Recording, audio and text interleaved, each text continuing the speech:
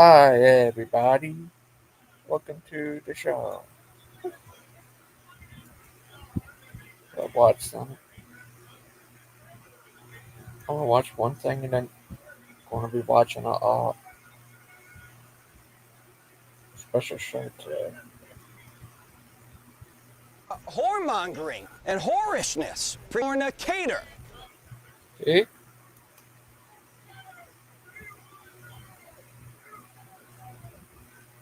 Let's see what this guy has to say. It's hot. He says, for men shall be lovers of their own self. One of the break from the work that they're doing.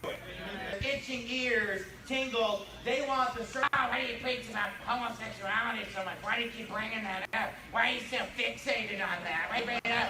They call it a slut and a whore, and they've never even seen these because it's being crammed down our throat every stupid day. You know what? I didn't write this book, and this book already predicted dynamite, and they all love each other. Why don't you go to AIDS.gov?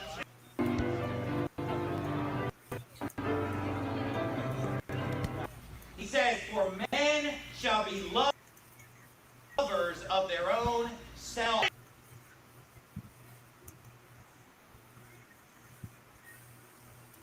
See?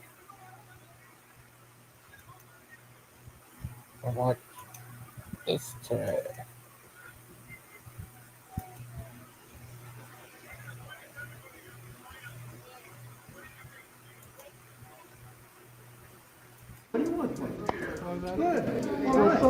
But I don't smoke your. Now, I didn't want to be misleading. Welcome to Proverbs Guys Mysteries. We are. Good. But I don't smoke your pot. And I don't take. I don't This is the generation's going wild with drugs and how anybody. Yeah. Well, we got to wrap up.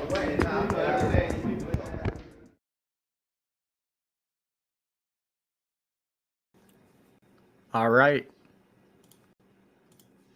All right. Welcome to Proverbs Guys Mysteries. We are so delighted that you guys came to hang out with us today. We have a really interesting showing for you. The title of tonight's episode is Finding Joseph in Egypt. Now, I should have been a little more clear on the thumbnail. I didn't want to be insinuating that we have found the body of Joseph in Egypt. Rather, that we have found the footsteps, the fingerprints, the proof of Joseph in Egypt.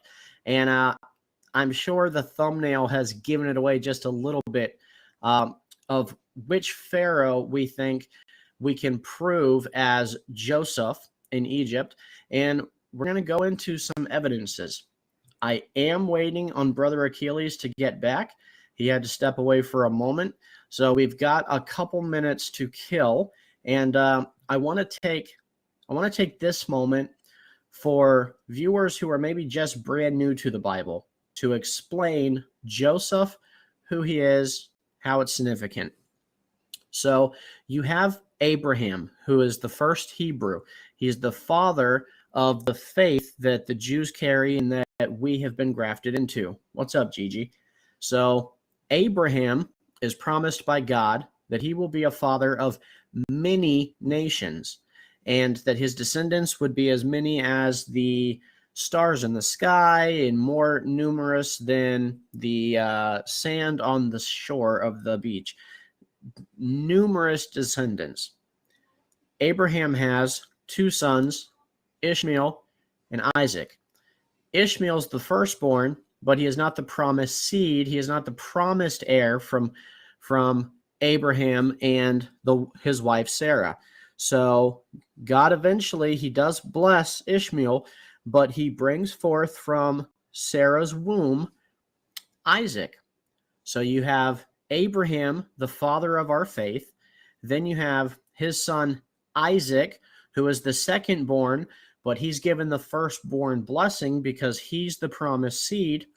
Then after him, you have, so Isaac has his son Israel. Israel, whose name would be changed to Jacob. He has 12 sons. His 12 sons are the 12 patriarchs of the 12 tribes of Israel. Each of his sons represent one of the tribes. The Jews come from the tribe of Judah, from the son Judah of Jacob. Joseph is one of the 12 sons. Joseph was sold into slavery by his brothers. He's taken into the land of Egypt. He is sold. He is eventually wrongfully put in prison. Over numerous trials, he is elevated to the second highest in all the land. This would be considered that of like a co-regent. This is the highest position you can have in the land of Egypt besides being Pharaoh himself. So that's who we're going to be looking into today. And we're going to be searching over evidence for Joseph himself in Egypt. And it goes into some great details. I think you guys are really going to like it. Achilles, are you back yet? I don't think Brother Achilles is back. So I don't want to start this quite yet. Gigi, how did your day go, man? If you want, you can come in briefly and we'll talk about your show. I'll drop the link, but we aren't having an open panel today. So as soon as Brother Achilles gets back, I will let you go and watch the show from outwards. But Gigi, you are welcome. Tell me about how your show went today. While we're waiting on him, I'll see if I can find. All right. I will see you guys on the other side.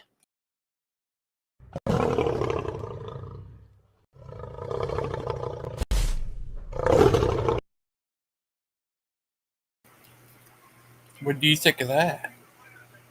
I mean, that happened last night. It's crazy. Oh, crazy. Well, how is everyone? All right.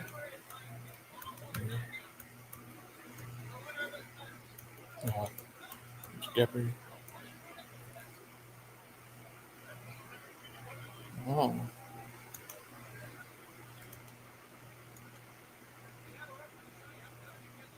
Yeah, it's crazy last night.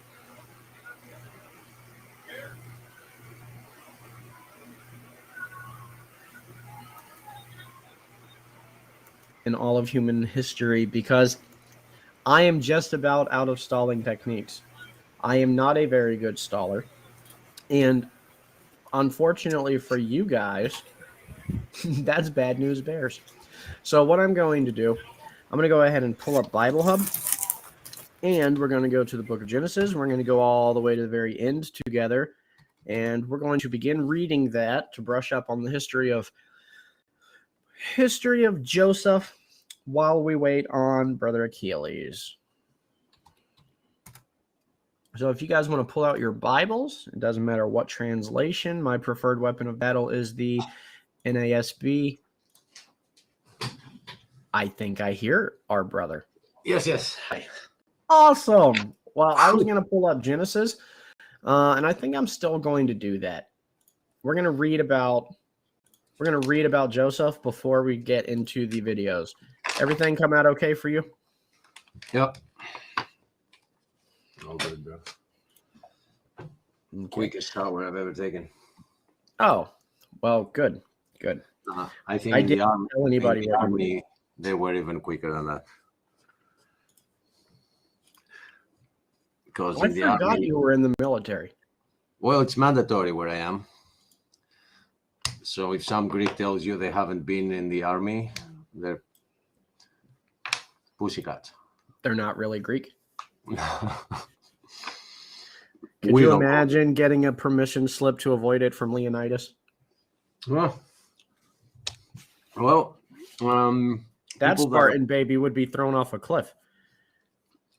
people don't avoid it, but they go to easy service. They go to easy camps. Yeah. Like guarding us against the enemy in downtown Athens. You know, Like there's no enemy coming from downtown Athens, but they're guarding there. Like Yeah, they're doing a fine job. I went to the border. I was looking out for Turks, and the Well, showers are very short there because the bathroom is super dirty. It can't get clean no matter what you do, and like we clean it every day, but it just stinks.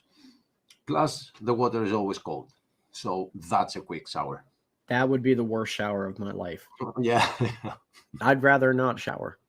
it's memorable. It's a memory you can't forget. Oh, even I if you bet. try. Especially in Greece where it gets cold, it's also a little inconsiderate. Like you have to get hypothermia for your mandatory military service. Yep. Craziness. All right, well, we're going to jump in. I have 4 videos total. I don't know if we're going to get to all of them. This is the second longest one, but this one is one of my favorites that we're going to go over tonight. This is from a director named Tim Mahoney. Really genius director of documentaries. He does biblical documentaries. If you guys want to download the Tubi app, you can watch his documentaries for free. They're called the Patterns of Evidence. There's Patterns of Evidence Exodus, Patterns of Evidence Moses, and now there's Patterns of Evidence the Red Sea Miracle, which I have those on DVD, and they are amazing. So I strongly encourage you guys to go watch that. You can watch it for free if you're somewhere where you can get the Tubi app. But this is just a snippet from Tim Mahoney's work, and it's phenomenal. And Brother Achilles, if while we're going through this, you want to stop it at any point and talk about something to elaborate, just say so, and we'll do as always, okay? Roger that. All right, I'm going to go ahead and jump in.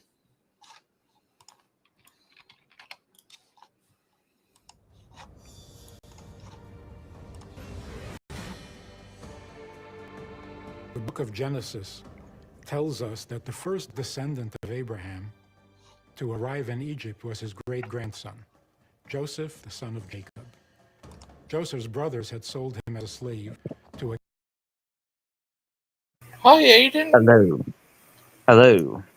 Hi, how are you today? Pretty good, pretty good. How are you, buddy? Good. That's good. I'm glad to hear. What you been doing? Oh, nothing much. Just been chilling out. I see that you're covering the Joseph Egypt video they did. So Yeah, have you seen it? I've not seen it. I'm going in blind here, which is extra funny given the fact that I'm blind in my left eye. Sorry, I woke up not too long ago. Truth be told, so I'm Me too. still waking up, but I've heard some really compelling evidence so far, which is this person did this and like showing that they did it on a map. That seems like really compelling evidence. Like I can't think of a single thing like, well, Indiana Jones. You got those really well done animations of Indiana Jones like flying around from place to place, and it's like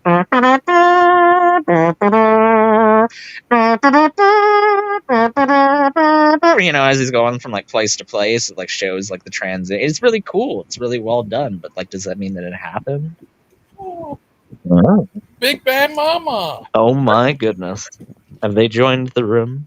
What's happened? Hi. Hi, Big Bad Mama. Hey, people! How's your day? Not too bad. Oh, did you No. see the show last night? just delivered with such flatness. Just no. I mean, it's just a ridiculous concept to begin with. Joseph is, I am Hotep or whatever. It's just can easily be denied. So I don't. Watching a 30-minute video about it is a waste of time. We need Deviant in here. Yeah, she would be. We good. need Deviant because, like, sorry. Go ahead. I'll send a link to her. And like Imhotep is a figure that is well documented, and his traits and when he lived is very well understood, and it doesn't align with even like the biblical perspective of when these events would have been taking place. So you're correct, Big Bad Mama. Go ahead, sorry. Oh, sorry, that's right. The next show is going to be about Moses. Oh, I'm wow. sure they'll get to the bottom of that story. I love that these people act like they're so passionate about these topics. You know, like they really deeply care about them. And when do they ever put together their own presentation? Right. When do they ever actually like put the effort in? I guess I can't blame them, because the last time they tried doing their own independent presentation, that was the freaking Kent Hovind documentary, and that thing was a disaster. Right. It was horribly laid out. There was like the throughput of ideas was extremely poorly executed, and the juxtaposition of talking about this thing being a national movement while showcasing like 3 or 4 people gathered outside of a building. I only saw somewhere. one guy, and he was just sitting there by himself. Yeah. Kent Hovind, a household name. You couldn't go anywhere without seeing free Kent Hovind signs, and it's like, yeah, I don't really remember that happening, but I guess that's the Berenstain universe that happened. Or yeah, it's the Mandela effect. Oh my god. I'm not gonna get into that, but Brett Keane used to be like all into like, Mandela effect in the situation. Things change. Isn't that crazy? Shut up, Brett. Anyway. These people never put on their own presentation. They never take the time to put things together. It's always somebody else's work. It was the same with Halloween. They didn't put anything together on their own. They just watched other people's content and basically just gave the thumbs up. And really the only person that brought their own stuff to the table was Dustin. And I mean, like, what he brought was pretty ridiculous as far as I'm concerned. Like, right. Yeah, the demons, his demon experience. A spirit could possess a jack-o'-lantern under certain circumstances. I don't know if you're aware of this, Big Bad Mama, but I heard it's true. A jack-o'-lantern is an idol, and it's a catalyst by which you can summon these kind of like demonic forces. And sugar is also used in a lot of occult rituals. So, it's pretty crazy that, we see a lot of sugar being given out to these kids on Halloween. It's just like, it's totally, I'm sorry, Dustin, but it's totally out of left field. The jack-o'-lantern. I always thought as a kid that I was just having like a fun little activity, but it turns out I was creating an occult idol by which a demon can manifest itself. What do you do? Oh my goodness! We kicked in some jack-o'-lanterns, so I wonder if the demons entered me at that point when. Oh my goodness! Tim taught, and I'm coming on it. He said he found a book. I forgot what year the book was made, but it talked about Joseph. Oh wow, that's great. God. I mean, they're always trying to tie these people to some other figure in history to make them seem like they were real themselves, as opposed to just mythological characters. It's ultimately the same motivation, and I find this kind of funny in a way, but their attempt in portraying this the way that they are is ironically like the exact same reason for why the Bible wrote these characters in the places that they did. Like you've got biblical characters that are supposedly the wives of like the emperor of Persia, and like Joseph, the viceroy of Egypt, and Moses, a prince of Egypt. And you never find any actual historical evidence of any of these people whatsoever. And the reason for that is because they wanted to impart a sense of legitimacy upon themselves. They wanted to act like, well, we played a serious, significant historical role in what were basically the superpowers of that day. But it's almost like it's almost the equivalent of saying that, like, like saying that like Joseph Smith worked in the Clinton administration or something like that. Like, it just doesn't line up either with dates or with just a basic understanding of any kind of like logical throughput of how those events would have taken place. But hey, we need to establish legitimacy for our book. So now Joseph Smith was vice president with Bill Clinton.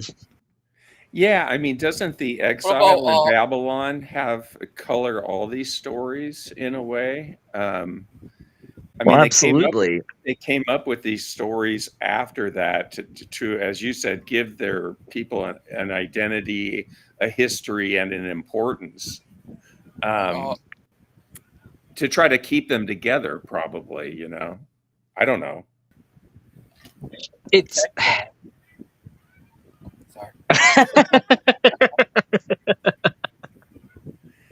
I do want to talk about that Dustin rant last night a little bit.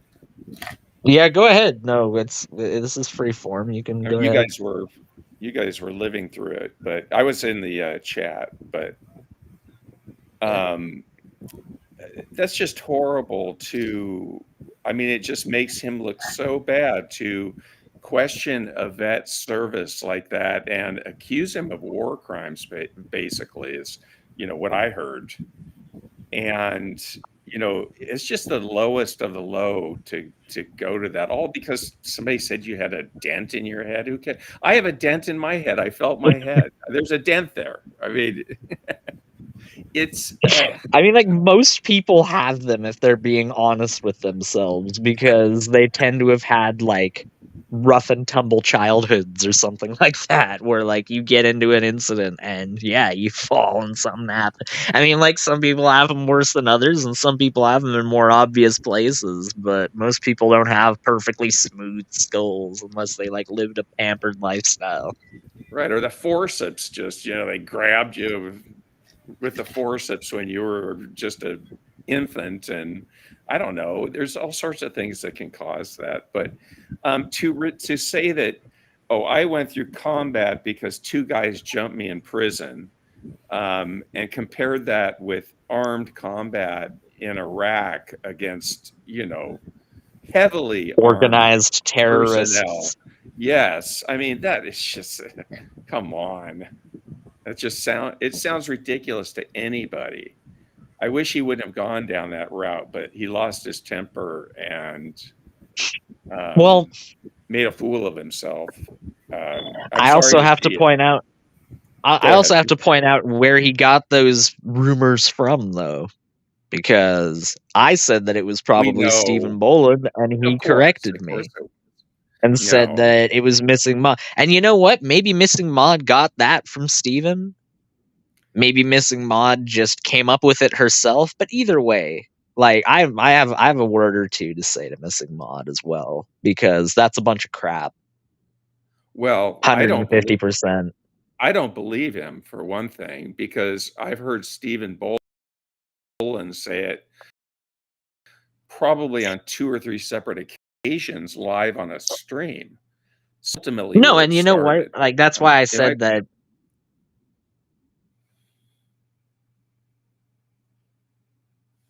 Oh, shit.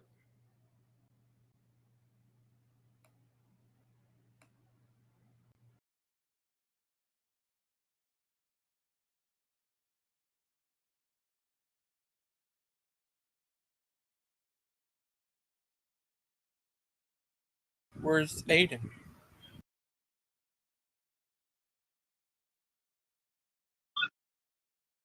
Where's Aiden? Are you there, Big Bad Mama? I'm back. Are you there? Okay, are you there, Big Bad Mama? Uh-oh. Big Bad Mama might have lagged out. Yeah, I was just saying that, like, look, if Missing Maud heard that from Steven, or if Dustin, I don't know. I don't take Dustin as a liar. I really don't. You can say a lot of things about Dustin, but a liar definitely is not one of them to me.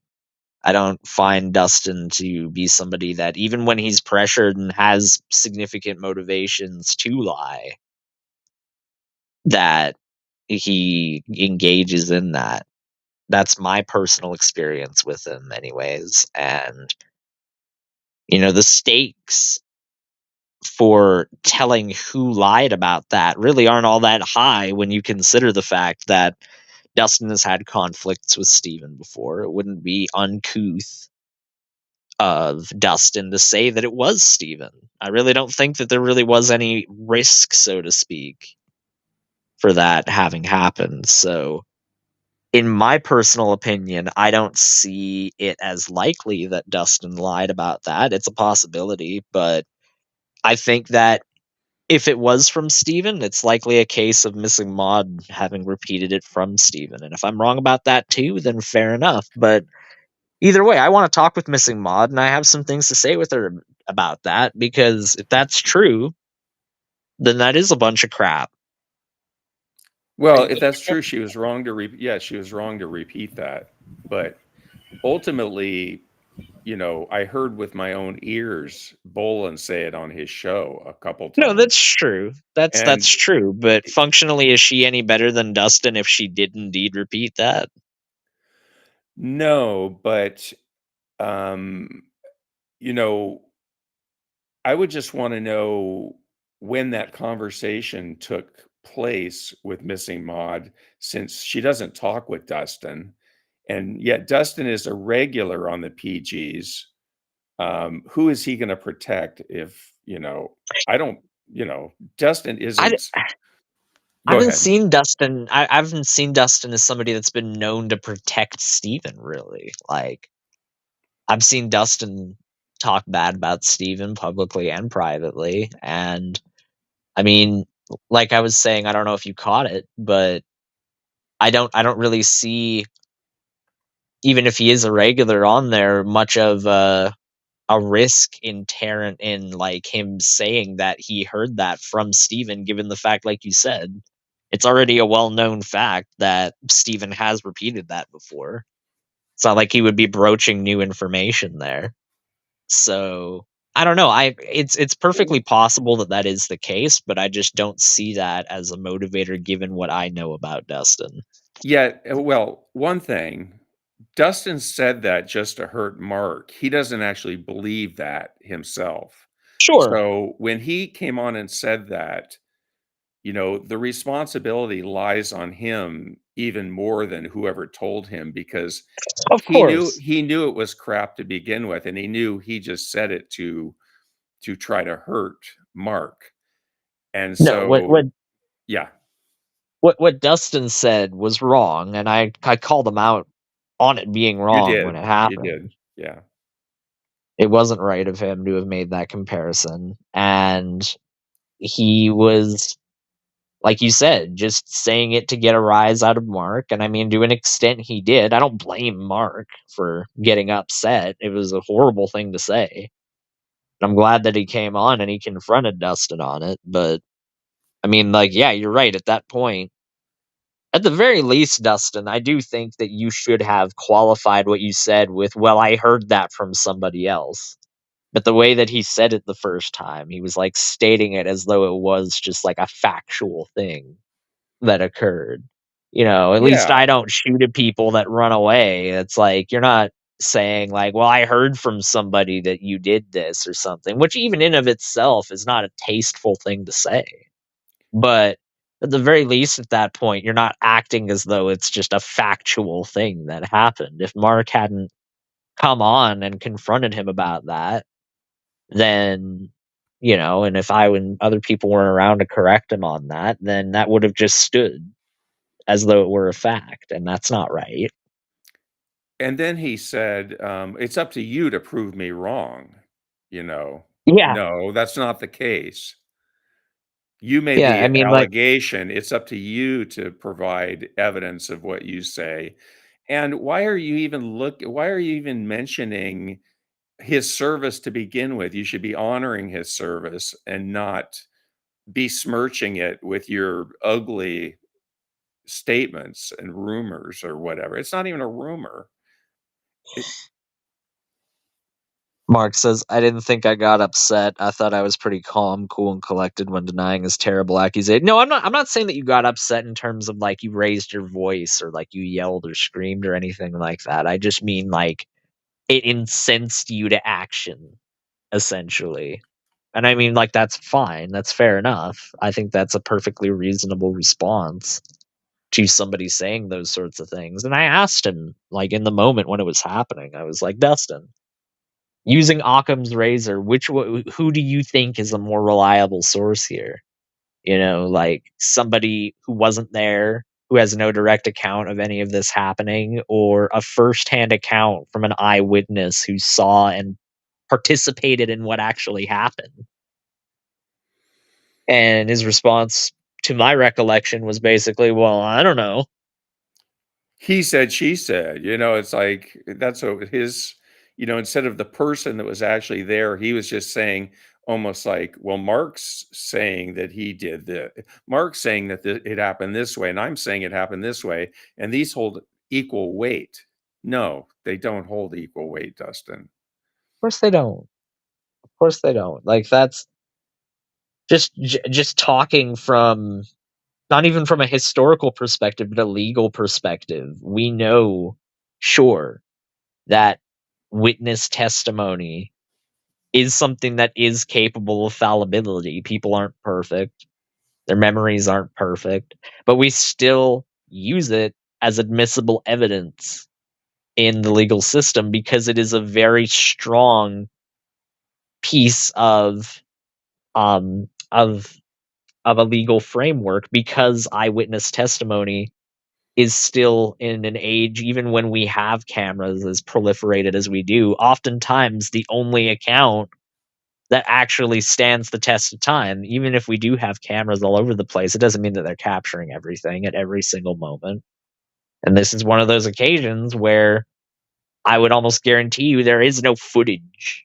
Oh, of You course know, not. there is no actual like independent objective recording of this event that took place. The best that Supposed you're gonna event. get. Right. But like, well, and when I'm saying an event, I mean like the ambush that took place where Mark came under fire Yeah. and he returned fire, and like that happened. Right. That is Right. true. But the way that it was described by other people was not true. And in an event where you don't have any like body cam footage, or any like objective Yeah. way of evaluating what occurred, the best thing you're going to get is a firsthand account from somebody that was there. So like, I just like, what's the argument for that? What's the argument against that? I don't see one. Mark said there was a video, but it's like, Oh, there was a video. why drag Then that I stand event? corrected. Then I'm sorry. Why drag that up to begin with? Yeah, and I'm sure that like the events. Nobody Go wants ahead, that sir. brought up.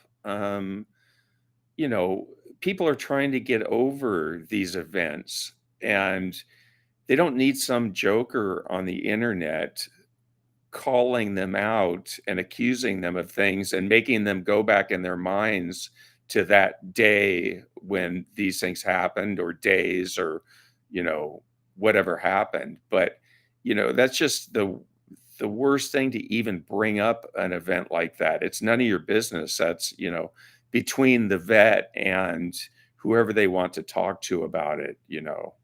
It's not Well, internet fodder to be bandied about as a weapon. well, like let's put this in any other context. Like literally any other context. I feel like just because this is more contemporary and because this is like a lesser known conflict, that like some people just feel like they have more latitude to be able to say things that aren't true. But like imagine going up to like a World War II vet that was like on Utah Beach and like saying to them, "Oh yeah, I heard from somebody that you just went around and shot a whole bunch of innocent prisoners of war. Yeah, they surrendered and you just gunned them all down for no reason whatsoever." Like, that's a horrible thing to say. It's a And horrible you thing to say, and and you everybody would be there would seen, yeah, repudiate you immediately. right. In fact, you'd be a But no, pariah for saying something like that. course you would be, but hey, it's okay because it's a more modern conflict and it's a lesser known one, and hey, it's just perfectly fine, right? No, it's functionally the same in my mind. You're talking about two men that answered the call of duty and served their country. Mark didn't get drafted, he volunteered, just like most of the people there on D-Day. They volunteered. They chose to be there. All right, so he put himself in the line. He put his life on the line. He got out of that conflict alive. And you're just sitting there listening to that story, and rather than evaluating that and looking at it from the perspective of gratitude, are thinking about how you're going to use that as like ammunition in some petty internet conflict. And that's just disgusting. It's a disgusting thing to do. I miss Outcast. Hi, Hi. Dustin, Deviant. Hi. if someone thinks So much Dustin is better. telling, hello, Deviant. Hi. Welcome to the show. Thank you. I So would like Listen, Dustin Mon. is to. lying. Dustin is lying about that. I would. So why isn't he lying about where he heard it from? I don't believe a word of what he said. He knows he's lying when he says that Mark shot at people running away. So Okay. why would he be telling the truth about where he heard it from when we all heard Stephen Boland say it from his own lips? Go ahead, Deviant. I'm sorry, I interrupted you. Yeah. No, I just. Yeah. I've been listening for a while, and I have, of course, 1,000 thoughts. One being, and the one I can still pick up in my head. Are you all noticing that I sound better today? You do sound Yes. better. Yay! And my brain is slowly churning and getting back to its cheesy, more solid state. So hopefully I will make more sense today than yesterday, and The gray maybe one matter's a day. little grayer today. Yeah. Hopefully you make more sense than you have in the past in general, but maybe Yeah. Wow. Wow. We all wish for that. That's an It's Aiden long. level comment right there. What the hell? I haven't seen her in a while. I love you, And I BBM. was so worried about her. Yeah. I have to bust her chops. Go ahead. I'm sorry, Dean. Go ahead. No worries. You make me happy. Your abuse is so kind. Aiden, maybe put it on pause if you're not talking, or Yeah. mute, I think is what it's called. Sorry. No, so What did I do? I'm just kidding you. Something rang in the background on your thing, and I told you to That mute wasn't it. me. Are you sure? Yeah, that wasn't me. I didn't have anything ringing. Your circle was expanding. yeah. I didn't have That's anything ring okay. on my It's all right. end. It's all right. It's all right. No, Anyway, it's not. It We're gonna sounded like settle this right here, right now. No, I'm it joking. sounded Please, like a Deviant, go Kenny ahead. G ringtone. Okay. Anyway, Deviant, go ahead. Kenny G rings. Had to get that barb in, didn't you, BBM? God, you're such a good person. Go ahead, Go ahead, Deviant. if you guys only knew how much energy I put into just trying to remember what I'm going to say. Oh no! Each time anyone may, and so this is not to bust any of you. It's just like the normal state of my brain. Anytime someone makes a sound, my brain resets to 0, and I have to pick it all up again, and then another sound, and I go back to 0. So yeah, it's fun. ADHD is a fun thing. HDTV. ADHD. Oh, Miss Outcast. Yeah, saw that video last night they made about Joseph, finding Joseph, the biblical version of finding Nemo. Yeah, I haven't watched it yet, but I'm afraid I have to. But back to what we were talking about. Okay. The I think I get what you were aiming at, Aiden, with the whole eyewitness testimony and what its worth is and isn't in a legal sense. And I'm not saying this towards you. I just want to make that point that I'm waiting for the butt. yeah, I'm just making that point that in this case, eyewitness testimony has nothing to do with it. What we have is one guy having heard something on the internet, using it to hurt someone else in a very, very not what's the word, underhanded way.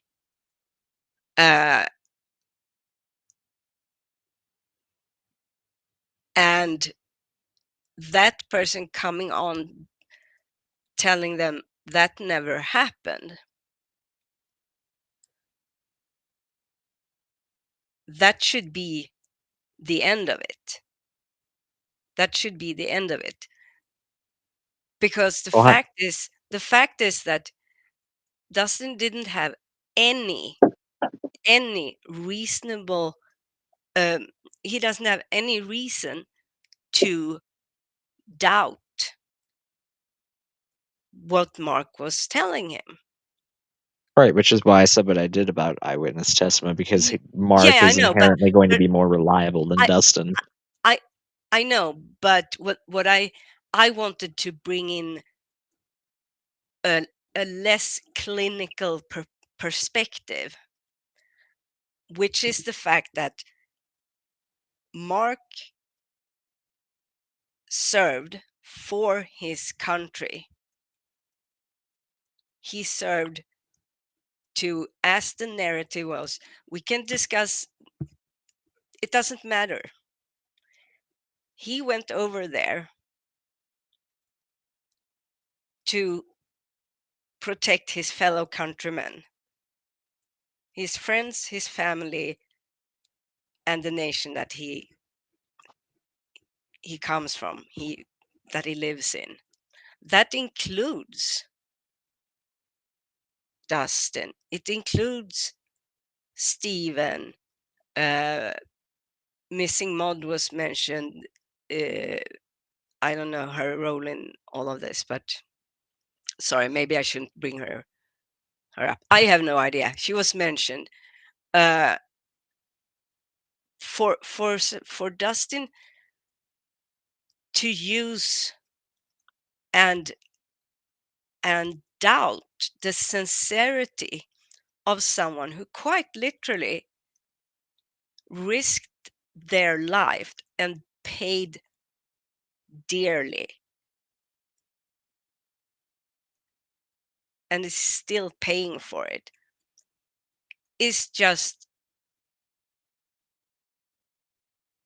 I can't I really don't have words how how low that is. If you have issue with someone for some reason, tell them. That's what Dustin told me. I should have talked to him straight to his face. And I agree with that. I agree with that. And which is why I felt very, very bad about what happened with all of that.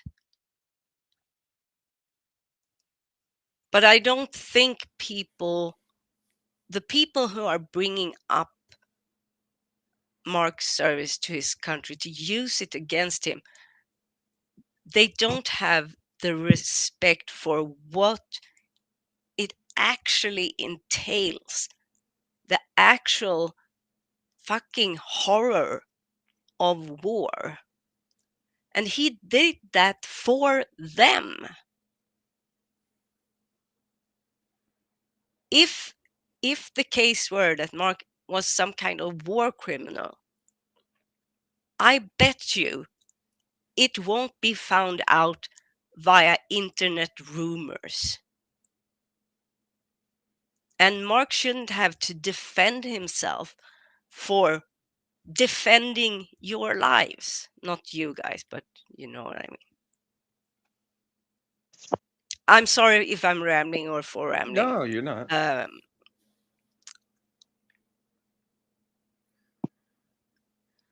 I don't know Yeah, where these rumors started, and I don't really care. Well, we see it in If the you chat where hear it started. Stephen, Yeah, go ahead. Stephen has wait here. Stephen has twisted the story to make me a war criminal. Dustin has repeated his lie. Yeah, and Can I say Mark something knows. real quick? Yeah, please. So, you know, maybe it's the case that Dustin was real sensitive about what was said about him. And I try not to say things like that about people's physical appearance, especially on a stream. And maybe he's sensitive about that, his head and stuff like that. And maybe that brings up something to him. But Absolutely. to go from there to the place that he went, there's no comparing those two places. One is a very serious accusation, and one is just like you could blow it off by just cussing the person out or whatever. They're not equal. So that's just No, what I wanted to add. not at all. And I'm glad you brought that up, because that too is something that has been bouncing around inside the emptiness that used to be, I think, a brain. The fact that if that was the reason that Mark had commented on something, I agree, and I understand that people can be very sensitive about their appearance, and that's not something to be made fun of,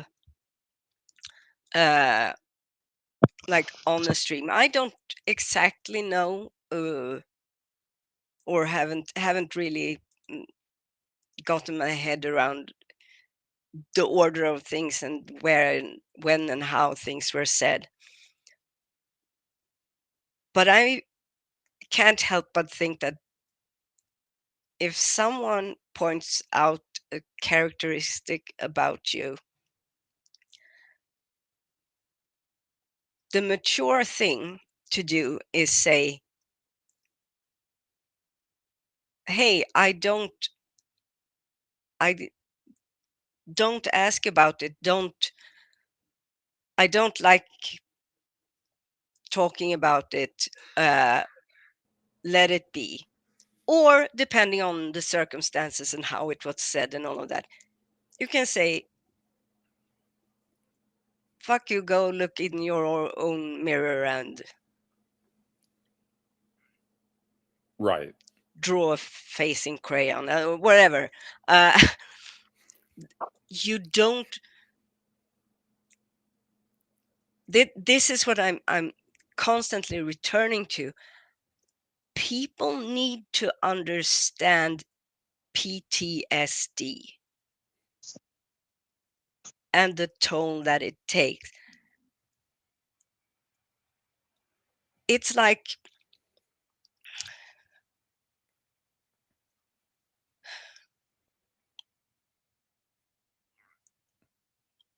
No, it's just on such a different level. If someone says, "Oh, look, what a big nose that guy has," the guy is fully within his right to say, "Well, good for you, because you probably couldn't see me otherwise with that humongous overbite," or whatever, and have it be over with.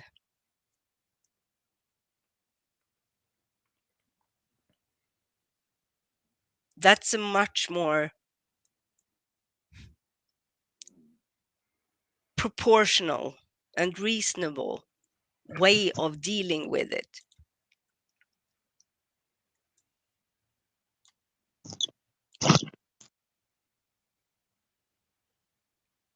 Yeah, I'm yeah. Well, Miss Hawkins, I'm glad you sound a lot better today. Yeah, I feel much better. I'm still kind of tired. Uh,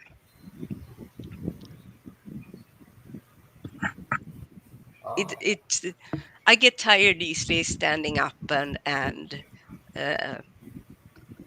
and my brain is still a bit mushy and foggy, but it's a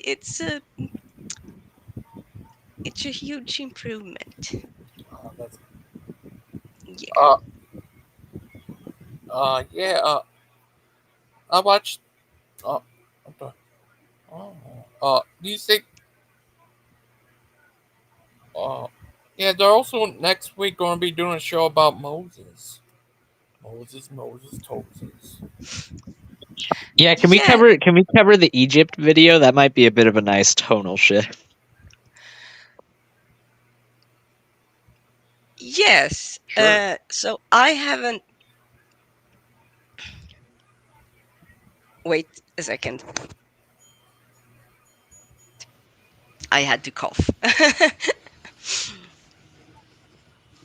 uh, yeah, why not? I was gonna say, because I'm so mushy in my head, and uh, It'll I be a want. good mental exercise for you. Yeah, and I just realized what who's behind it. It's not Yeah, like I'm. you're not going to have to think very hard. No, no, that Okay, tell that me is the very other. true. It's You an need. original synthesis of data by the Proverbs guys. They poured through all sorts of sources and manuscripts in history, and they came up with this video. And it's boy, Oh, it's a very strong Well, case. I mean, like, okay. Deviant, I'm sure, given her vast experience in academia, is familiar with academic debate and just how rigorous it is, like how source laden it is, and like, just how evidence is paramount within any kind of academic debate. And you're going to see that on display here. Yeah, that's what I'm afraid of, because since I'm not at home, I don't have access to my books. You don't need them. Uh, This is all So you need. This video. okay, yeah. yeah, that's I like that. The Proverbs Uh, guys have done all the work for you. You don't. Yeah, you don't need to think. They can Right. think for you. You just relax. Which one is heavier, Deviant? Like heavy books and like tomes of like people who actually went to school and know things, or like a little thumb drive that's full of Proverbs guys content? Which one's heavier? I would say actually the Proverbs guy thumb drive, because things can be dense.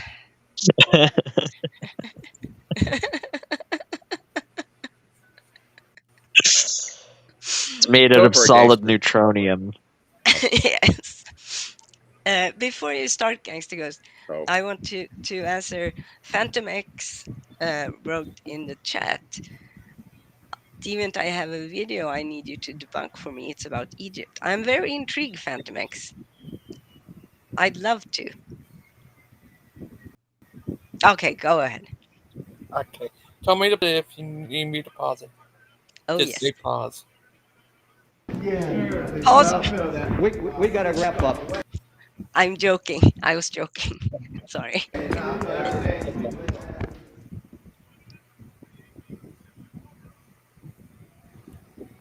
All right. All right, all right. Welcome to Proverbs Guys Ministries. We are so delighted that you guys came to hang out with us today. We have a really interesting showing for you. The title of tonight's episode is Finding Joseph in Egypt. Now, I should have been a little more clear on the thumbnail. I didn't want to be misleading. I am not insinuating that we have found the body of Joseph in Egypt, rather that we have found the footsteps, the fingerprints, the proof of Joseph in Egypt. And I'm sure the thumbnail has given it away just a little bit of which pharaoh we think we can prove as Joseph in Egypt. Can you pause? We're going to go into some evidences. I am waiting on Brother Achilles. So you could go first, Devian, if you'd like. No, go ahead. Go ahead. Okay. So he says here, he's like, so I'm not trying to say that we have the body of Joseph in Egypt, which the fact that he's trying to address that right off the bat tells me that he is blatantly trying to clickbait for that. He's absolutely trying to clickbait and mislead people with that title. You wouldn't have to say that you're not misleading people right off the bat if you're not misleading people. But anyways, he says, we don't have the body, but we have the footprints and the fingerprints of Joseph. And it's like, okay, even in a metaphorical aspect, how can you tell if someone's footprint is their footprint? Well, you need their foot. Yeah. How can you tell if someone's fingerprint is their fingerprint? We then haven't you found need their finger. We haven't found his body. We just have found these even more detailed parts of him. It's just so forensically illiterate. I love it so much. Yeah. We found the sweat of Joseph in Egypt. We've actually found it, guys. We've got it in a jar. Wow. So to maybe we should, or maybe they will come to that part. I was thinking, should we go? No, we will come to it. We will come to it. I'm guessing, or maybe not, because maybe they, yeah. You can go ahead, Gangsta Ghost. To get back, he had to step away for a moment. So we've got a couple minutes to kill, and I want to take this moment for viewers who are maybe just brand new to the Bible to explain Joseph, who he is, how it's significant. So you have Abraham, who is the first Hebrew. He's the father of the faith that the Jews carry and that we have been grafted into. What's up, Gigi? So Abraham is promised by God that he will be a father of many nations and that his descendants would be as many as the stars in the sky and more numerous than the sand on the shore of the beach. Numerous descendants. Abraham has two sons, Ishmael and Isaac. Ishmael's the firstborn, but he is not the promised seed. He is not the promised heir from Abraham and his wife Sarah. So God eventually, he does bless Ishmael, but he brings forth from Sarah's womb Isaac. So you have Abraham, the father of our faith. Then you have his son Isaac, who is the second born, but he's given the firstborn blessing because he's the promised seed. Then after him, you have, so Isaac has his son Israel. Israel, whose name would be changed to Jacob. He has 12 sons.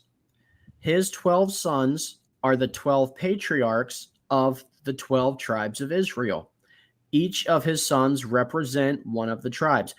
The Jews come from the tribe of Judah, from the son Judah of Jacob.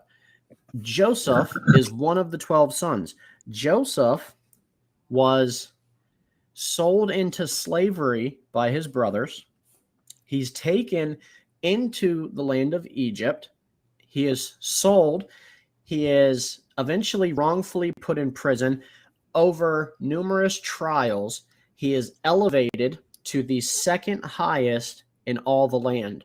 This would be considered that of like a co-regent. This is the highest position you can have in the land of Egypt besides being Pharaoh co-regent? himself. So that's who we're going to be Wait, looking into stop, today. stop, And stop, we're stop, going stop, to be stop, searching Pause. over stop, evidence. stop. I need that. I need to hear that again. Yeah, can we go back like 30 seconds? Yeah, Yeah. not the whole Then not the whole thing, hopefully. no, goodness no. Okay. No. Sold into slavery by his brothers. He's so Isaac has his son Israel. Israel, whose No. name We would didn't be need to go changed that far to back. Jacob. He has You were 12 perfect the sons. first one. His 12 sons Judah, from the son Judah of Jacob. Joseph is one of the 12 sons. Joseph was sold into slavery by his brothers. He's taken into the land of Egypt. He is sold. He is eventually wrongfully put in prison. Over numerous trials, he is elevated to the second highest in all the land. This would be considered that of like a co-regent. This is the Okay, highest pause. position you can What? have in the land of Egypt, besides being Pharaoh Pause. himself. Pause, GG. Pause. Okay. If you were, there were periods in time where co-regency took place. Sure. For instance, it is believed that Amenhotep IV, who later changed his name to Akhenaten, might have served as co-regent with his father at the end of his father's Amenhotep III's life, sort of like to teach the coming ruler and to establish stability and make it clear that there is indeed a monarch to follow, a pharaoh to follow.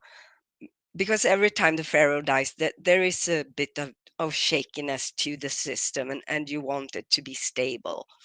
You didn't want there to be a succession crisis. Exactly, because these pharaohs they only had one great royal wife, but they have multiple royal wives, and that's not mentioning the concubines, those who weren't wives, but rather like mistresses in the harem. So there could be, and there was no such thing that the oldest son had to. Oftentimes, the oldest son was the first to come to mind, but it's not sure that he was actually going to succeed the father. And in such cases, you could have a a co-ruler. Another form of co-rulership is the one we see under Hatshepsut, where she is regent to Tutmosis III.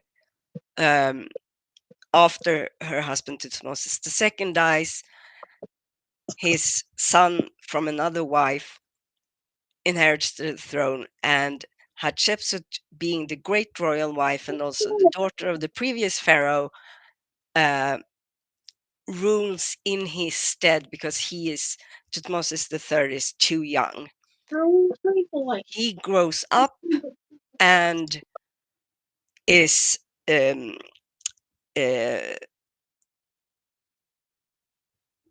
being sent away. Sounds like a bad thing, but it's actually not. He goes to train with the military, and he does that until Hatshepsut's death. But during that time, they are co-rulers. Only she's making all the shots, and he's away with the military and the army. That's also co-rulership. It's not like something that happened regularly. It's more of an anomaly. I mean, we're talking about over 3,000 years of kingship in Egypt, in ancient Egypt, and I don't even know how many the rulers are, but we have around 25, 26, 27 dynasties ruling over 5, 6, 7 periods of time. It's a lot of people. So It's a lot of kings, and yeah, if you were to become a co-ruler, you were the person who was going to succeed the pharaoh. well, there's that.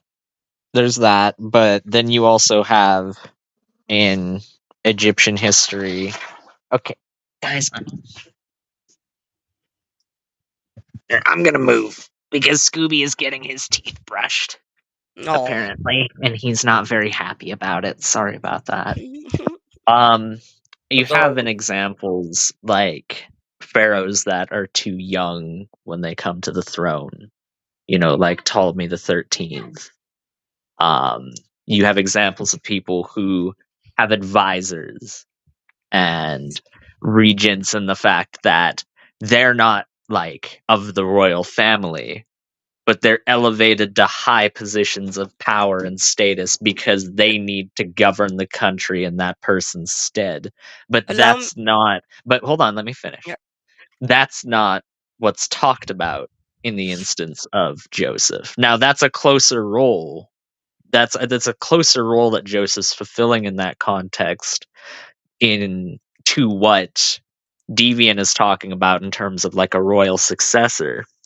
But like the regency that Stephen is kind of hinting at here, I think he's kind of trying to talk about like those regencies that would be established in the instances where a pharaoh would either be very near death and would be infirm and essentially incapable of ruling in his own stead by himself because he was too old to do so, or was too young to be able to actually govern themselves. And he's conflating that with Yes. the example of Joseph, when that doesn't make sense in the account because the pharaoh that Joseph is advising doesn't need a regent in that aspect. He's not old enough that he's incapable of governing, and he's not young enough that he's not considered his own man by the standards of Egyptian law.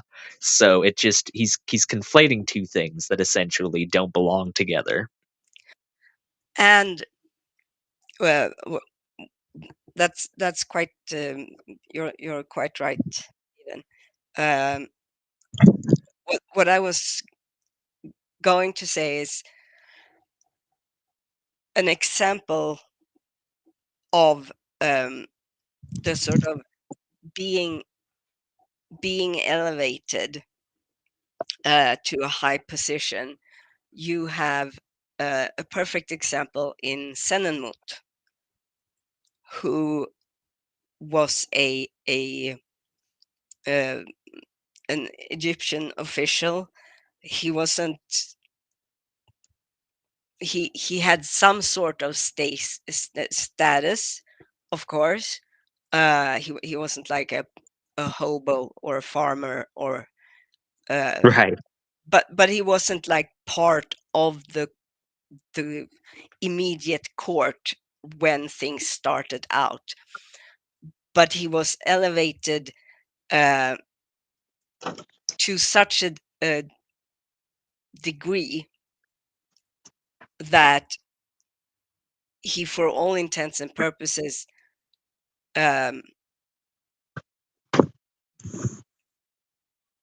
no one, I would even say not even Tutmosis the Third, had the power that Senenmut had, because he held all of the chief positions within the temples of Egypt, the granaries of Egypt. He was the tutor of um, uh, uh, oh my goodness, Merenra, I think her name was. Doesn't matter. Hatshepsut had a daughter, uh, and eventually, when he died, he was buried in the tomb that Hatshepsut had prepared for her own burial. But then, not just in that tomb, but in her original coffin. Because when she became pharaoh, she needed a pharaonic burial.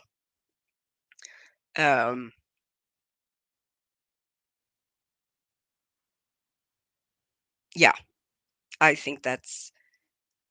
I constantly need to check myself if I'm still on topic or just babbling on about Egypt. Well, I think it's important that we try to keep our responses not over long when it comes to Yeah. because we literally we've And spent like 20 minutes refuting like a 2-second blurb. yeah, and which is why also I asked you, Aiden, to join in with me, because this Shut up. But BBM, they had stone in Egypt. It's true, and they had people that quarry that stone, and Yeah. those people were slaves. No. They were all slaves, and then the people that dragged those stones to the pyramids were slaves. And then the UFOs that lifted the stones into place on the pyramids were all ran and operated by slaves. What did we say about we needed to keep things shorter? Hey, at least I'm keeping them entertaining, okay? Yeah, I'm just kidding. I know.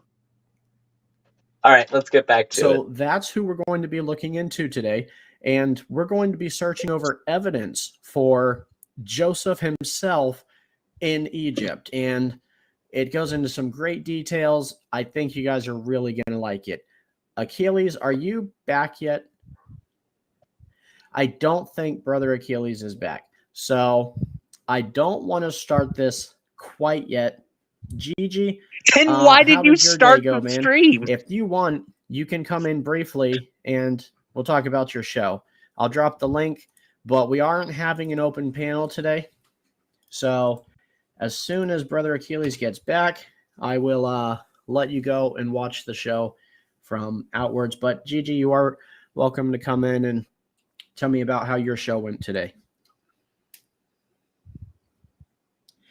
While we're waiting on him, I'll see if I can find. All right. I will see you guys on the other side.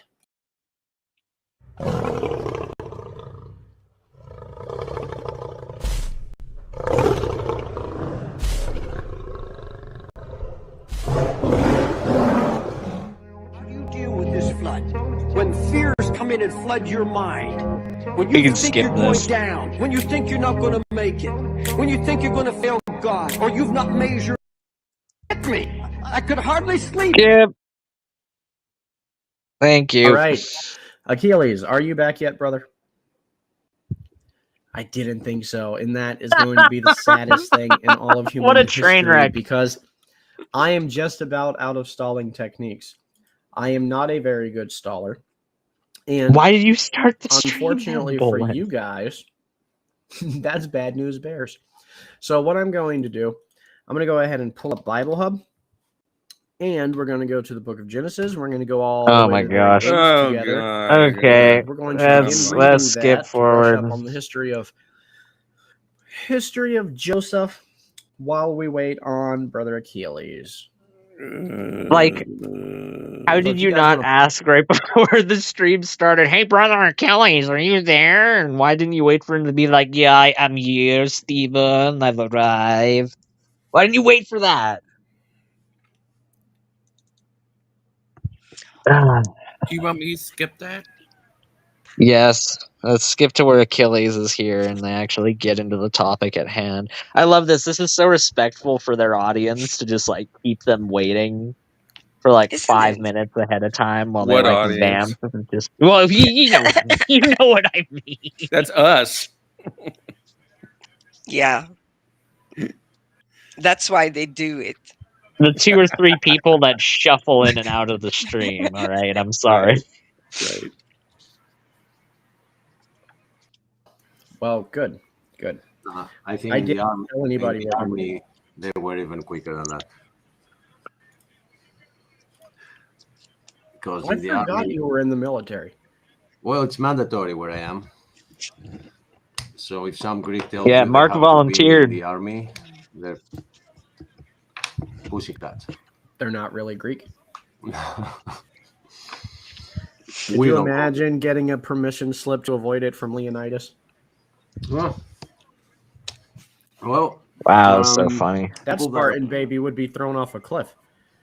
Leonidas people don't avoid being it. a 4th century BC, or sorry, no, 6th century BC Spartan king who has nothing to do with Achilles whatsoever. Good reference, Steven. That was great. You're a lot like if Spartacus gave you a permission slip, right, Achilles? It's like, wow. Oh my god. Okay, keep going. But they go to easy service. They go to easy camps. Yeah. Like guarding us against the enemy in downtown Athens. You know, like there's no enemy coming from downtown Athens, but they're guarding there. You know, like. Yeah. They're doing a fine job. I went to the border. I was looking out Is for he Turks. making fun of the Greek army now? And the Well- showers are very short there because the bathroom is. Well, we know the super Proverbs dirty. guys are very It respectful can't of get clean veterans. no matter what you do. Yeah. And like we clean it every day, but it just stinks. Plus, the water is always cold, so that's a quick shower. That would be the worst shower of my life. Are they supposed to Yeah. be talking about Joseph? I'd rather not shower. It's memorable. It's a memory you can't forget. Oh, even I if bet. Especially in Greece where it gets cold, it's also a little inconsiderate. if you Especially. have to get hypothermia for your mandatory military service. Craziness. All right. Well, we're gonna jump in. Uh, I have 4 videos total. I don't know if we're gonna get to all of them. hypothermia in This is the Greece. second long. Yeah, the Mediterranean is like warm bath water, and he's like, the water Yeah. is so cold. It is awful. I hate it so much. It makes my balls shrivel up and the little and tiny. I don't like it. Go jump in the No, that Baltic, was Achilles, a and get mental back to me. picture no one needed. Was Claude balls? We do Go need jump in the Claude. Go jump into the Baltic, Achilles, and let me know what you think about that. Yeah. Go swim by the ice wall.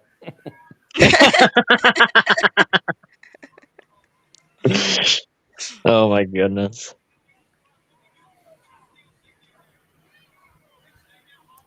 Okay. Longest one, but this one is one of my favorites that we're going to go over tonight. This is from a director named Tim Mahoney, really genius director of documentaries. He does biblical documentaries. If you guys want to download the Tubi app, you can watch his documentaries Tubi. for free. They're called the Patterns of Evidence. There's Patterns of Evidence Exodus, Patterns of Everybody, guess who's here? Hi, Daniel. Hi, Daniel. Hi, Daniel. How are you today? Oh my goodness, I just went through a crazy experience. Should I share it with you guys? Do you guys want to hear it? Share it. Or- Are you on Okay. your way to Damascus and you got struck off your donkey and blinded for 3 days? No, but it's similar. All right, so I'm a Lyft Uber driver sometimes, and about last year I was basically sexually assaulted by a guy that was like high on drugs, and I ended up having to pull a gun on him and call the police and all kinds of stuff. Thought Oh, I'd never crap. see him again. Ended up seeing him today. I picked him up, and he remembered me, but he couldn't remember me from where. He was just like, or at least this is what he told me. He was just like, I remember you, and I remember something went wrong with the trip, but I can't remember exactly what. And like when I took him to the drop-off point, he was talking to like some people about me, and he's like, I remember this truck. I remember this truck. I just can't remember where or whatever. Or he just kept talking about it. And anyway, when I ended up dropping him off at his place, there was like 5 cops posted there. And, you know, the whole time I just felt protected by God, you know, like God protected me from anything bad happening during this time. Like, I don't know if he remembered exactly what happened or not. And I don't know if like the cops being there like helped or not, but it certainly made me feel safer. And like it was a surreal experience, man. I'm still processing it. That's why I kind of came home for a little bit and I saw this link. But yeah, that's what just happened to me. Wow. Yeah, I think it's a good choice on you that you went home for a bit, because that kind of things that you can it can put you in a weird headspace, and it's better to allow yourself to land before you just head out into traffic again. But Yeah. I was like, as soon as I was done with this trip, I was just like, I'm going straight home because like I need to process this a little bit. yeah, I'm glad. I'm glad I'm you're also sorry to hear that happened to you in the first place, but I'm glad Well, that you felt safe and that everything. yeah. That you're So here with what us. happened to me like a year ago, like he basically was telling me, he said, have you ever been sunned before? And I was like, I don't know what that is. Can we change the subject or whatever? And he kept talking about it, and he was high on trank. This is what the police told me anyway. Like that's probably what he was on, which is like a mixture of like a veterinarian sedative and fentanyl. And it was just like going around in the city at the time. So he was gonked out or whatever, but he kept touching me. And I kept telling him, no, like you need to stop touching me. Like it's making me feel uncomfortable. And we're about to get on the highway. And then he like went for somewhere that was lower on me, which is also where I carry a gun, but it could have been where my genitals are. Either way, like that's when it stopped. And I was just like, this trip is over. Like I will drive you back home, but I'm not driving you any further. And then he was just like, I'm going for the whole trip. I'm not going back home. I said, all right, now you can just get out of my vehicle now. And he's just like, I'm not getting out of your vehicle. I'm like, but you are though, because this is my car. And, I had to call Lyft support, and then I had to call 911, and then he decided to follow me outside of the vehicle. And that's when I had to pull out a gun on him. And I was just like, you need to stop right now. And I was on the phone with the police, and the police were like, if you can avoid shooting this man and can flee, please do so. And so I backed away, and I sort of like lead to cover, so that I didn't have to shoot him. Wow. I'm glad you're all right. Yeah, no Yeah, kidding. I'm really sorry to hear that you went through that. So sorry about me too. And you deserve what's the word? Eloge. A what? You deserve some recognition for keeping your head cool and acting in a way that kept you safe, while at the same time not costing the other guy's life. Right. Yeah. So Yeah. And it's It's all wild now that you say that, to think back now, because I didn't really put those two thoughts together, that I just talked to a man that might not have been there if I would have made a yeah, different decision. yeah. right. Right. And And that would even still if be he haunting you assaulted, today if you had to have right? done that. That would have y- really affected your life in a, really negative way. So Yeah, it's good that those cops gave you that advice. Yeah. even if Yeah. he I'm assaulted glad too. even if he assaulted you, uh if you had pulled the trigger, that would have haunted you. The decision would have haunted you nonetheless. Yeah. So I'm glad. I'm glad you're all right. But wow, Yeah, that's a I'd be trip. a bit shaken up if I were you. So Yeah, it's always interesting with me. I feel like my body is wired a certain way that, like, it gets me through the situation, and then later I have the time to sort of freak out about it. you and me both. I'm the exact Yeah, well, same it's a way. survival thing, right? It's like it keeps Yep. you going. It's like you got to finish whatever it is that you're doing, and then later you can worry about it. Yep. Yeah, that was crazy. Oh, this is a show from last night about them finding Joseph. Yeah, I was. Yeah, It was too yeah. bad Deviant, and you should have came on there, and you should have like corrected them or whatever. Oh, they would have kicked me out so fast. It wasn't an open panel for a reason. Yeah. Oh, right. It wasn't. Yeah, right. No, so we're picking it apart now.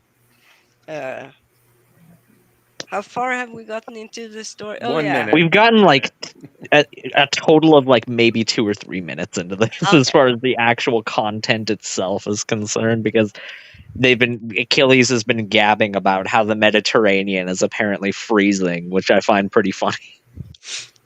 I have a mean, it feeling does. Daniel's story will be the highlight of the entire stream. Yeah. Yeah. I'm sorry for that. Like people start clipping that. Oh no. I'm glad you're all right and stuff. And hopefully Yeah. Yeah. sorry Me about too. what happened to you. You're a good Thank guy. you, I'm glad Gigi. you're all right. We all are. Wow. That that job is dangerous. It can be, man, especially at nighttime. And so I didn't really expect this kind of thing to happen during the daytime because I thought I'd never see Right. this guy again. Lyft assured me that I'd never get a ride from him again, but I think it's because the last time his sister paid for it, and this time was under his own account. But either way, I was actually able to pray for him too, which is kind of cool. We actually had a fairly decent conversation about the weather, but the whole time when he was talking about what he remembered me from before, I have two minds about it. I'm like, does he not actually remember, or is he remembering it and he has something planned for me right now? You know? Yeah, that because that was what my first thought, and what I would most likely be thinking in that moment. Like, you have to navigate in a landscape that you know absolutely nothing about, and taking the wrong turn could potentially end extremely bad. It's a beautiful Um, analogy when you're doing lift rides. Take the wrong turn.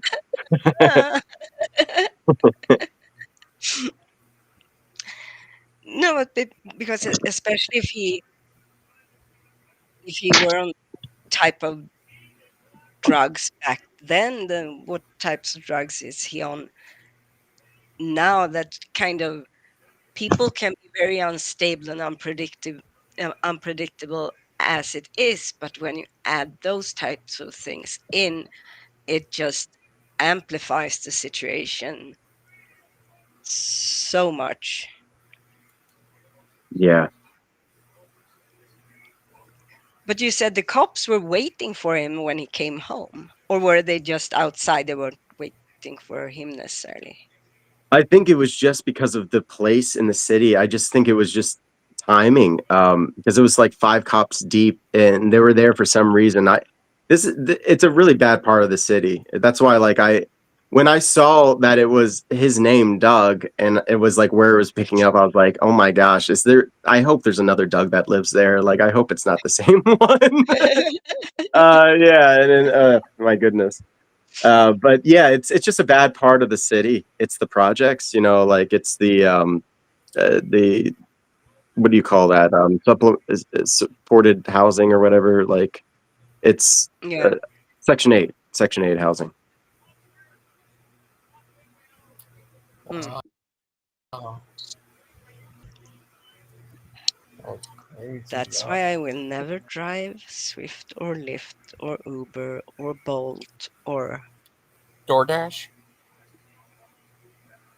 well, we don't have DoorDash, but we don't have Swift either. So I never heard of maybe. Swift. Is Swift like Lyft? It's just like another version of it. Yeah. Yeah. Okay. Yeah, delivering food is probably a little safer, but even that can be Yeah. dangerous because there's a lot of stories that come out from DoorDashers that get mugged. Oh yeah, absolutely. And I mean, especially sure, it depends on where and how people are living, uh, the type of of housing. If you have to, like, if it's like an apartment complex and you have to go into the door of the person and you ring the bell, they open, and suddenly they have dragged you into their hallway. I would not like that. Yeah, I do some Uber Eats stuff sometimes, and I'm thinking about just filtering off the delivery because it doesn't always go so great. But there's times like when you have to go into a place and they want you to go into the door, and Yeah. depending on where you're going, like I've been into some pretty shady buildings, you know. Yeah, it's weird. Yeah, especially at nighttime. I've gone to places where like it's boarded up, and you're just like, "Am I even supposed to be here?" And then somebody comes around the corner and is just like, "This is the person you're supposed to give the food to." And it's just like, "What's the pin?" They have the pin. It's like it's legit. It's like, but man, this could have gone sideways so easily.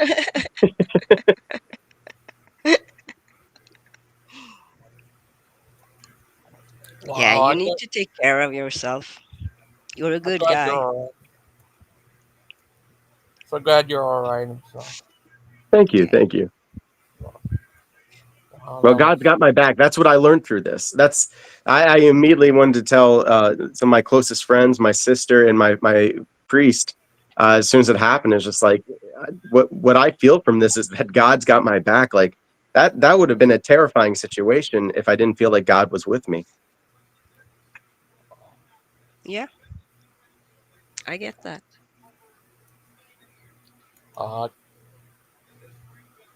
Right there. Yeah, this next show they're going to do next week is going to be about Moses. This one's about Joseph, and here's other shows. One is going to be about the Epic of Gilgamesh versus Noah's Ark series. First is going to be Noah's Ark, then the second one about Gilgamesh. I think the first one's going to have Ron White's wife on it. And yeah, we think of that. I think they should I'd probably really get like to like some. proceed forward with this video. Okay. Yeah. Evidence Moses, and now there's patterns of evidence, the Red Sea Miracle, which I have those on DVD, and they are amazing. So I strongly encourage you guys to go watch that. You can watch it for free if you're somewhere where you can get the Tubi app.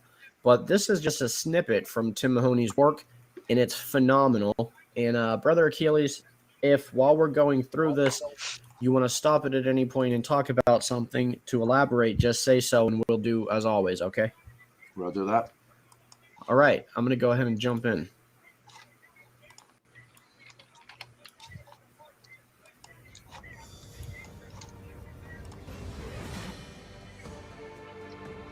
The book of Genesis tells us that the first descendant of Abraham to arrive in Egypt was his great-grandson, Joseph, the son of Jacob. Joseph's brothers had sold him as a slave to a caravan of traders who brought him down to Egypt. Then, in an amazing turn of events, he rises to become the highest official in Egypt. He saves the country from a terrible famine, enables his father Jacob and his entire family to settle in the best part of the land, a place called Goshen. Who is Joseph?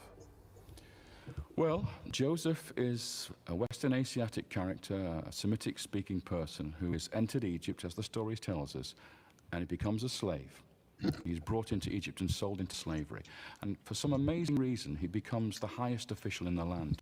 He's only second to Pharaoh as far as power is concerned. And he managed to achieve this by foretelling or explaining the dreams of Pharaoh, dreams that Pharaoh's having, sort of nightmares about cattle coming out of the waters of the Nile. As first of all 7 fat cows, and then 7 lean cows come out and devour the fat cows. It's an extraordinary story, but the clue here is that these cows are coming out of the Nile. It's the Nile itself which is the cause of both the plenty and the famine.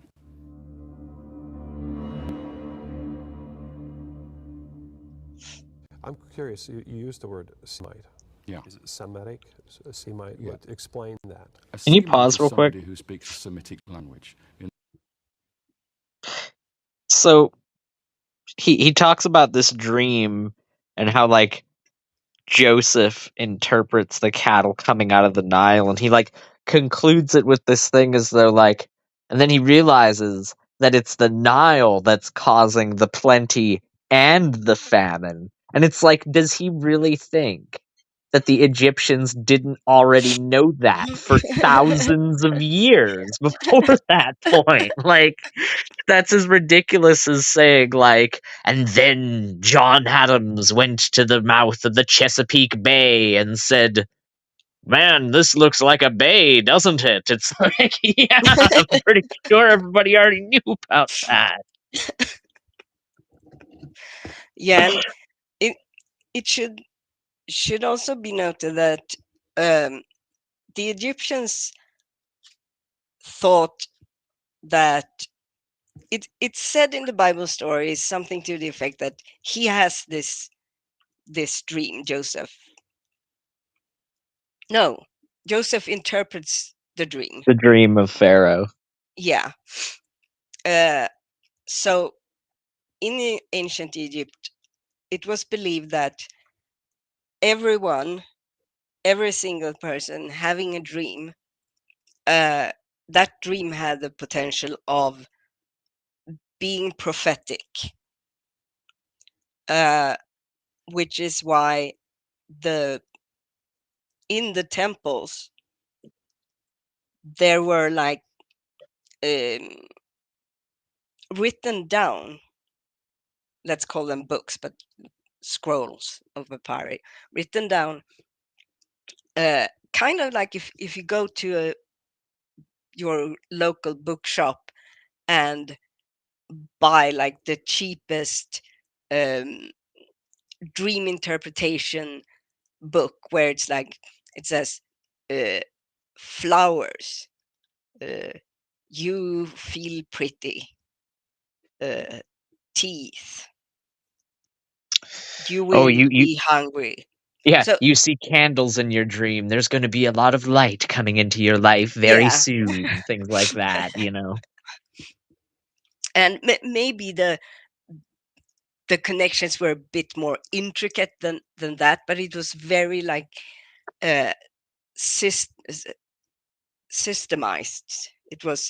It followed these rules, and there was no such thing as uh, needing a special power or insight to interpret dreams. That insight was the text, and since most Egyptians couldn't read or write, uh, it was done by the priests. So that's just some cultural context. And as Aidan rightly pointed out, the Nile flooded each year, and the whole background to how did Egypt manage to go from being like basically scattered tribes along the Nile to a unified state, the first nation state on earth, and building the only still standing wonders of antiquity. Yeah, the only one of In, the seven wonders of the ancient world. yeah, that's still standing within 500 years. That's because of their ability to harvest what the Nile had to give in terms of the fertile silt, digging irrigation ditches. Well, Um, you they yeah. were very very familiar with the Nile. They knew it as the inside of their own eyelids. I mean, like the geography also played a role in being able to centralize the state much faster as well. The way that the Nile flowed was Yes, conducive to um, being a very easy method, especially compared to other rivers like the Tigris and Euphrates for river travel. And as we know, it's far, far easier logistically to transport things by rivers than by land, even in a modern context, let alone in an ancient one. yeah, So and you've so basically they got this like ready-made highway built right along where all the food also just so happens to be being grown. I mean, it's yeah and very they conducive inherently to a centralizing kind of force. they Uh, didn't really have or use beasts of burden. Uh, Well, they couldn't domesticate them because they didn't have the animals that Europe had. We're no, I talking about mean Egypt. We're talking about Egypt. Egypt. But that's still true, isn't it? they No, had that's old world. Well, that's yeah, that's more like America versus Europe. But Deviant, I have a pop quiz for you. So, okay.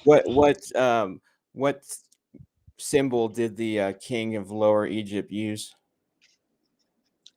The red crown. No, but what was the what like animal was his symbol? I'm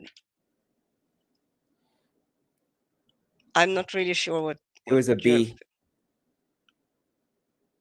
No. Okay. So you have the reed. That's for Lower Egypt. The B. Sorry. Yes, for Lower Egypt. Upper Egypt had the B. That's the southern part of Egypt. Yeah. Southern Just to be part. extra confusing. Southern part, the B. Northern part, the reed. But you also have the cobra and the Uraeus cobra and the vulture. Those are also animals that represents the two parts of Egypt. Yeah, I would have worked on the Great Pyramid because they paid the workers in beer, Lupin. Don't bring Lupin to this Pyramids. The Great Pyramids is the canon. Great Pyramids.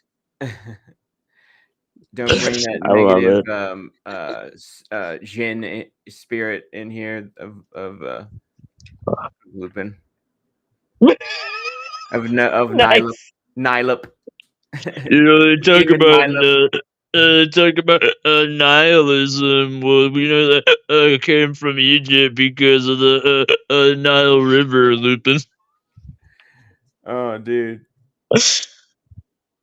Deviant's brain is hurting already. I'm Yes, sorry. very much. Dude, I got so wasted. I pissed in the Nile River and I got parasites that climbed the urine stream into my penis. Oh God! They called it the Red Sea because of my bladder infection, Lupin. Dude, it's like Mike Tyson like punched me in the liver, and now I got this with my kidneys, dude, and my spleen. All right, we're gonna get back on track. We're gonna get back on track. Sorry. I did have another point. Right. So they're acting like Joseph was the first one that no. Okay, Yeah, okay, go ahead, Deviant. Finish Aiden's question. So in the case of the vulture and the cobra is for That was Lower AJ's Egypt. question. What did I say? You said it was Aiden's question. Oh, sorry, AJ's. I'm I still have a sick, question? okay, and you come bringing Lupin in. What the heck? Oh, are you intimidated by my vast knowledge of Egypt? Well, So the cobra stands for Lower Egypt, and the vulture for Upper Egypt. Wow. Yeah, Upper Egypt. I think this website disagrees with you, Luke. I'm sorry. That hurt me, AJ. I I'm thought we sorry. were friends. I do it to Aiden all the time. What about weeklyworldnews.com, Deviant? What about that? What about the Sun, Deviant? Didn't Akhenaten have like a whole like sun god worship system, and you're gonna say the sun is a bad source now? Wow. Logan, do you think you could play go to this link for me? Because for some reason, like I watched this video and now it's like, oh, you have to register to watch this video. We're not gonna let you watch it again because we're dicks. What? Well, I don't know. I can't seem to play it again. So somebody else play what? But I'm trying to show a video that of this academic of study.com that about the kings of Lower Egypt and that I was talking about.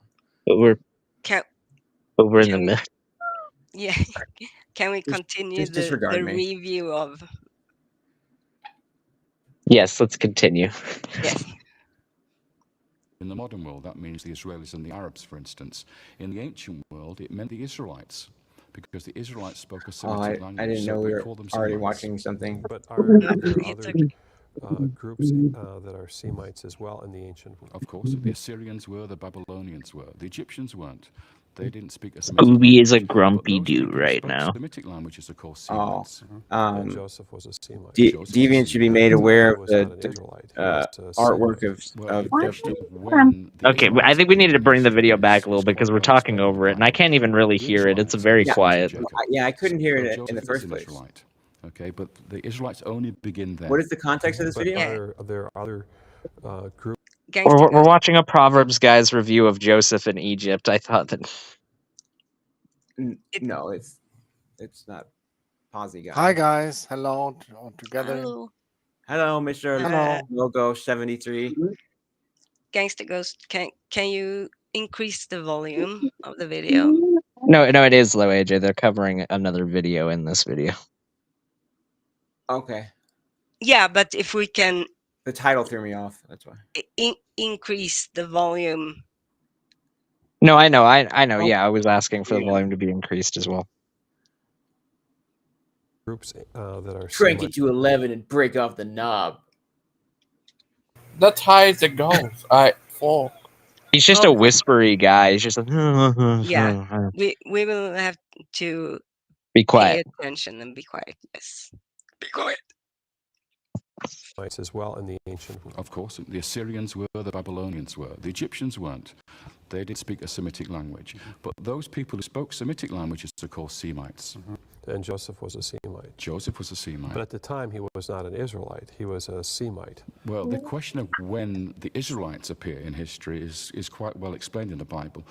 The Israelites are the sons of Jacob. So Joseph is an Israelite. Okay, but the Israelites only begin then. Because he was a son of Israel. Yes, Israel. So once Jacob's name turned to Israel, they became sons of Israel. Exactly. And those 12 sons are the founding fathers of the Israelite nation. And the 12 tribes. And the 12 tribes.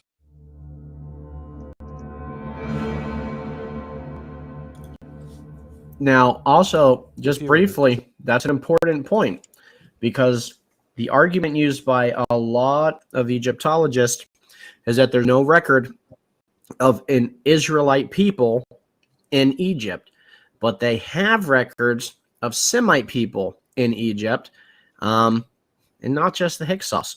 So we're going to get into that, and by the end of tonight, we're going to completely mock and make fun of Egyptologists for the false narratives they've sold us and their propaganda historian.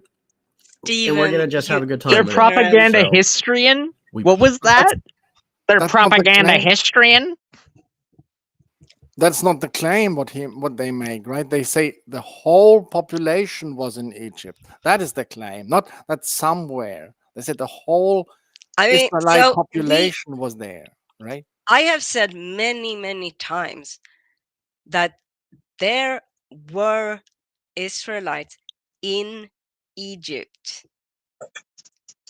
They have been depicted on wall carvings.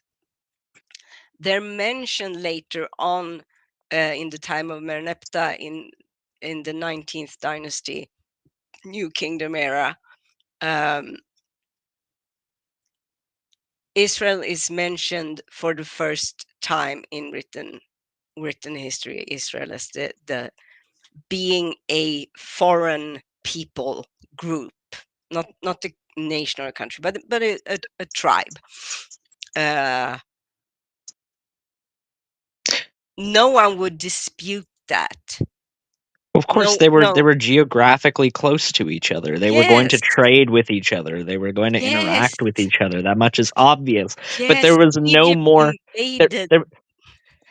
There was no more a presence of Israelites in Egypt than there were Nubians or Libyans or Arabs or Canaanites or any one of these other groups of people that also interacted with and traded with the Egyptians. Except from the Arabs, because Deviant, they didn't exist at the time.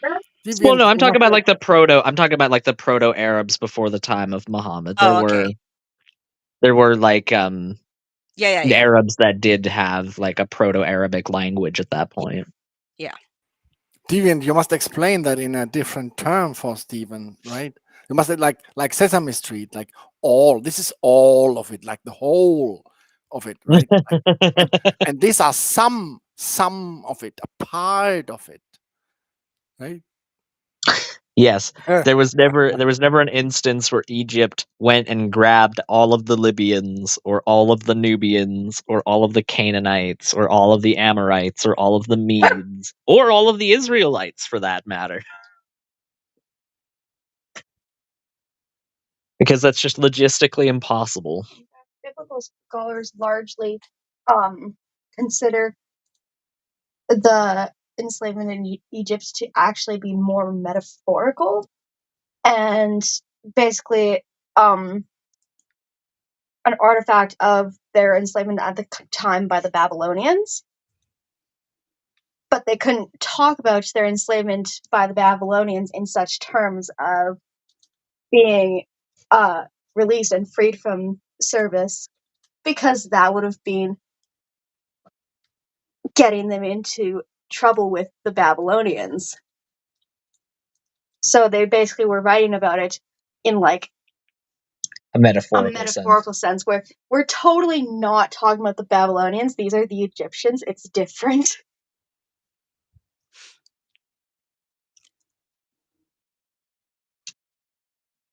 So I did. Thank you for the contribution, my love. Yes, thank you. These were more than 2 sentences. Difficult for Stephen. Difficult. You should have kept it to 2 sentences, you know. I did a deviant, and for those who are not familiar, a deviant is since I was a teeny tiny little demon running around, I've always made things the opposite to what it is. So up is down and down is up and left is right and right is left and so forth. And that's exactly what I did again with the question that AJ asked me. I twisted it upside down and inside out, as I tend to do.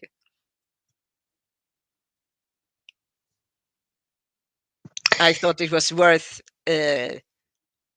debunking myself and be forthcoming and right, because I want the information to be correct. I don't want to be right as much as I want the information that's put out there to be correct. Well, you're just one of those Egyptologists trying to spread a false rumor about things, about the historics or whatever he said. Oh my god. Let's get back into it. I'd like to get through more than 5 minutes of this video before the 2-hour mark. Yeah. To describe Joseph, what type of a character is he? Well, as a young boy, I think he's quite brash. I think he's got a bit of an ego, if you like.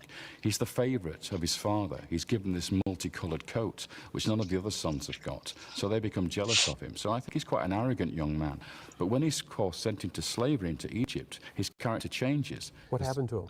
He's thrown in prison. Why? How did he get to Egypt? Well, the other brothers throw him down a well to keep him where he is. And then they take this multicolored coat and they cover it with goat's blood. And they take it to the father, Jacob, and say the boy is being killed by a lion. So the father then mourned. And they give him to Midianite traders who sell him into slavery in Egypt. They take him all the way to Egypt and sell him into slavery.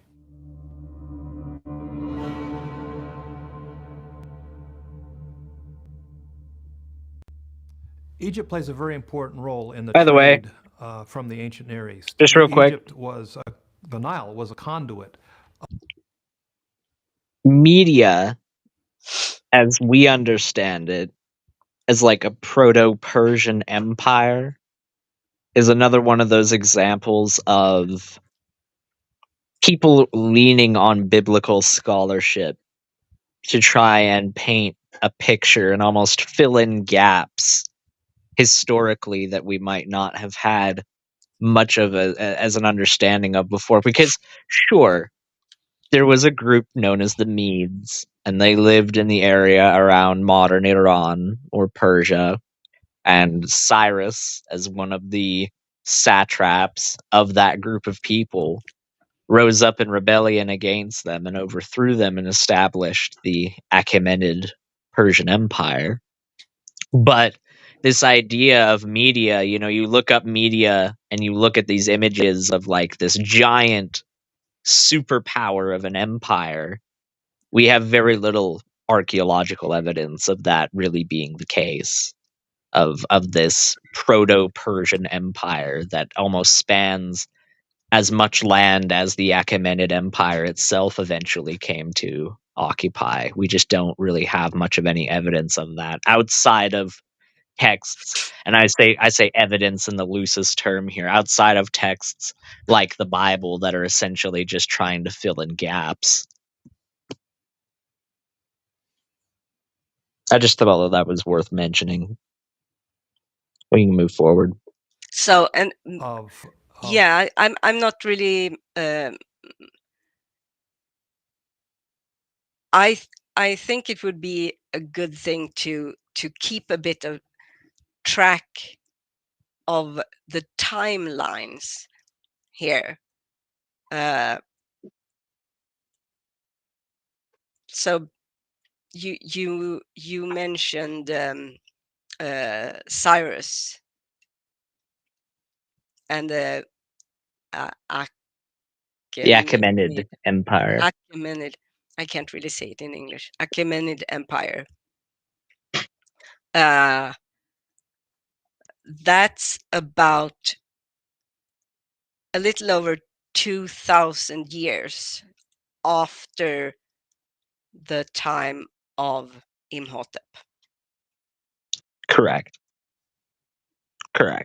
So no, I talked about Cyrus because like it's only really after the time of Cyrus that we start getting significant archaeological evidence of this massive empire even existing in the first place. Like we know that Cyrus is a historical figure. He existed. Yeah. We have abundant evidence of him having existed. But figures prior to him seem to have at least been largely embellished by myth. That's what I was just trying to say about the Medians.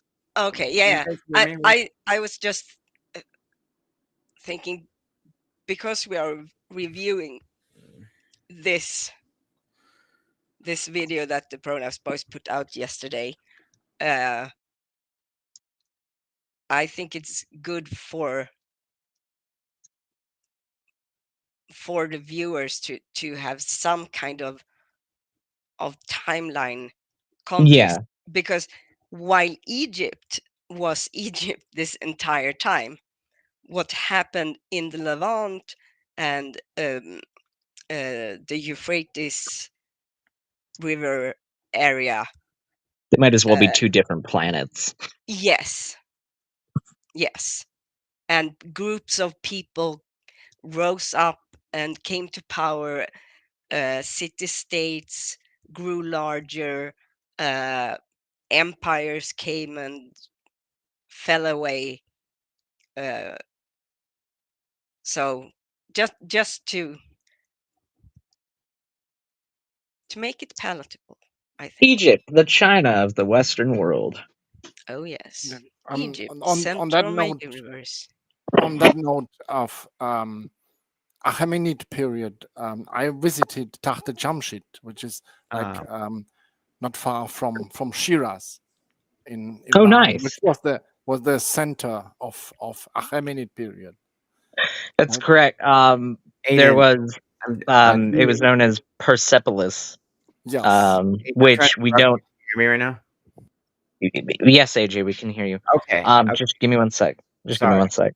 No, it's okay. Persepolis is what we call it because we don't actually know the original name. We don't know what they called it themselves. So it's an exonym that literally just translates to the city of the Persians, essentially. So yeah, that was founded by, I think that was founded by Darius the First, I believe. Darius the Mede. Yes, sir. Yeah, and they have various steps that are not high, so you don't get tired when you walk up to that like center place where they are. And they said all these tribes came to give presents to the king or something like that. And then there was some. They had a show where they had some voice of that king, so to say, who talked about why he had to stop a construction of that because of the war and so on. So they had some show at that time, which was nice. First in Persian, then in English. No, that's really nice. Aiden, like you were I was trying to talk earlier, but my mic was like muted for some reason. But oh, I'm sorry. With the media thing, like I feel like you'd probably agree that there's like this common narrative of like this biblical narrative that is not historical, but it's also not actually what it says in the Bible. Like, and it's like pervasive. Like there are so many people that just have this like common understanding of like what they think are biblical stories, and it just like colors what they think of history. Oh, yeah, absolutely. I mean, Yeah. a great example of that is the hundreds of different copies of the Iliad that we have. You know, like the Iliad that you pick up at the library is almost certainly a specific version of the Iliad that comes from much later than when it originally would have been written down, let alone when it originally would have been recited orally. It comes from scholarship related to the compilations made in museons, like the Library of Alexandria being one of the most famous examples of museons. But yeah, when you have oral history, like the example of the Book of Exodus before these officially got written down, you're going to have inherently a much greater amount of distortion than you are going to get with written history, because people's perceptions of things are going to color how they recite the tales. And that game of telephone, without having a piece of text that is from that original piece of time, it's just going to get worse and worse as time goes on. I mean, like in the example of the Iliad, one of the reasons why we have so many different versions is because those bards that would go around and recite the Iliad would typically, like, even if those villages that they went to weren't in the Iliad, they would like mention that characters would go to those towns and like would have interactions in those towns, because they knew that if they included them into the narrative, they would probably get a slightly larger payment out of those that paid to listen to them. Yeah, it's like So, a cheap tactic. Like when you go to a concert and they're like, "Oh, how's it going, local city?" yeah, basically, and it's basically the equivalent of that. It's like, Right. yeah, shout out to Ephesus. They were totally Yeah. there, bro. No, We're certainly here. Yeah. I mean, but it clearly worked because people fanboyed over stuff like that. I mean, like the reason why Alexander the Great founded Alexandria where he did was because of it being located near the island of Pharos. And in the Odyssey, Odysseus is recorded as having stopped for a night on the island of Pharos, and Alexander the Great was a massive fanboy of the Odyssey, so that's why it was founded where it was. It was a great geographic location aside from that, but that was the reason he stated anyway. Yeah. Well, I mean, like you saw it yesterday with like the slavery thing, and like I still thought that up until yesterday, basically, with the, you know, because that narrative is so pervasive. Pervasive, yeah. Persuasive. That the slaves built the pyramids. Like, yeah, dude. But no, only nerds read stuff like that, dude. It's more like the silly. Yeah. Don't you know it was actually aliens? Oh, and I was muted earlier, but I was gonna say I Only also nerds enjoyed believe it was Brianna's really the pyramids. Or it was really the slaves that built the pyramids. It was really the pyramids that built the slaves, you're right. Yes, and Cleopatra was black. Let's remember that I'm still Right, Aiden. sick It and was high, right. and my energy is very low, and my attention span is even shorter. Shall we continue the video? Is my question. Yeah.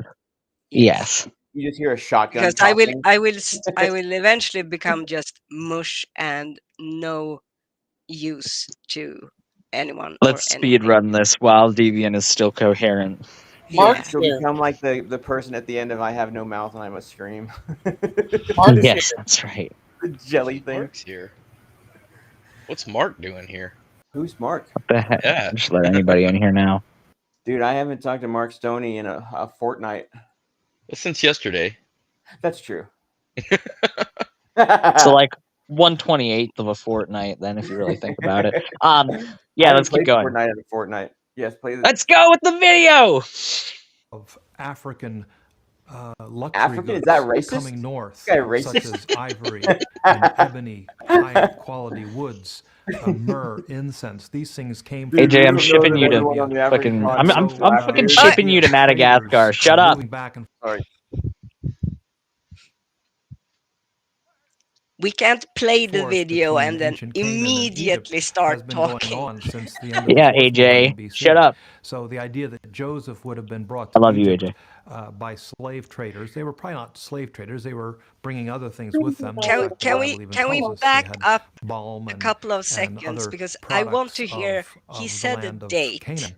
So and I want to to Egypt know to sell him which into time slavery. period they are talking about. There's no subtitles. So... Never mind. Egypt plays a very important role in the trade from the ancient Near East. Egypt was the Nile was a conduit of African luxury goods coming north, such as ivory and ebony, high-quality woods, myrrh, incense. These things came from Africa and Arabia. And so the idea of traders moving back and forth between ancient Canaan and Egypt has been going on since the end of the 4th millennium BC. So the idea that Joseph would have been brought to Egypt by slave traders, they were probably not slave traders, they were bringing other things with them. In fact, the Bible even tells us they had balm and other products of the land of Canaan. So the slave trade part of it was just one facet of a much larger trade network that was going on at that time. If we go back to Benny Hassan, So They traded more than slaves? Wow. Sure. Let's talk a bit about that. The Pause, famous please, Gigi. painting in the tomb. So they mentioned here ancient Canaan, and he said that there had been trading with Israel since the 4th millennia BCE.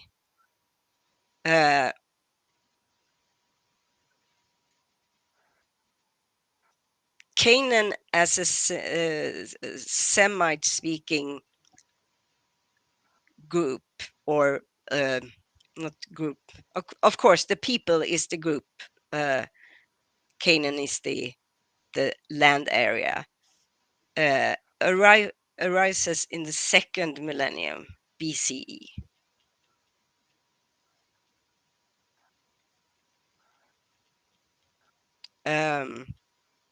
So I'm a bit confused about, is he just using the terms very broadly, or It's as inaccurate as saying that the Romans traded with the Canaanites because they traded with a group of people that inhabited the lands of Canaan, you know? that inhabited Like, the lands of that later on, 2,000 years later, became Canaan? yes, correct. So like it's applying terms that, sure, I guess it might be more familiar to the person watching, but you're doing a disservice to them because you're putting this image in their mind as though the Canaanites are like contemporary to this group of people when they're not. Exactly. Go ahead and play the video. Tomb of Khnumhotep at Beni Hassan shows a group of 37, we're told, Amu. These are Semitic-speaking foreigners who've come to Egypt. They're probably engaged in trade. They were specifically in Egypt to do mining and metalworking and so on. There are pictures of their bellows for their stoking up the fire, smelting work, and so on. So we do know that foreigners were coming into Egypt at different periods of time, and so the idea of a family like Jacob, an extended family, moving into Egypt for hardship or Hold on. economic reasons Pause. is not unparalleled. This So let me get this straight. The argument that's being made here is, well, Joseph could have existed because we have clear evidence that people traded in Egypt. It's like, of course we have evidence that people traded in Egypt. No kidding. But because people traded there does not mean, ergo, that Joseph could have ended up there as a result or even existed, for that matter. That doesn't substantiate either one of those claims. That's like saying that Zeus existed because people traded in ancient Greece. It's like, what? Yeah, and I'm again here with, and this is kind of why I was mentioning the whole thing with timelines and wanting to be as specific as possible. He mentioned the tomb of Khnumhotep. He said something more.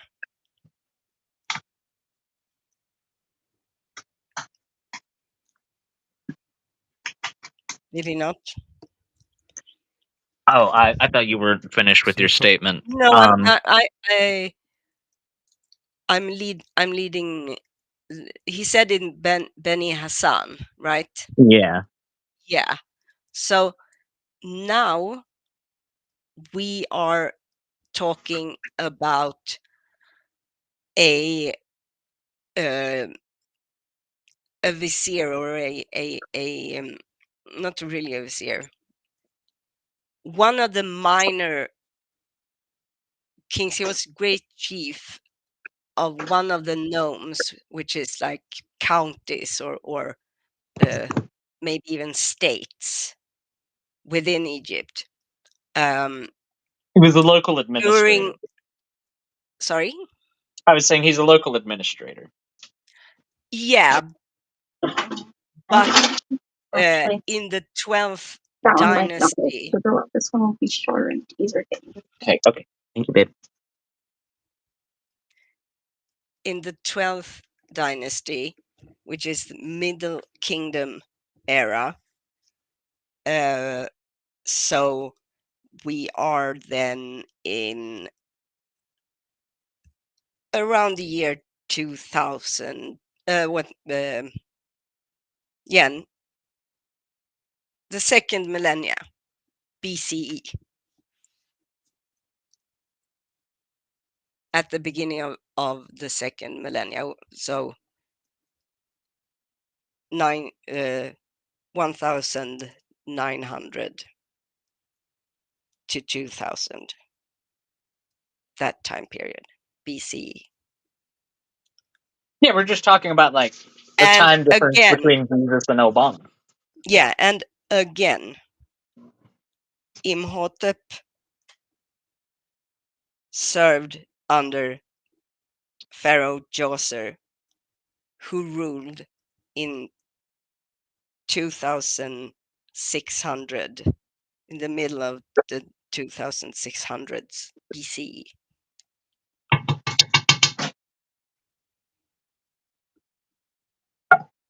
Yeah, you can continue. Yeah, we can continue. sort of things did happen. Have you seen any other collaboration in history about famine in Egypt outside of Egypt? What I'm suggesting that people from outside of Egypt traveled to Egypt. We have examples on the tomb paintings from the Middle Kingdom of people arriving in Egypt, but they're not associated with famine necessarily. They're associated more with trade. So, for instance, at Beni Hassan, you get these Asiatics or Western Asiatic peoples, Semitic-speaking peoples, arriving in Egypt with anti-coloured coats on, and they're trading eye makeup. And it's exactly at the same time that we have the arrival of the Asiatics of Avaris. People arriving, maybe 30 or 40 people at a time with donkeys, appearing in Egypt, coming across Sinai, arriving in Egypt, and they are foreigners. They're from the north. So there's a tendency to show that obviously trade was happening. But the question I had was, is there any specific for grain? Do you see grain trade happening in any other outside source? I have no example of that that I can think of. However, remember the story of Jacob coming into Egypt. He's invited by Joseph, the vizier, who's been given permission by Pharaoh to bring him into the land. So it's not a matter of trade we're dealing with here, or grain transport. It's a matter of people in the north starving because of famine and being invited into the rich land of Egypt to survive.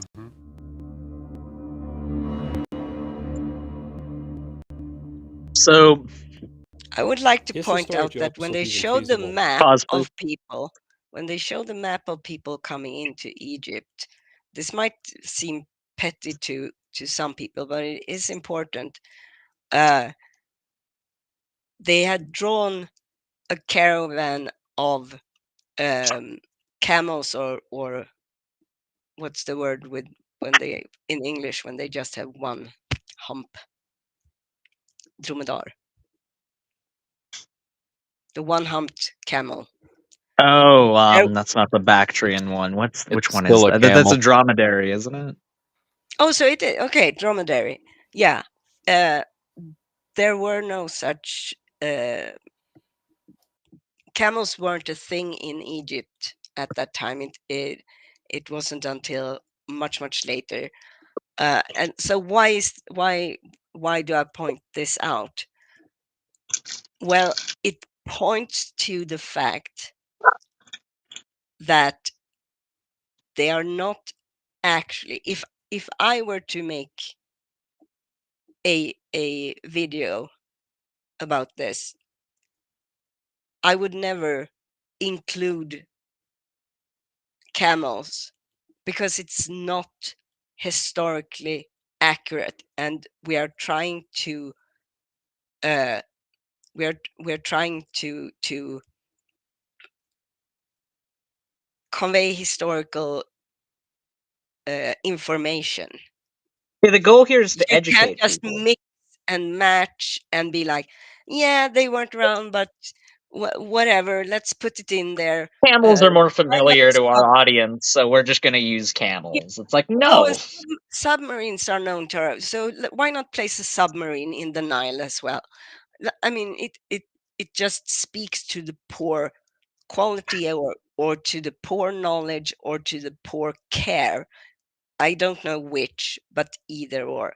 It speaks to me of production values taking precedent over like actual fact. Like Yeah. presentation is paramount to these people, and that should not be the case if you're trying to educate someone.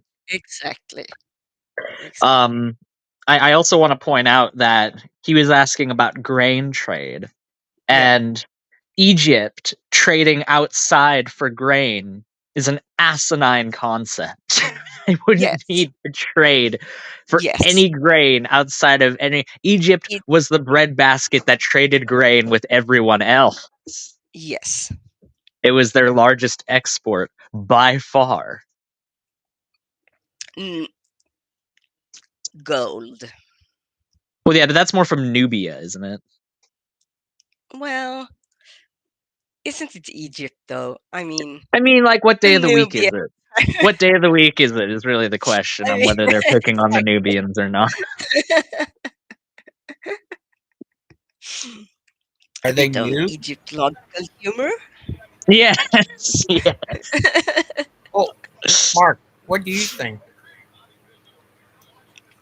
I don't really know too much in depth about, the historicity and the archaeological evidence or lack thereof concerning the story of Joseph. I've seen enough anecdotal evidence that has me convinced that it's a true story. I don't know exactly how to fit it into the time frame, but that's not really my focus. I tend to focus more on like eschatological things and theological topics. Do you think it might have been Joseph the tech guy they found? No, not a chance. That one I did ask him that last night.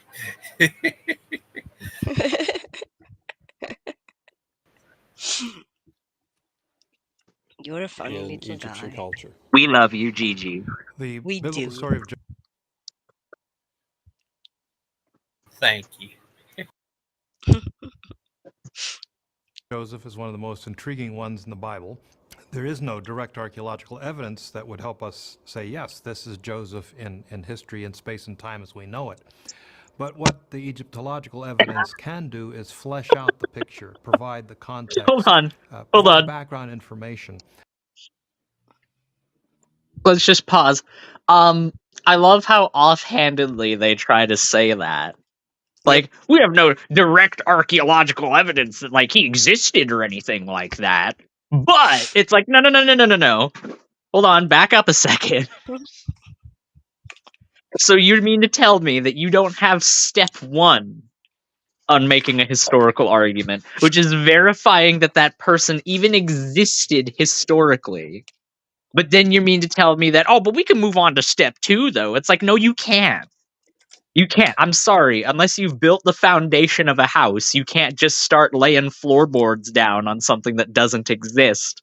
I No, could what? literally make the exact same claim. Xenu existed 3,000 years ago. We don't have any archaeological evidence that Xenu existed. But I think it's pretty clear if you put together a couple of disparate things and cobble a narrative together that he did exist. I mean, L. Ron Hubbard said he did. So, obviously. So let's just continue as if we have this evidence that we don't have.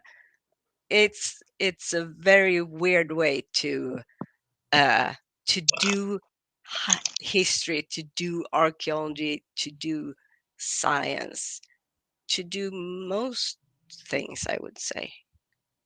Maybe not pancakes. I don't know. I like pancakes. Me too. They're yummy. Who is that? That's your grandfather. Yep, Pirate Dan. Not Dan. Dan is a pirate. That is not Dan. That is blasphemy, Gangster Ghost.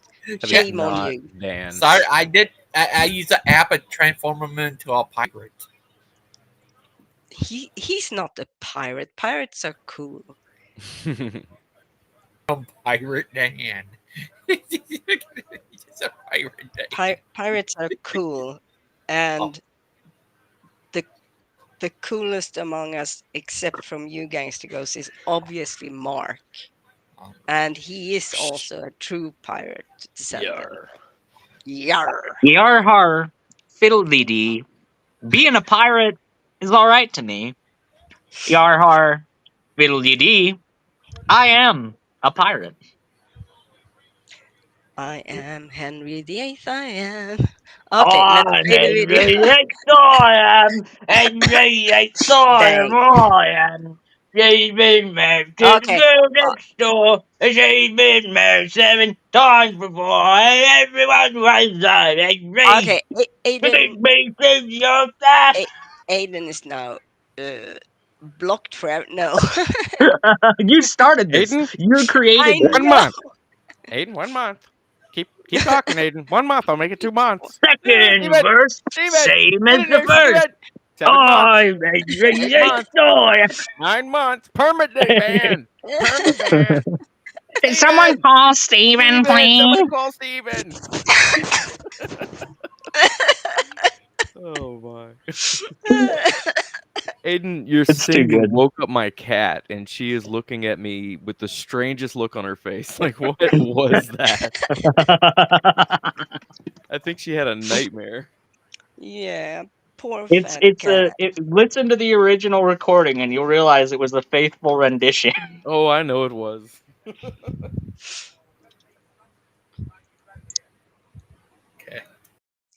Okay. Are we gonna that keep the enables video us going? to look at the story of Joseph and say, yes, this rings true.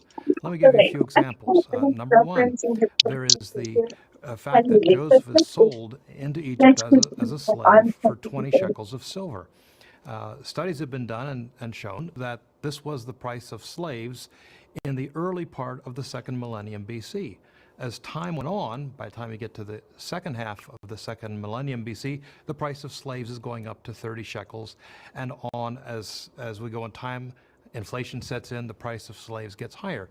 So the very fact that the asking price for Joseph, 20 shekels of silver, fits that unique window of time between 1500 BC and 1800 BC. Another case might be that Joseph comes to Egypt to work in the household of a high-ranking and important official. We know this sort of thing was going on in Egypt. We have a papyrus, it's now in the Brooklyn Museum, that contains the names of foreign servants, many of them having Semitic names, like Joseph's name. This comes from the 18th century BC, roughly the time of Joseph, and these servants worked in the house of an Egyptian master. And even the title of some of these in Egyptian, hairy pair, those who are over the house, is precisely what Joseph is when he works for Potiphar. He is over the house of Potiphar. So we do know that there were foreign slaves, servants working in the homes of upper-class Egyptians in the early second millennium BC. We do know that there were slaves in Egypt. We do know that they worked in the homes of the rich upper class. We also know that the desert is primarily made from sand. And we also know that the Nile is water. Is anyone impressed? Very. Thank you. Thank you. Please continue. The depths of knowledge. Yes.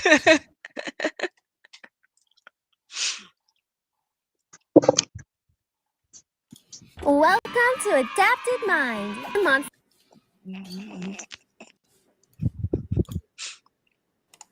Now, that is all for episode Oh, here one. comes the analysis. I Now, have a next these one were I'm new going to put up for words you of guys. wisdom. Did you want to go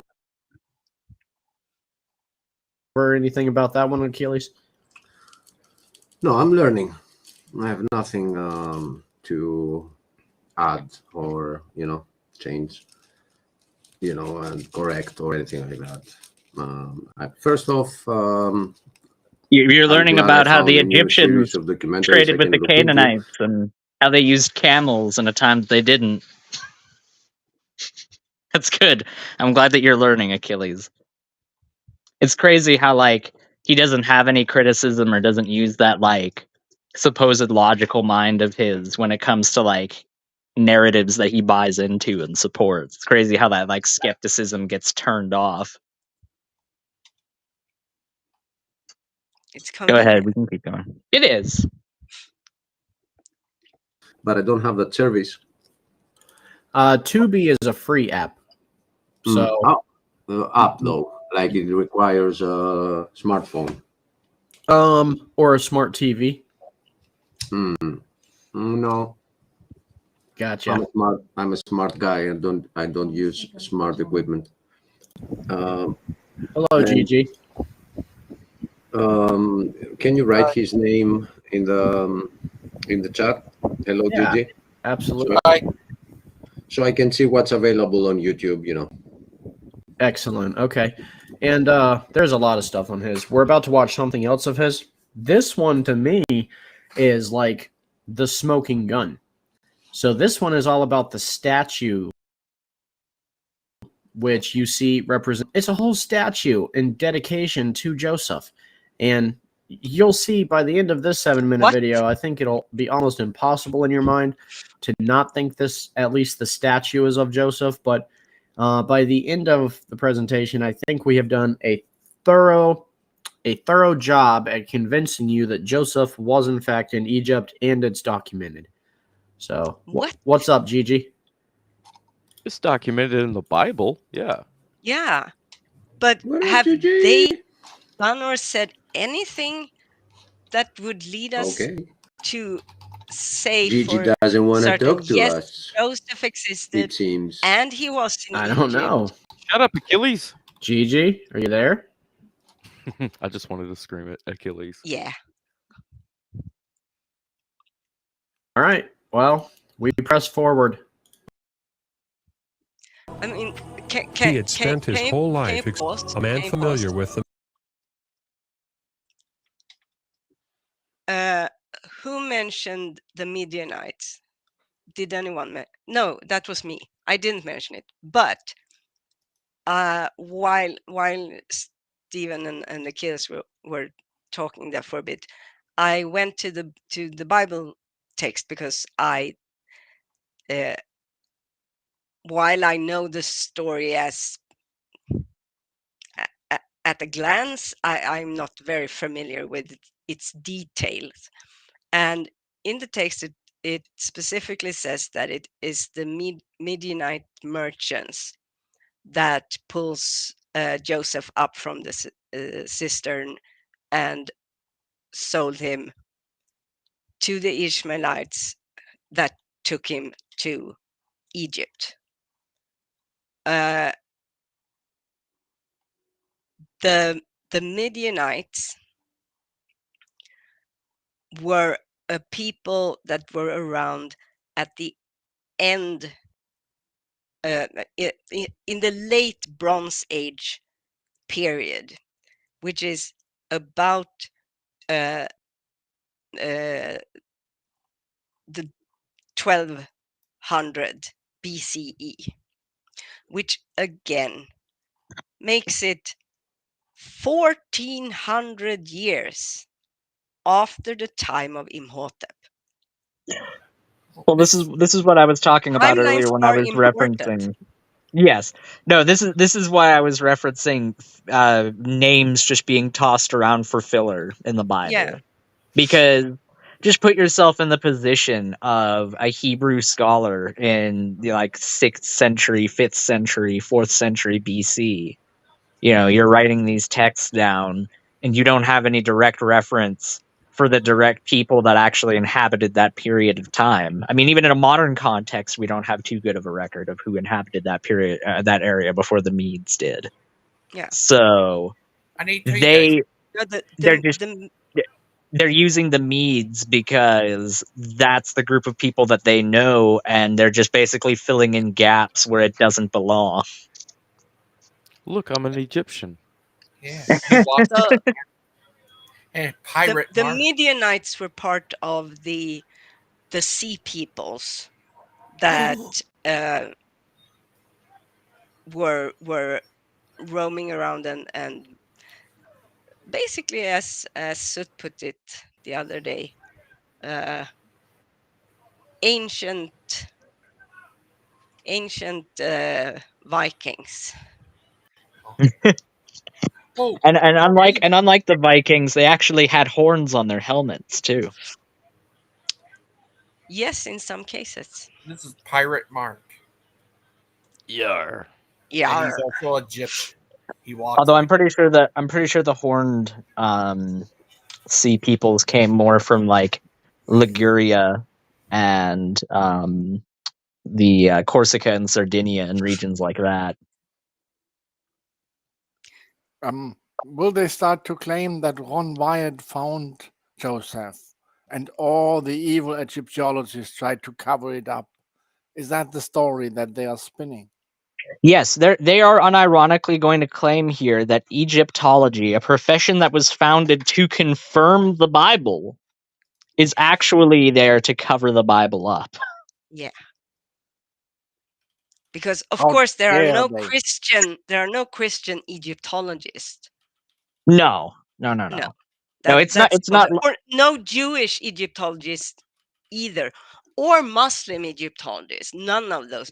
It's you actually have to be a confessing atheist to become an Egyptologist. That's right. You have to deny the Holy Spirit. You have to eat pork, and you also have to burn a copy of the Torah, the Bible, and the Quran before you're allowed to be an Egyptologist. Take a guess why I'm coughing. It's that damn smoke from all those books we had to burn. And all was found by one wired only, right? Every That's right. single piece. Of course. He found that guy found the Ark. All right, you calm down. Both the Ark of the Covenant and Noah's Ark. So how about you? How about you just? And Noah's wife's finger. Oh, that's true. That's true. What have you found, Mr. Logo? Have you found Jesus? Because that's what you should be finding, buddy. I love you, Mr. Well, Logo. he I'm has, sorry. but that's private between him and his significant other. All right, let's keep The going. mysterious I really inscriptions and desperately want to see this Joseph statue, so let's see it. Yeah. hieroglyphs of the pharaohs, and what they might reveal about the biblical stories. Ooh, David it's epic. Roll, author, historian, and Egyptologist, is an agnostic, someone who remains unconvinced of the existence of God. Yet, he clearly sees was his archaeological evidence of the biblical. What was his name? I missed it. Go back a little bit, Gigi. Just 10 seconds. Yeah. Familiar with the mysterious inscriptions and hieroglyphs of the pharaohs. Okay. A bit more. Gigi doesn't want to talk to us, it seems. Based I don't gangster know. ghost. Gigi, are you there? Gigi, are you okay? Right, Gigi, let's are go. you okay? All right. Are you okay, Well, Gigi? we press forward. He had spent his whole life exploring the Middle East, a man familiar with the mysterious inscriptions and hieroglyphs of the pharaohs, and what they might reveal about the biblical stories. David Roll, author, historian, and Egyptologist. David Roll. Yeah. Someone who remains unconvinced of the existence of God. By the way, He just quick clearly pause. sees archaeological evidence of This is gonna be this is a classic because Steven just said earlier, he's like, Egyptologists, I'm gonna mock them, I'm gonna make fun of them. And here's this guy who was prefaced as being an Egyptologist, but he's one of the good ones, right? Right, Steven? It's like if you're a racist and you have one black person in your group that you just constantly make fun of all the time, but hey, it's okay if he's in the group because he's one of the good ones, right? Just so stupid.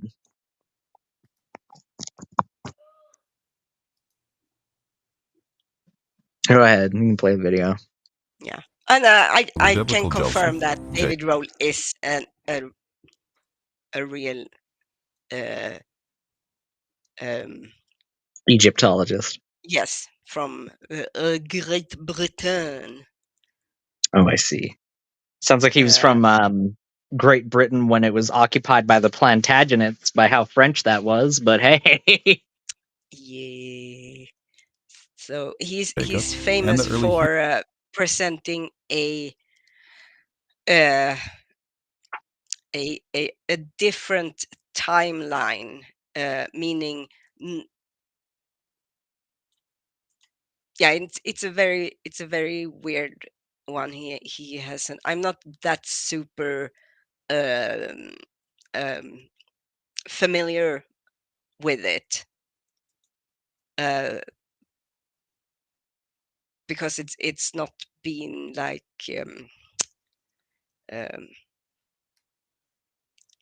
it's not been able to convince the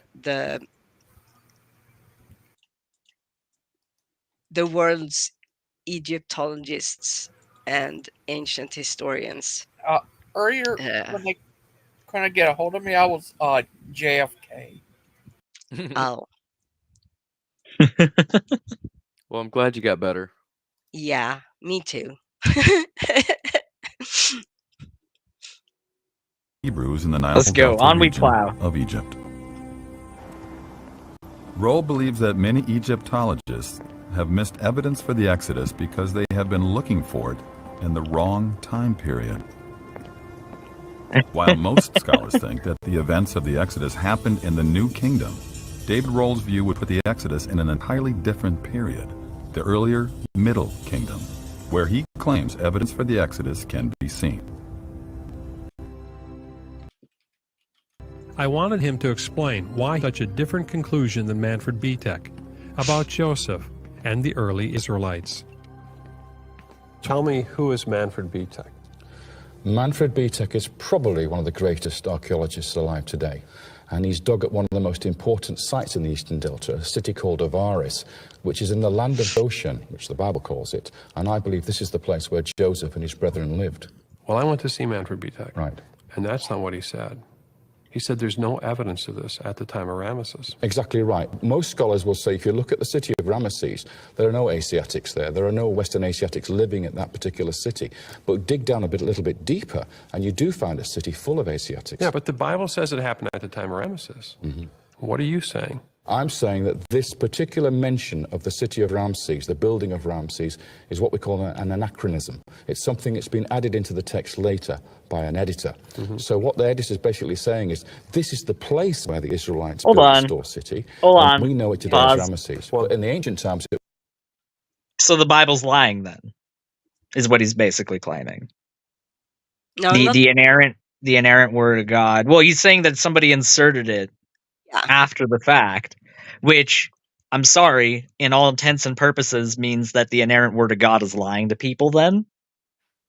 Because it's conveying misinformation, and you would think that that wouldn't be able to happen with the inerrant word of God. You think that people wouldn't be able to, like, come in and edit it and add things in after the fact. And I find this funny, that this is the argument that's being fielded to try and justify this, because if you make this exact same argument about the writings of the Gospels, about how there is editing, there's very clear denotations in Paul's letters where it's not being written in his style, where he uses language that he wouldn't have used otherwise and is more familiar with students of his than with him himself.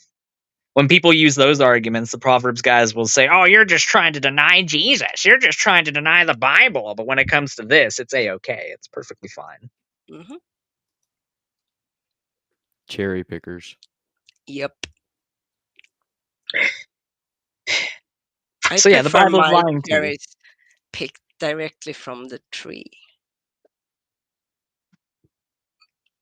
They can buy my vote Okay, for so about there's- $1,400. Good to know, Christian.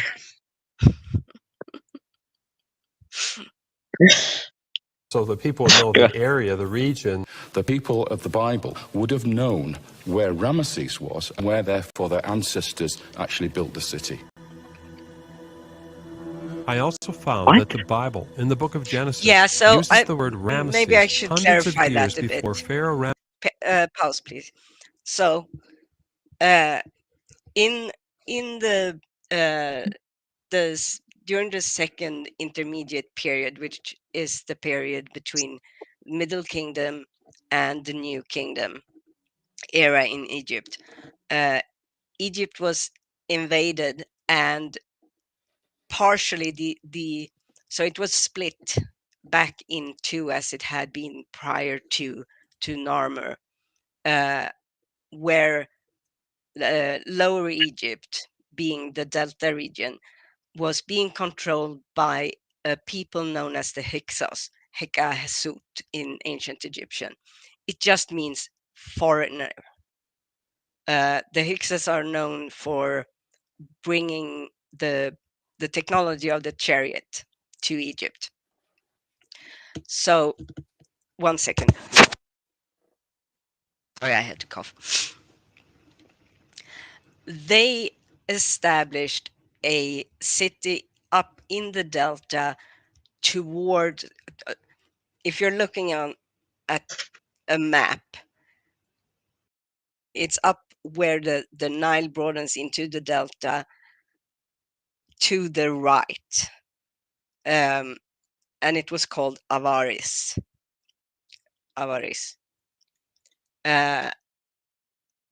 After when Pharaoh Amos kicked Hyksos out and the new kingdom era was established with the 18th dynasty in circa 1550 BCE. Hyksos was kicked out, and the town was of no greater importance. It's not like it was abandoned fully, but it had It no wasn't. like It didn't have the preeminence that it once had. exactly.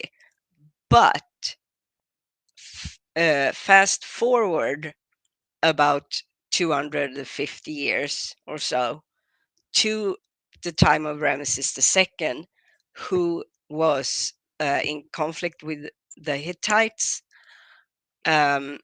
He wanted an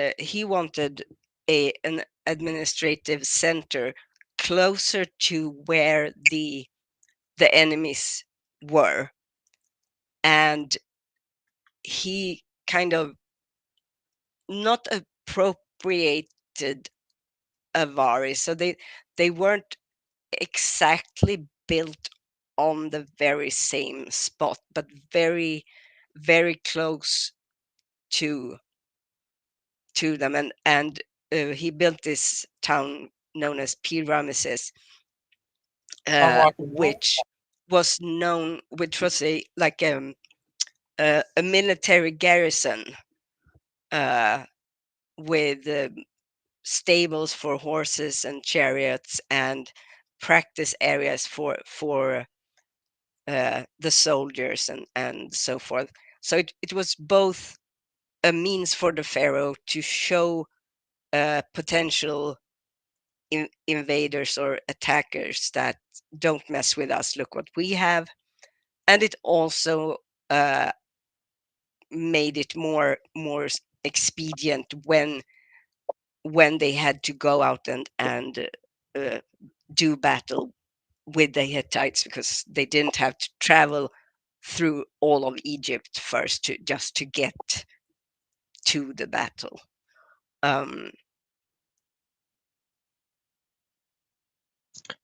So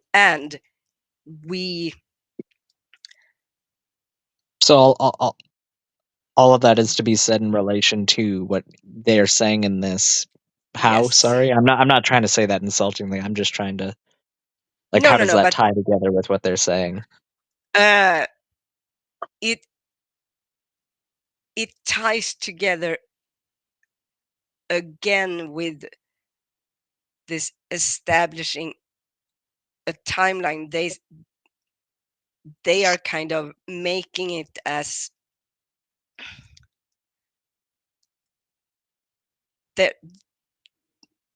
they're playing rubber band with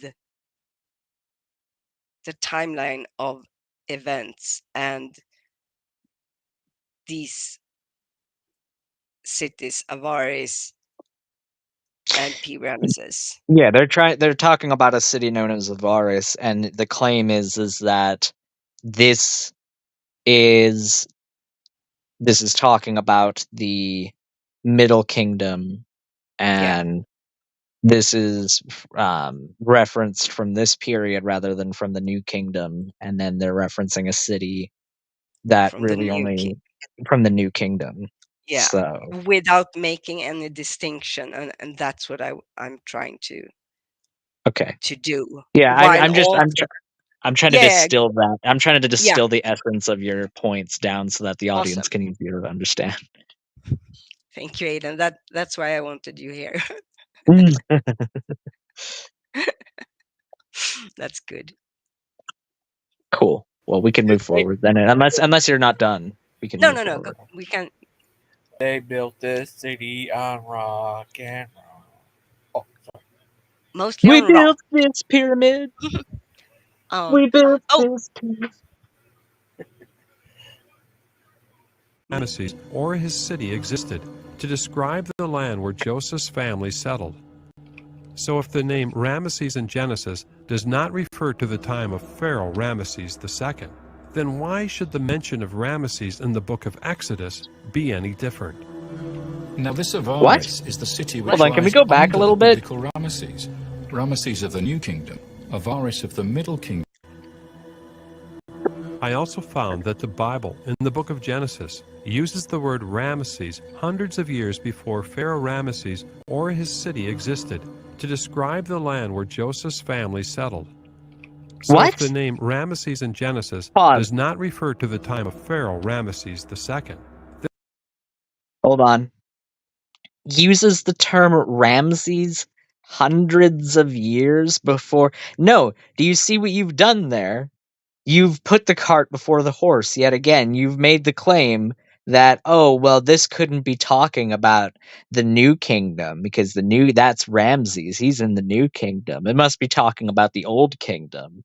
And then you say, oh, well, when the Bible brings up the word Ramses, they're bringing it up hundreds of years before Ramses was even there. I thought your explanation for that was that somebody edited that in after the fact. I thought that was your prior explanation. So now you're saying, no, well, they used it hundreds of years beforehand, so it could be that they weren't actually talking about Ramses. Then who are they talking about?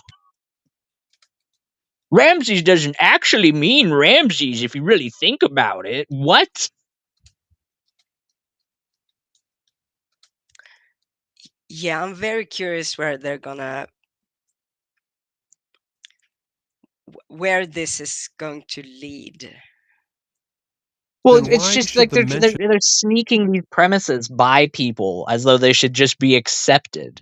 And you haven't provided any evidence for it. And yet, even before you've provided any evidence, you're now making the claim, well, they used it hundreds of years before Ramses. Well, how do you know that? How have you substantiated that? You can't start using that as a point to support your argument before you've even substantiated that that is true. It's not how that's not how archaeology works. That's not how scholarship works. Nope, it is not.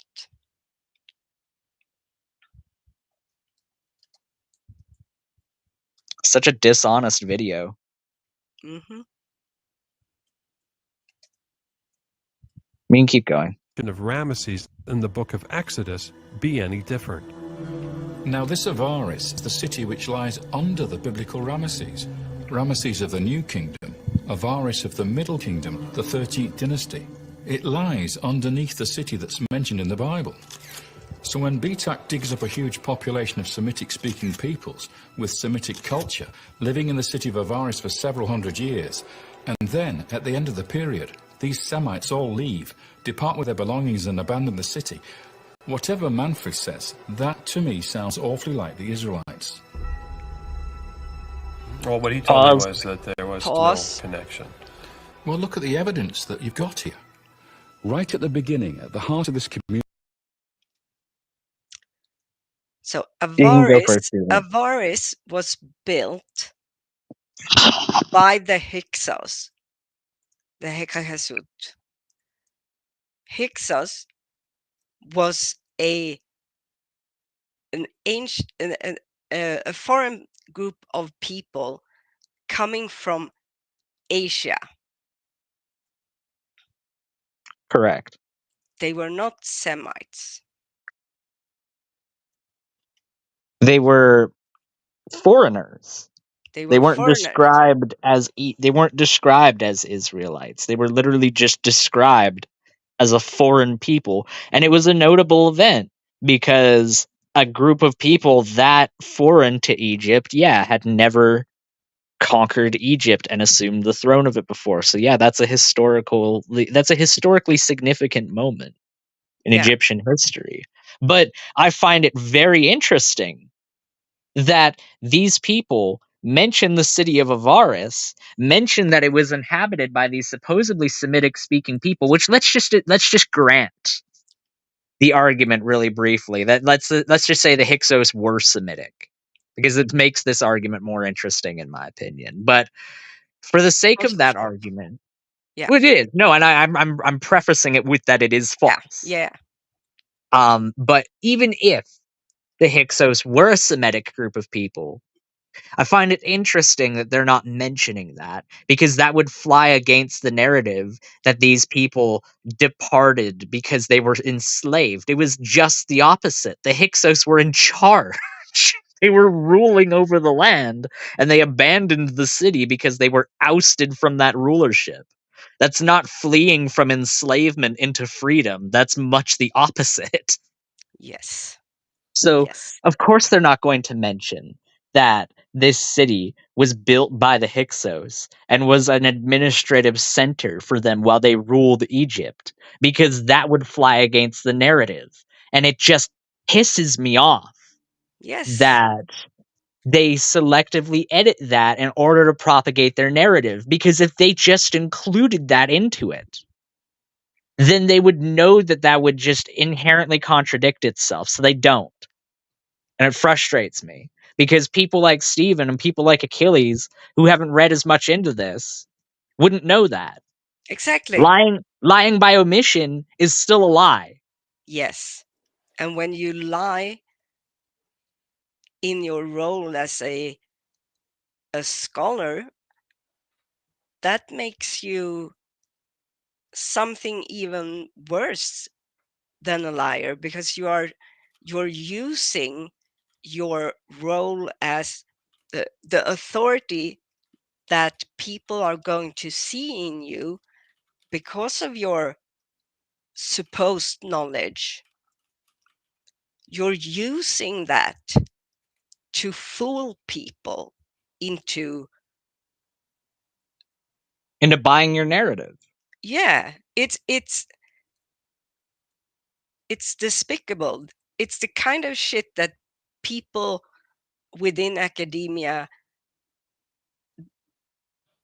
they lose the respect of their peers, and some of them don't even get to be peers anymore. I mean, it's not like they get their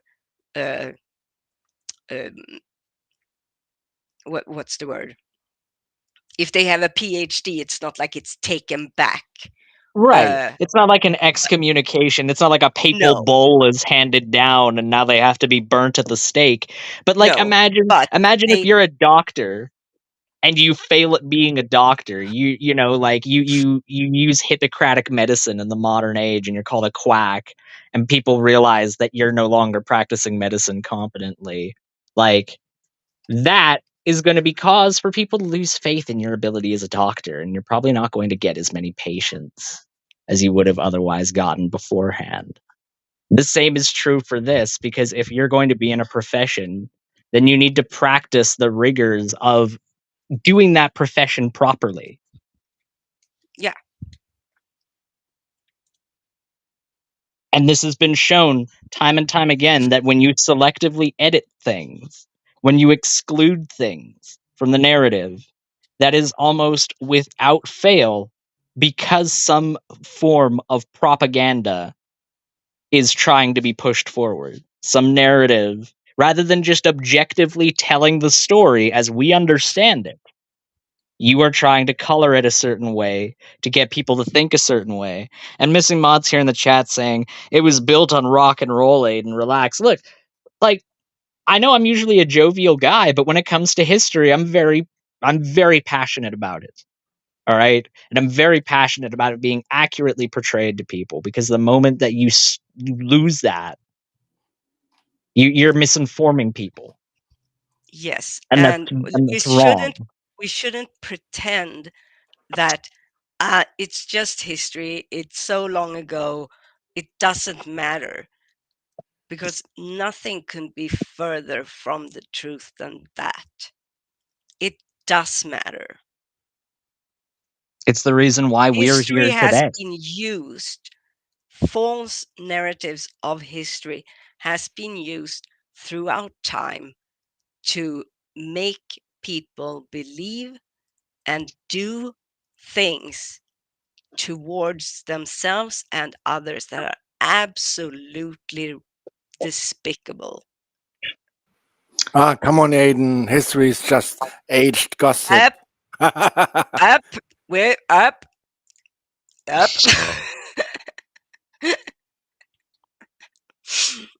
I love Mr. Logo. Well, Mr. Um, Logo is now on the naughty step. no, he's No, not. he's not. I'm I just just kidding. ruffled his hair. He's a Well, nice young man. yes, he is, and now he's getting spanked.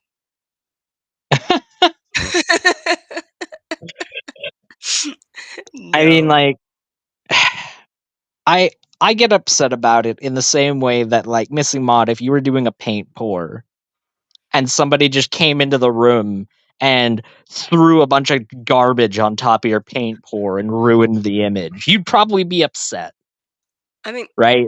Because you're putting effort, you're putting time into producing something that people will appreciate. And when someone comes around and distorts that for their own motivations, that's going to be cause for being upset. but Aiden, that's why I am here, because as you know, I don't get upset over misinformation when it comes to No. history or Never. No. Never. It's I'm a very calm person. We take a balanced approach. We take a Yes. balanced approach. Fuck I these have charlatans. never like thrown my headset off screaming in cases like this. Mm. It's never happened. Okay, All right. it's never Let's happened. let's That's play the the history video. that I'm going with. I've done the same, Deviant. I've done the same.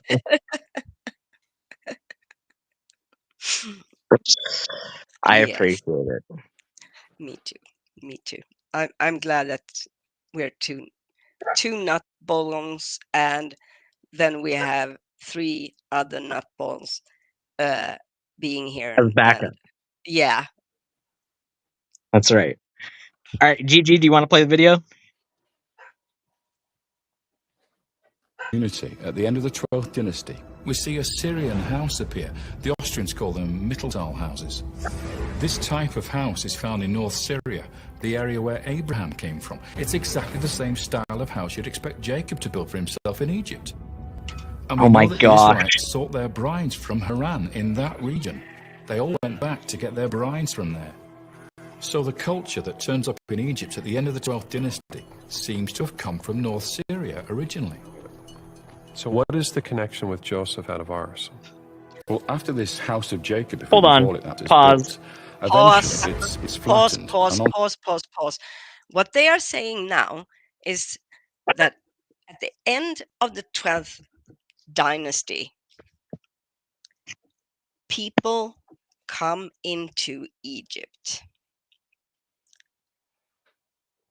from, as the was drawn on that ridiculous map, from modern day Israel.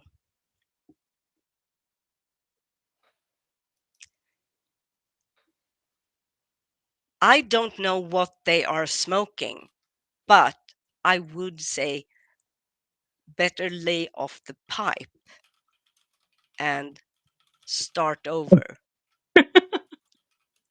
Because this is The connection is so flimsy.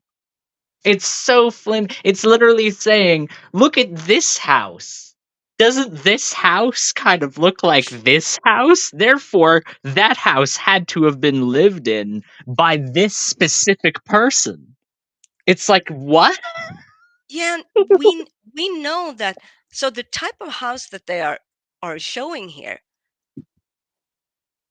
that's the type of house they had in Egypt. It's the type of house they've had in Egypt since its inception.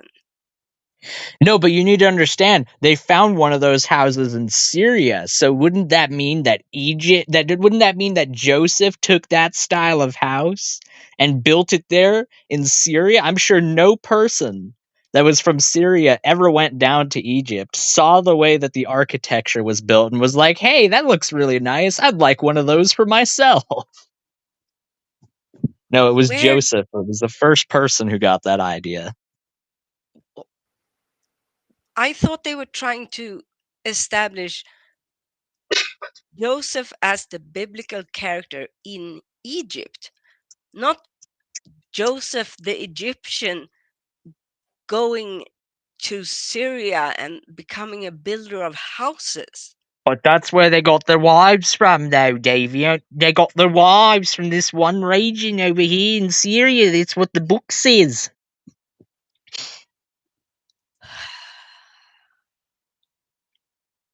I know. Deep breath.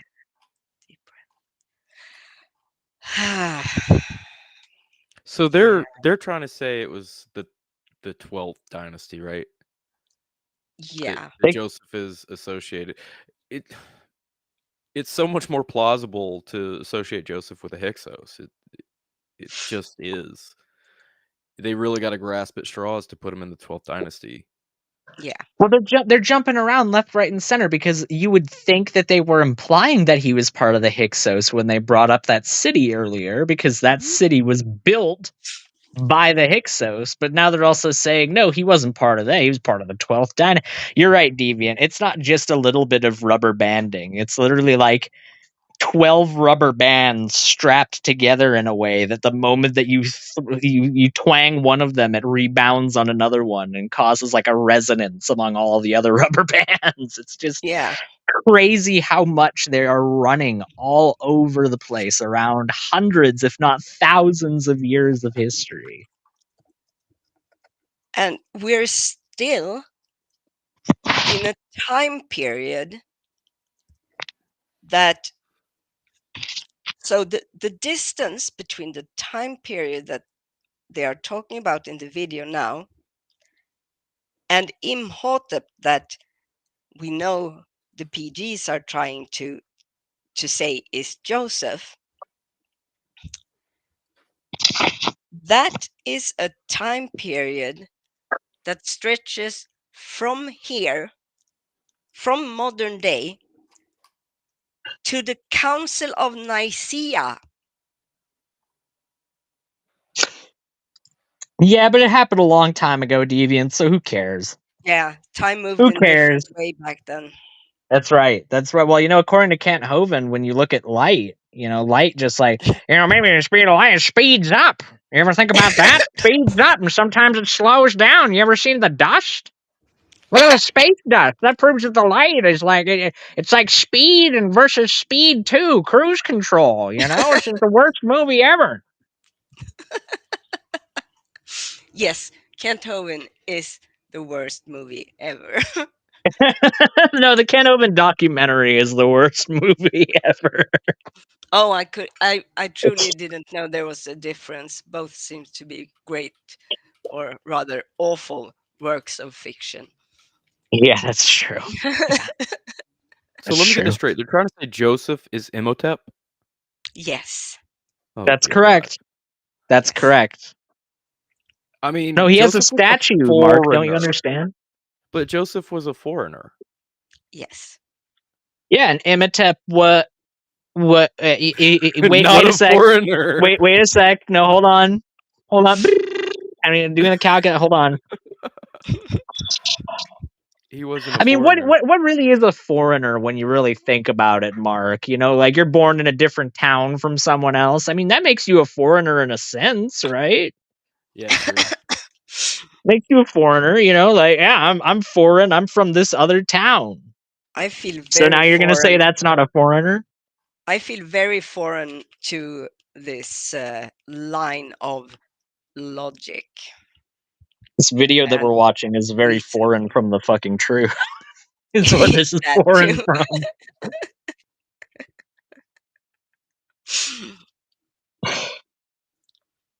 You can play on. On top of it, an Egyptian palace is constructed, Egyptian architecture this time.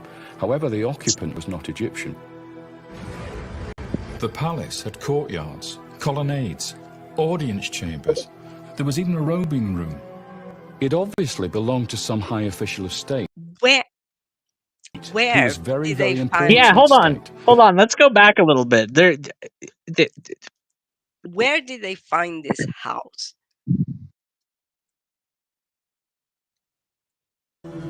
Now this Avaris is the city which lies under the biblical Ramesses.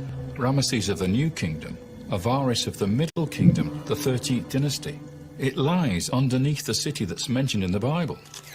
So when Betak digs up a huge population of Semitic-speaking peoples with Semitic culture living in the city of Avaris for several hundred years, and then, at the end of the period, these Semites all leave, depart with their belongings and abandon the city. They weren't Semites. Whatever Manfred says, that to me sounds awfully like the Israelites.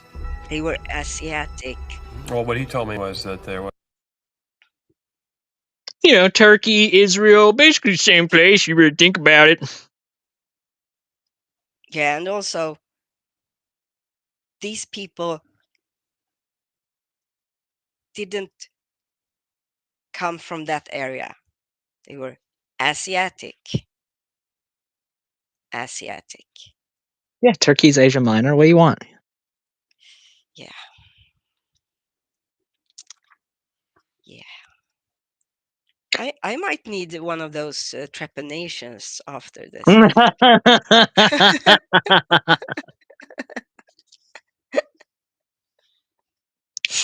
Well, Just if it's Asia Minor, we'd better keep it away from Chris Jones. That's for sure. That's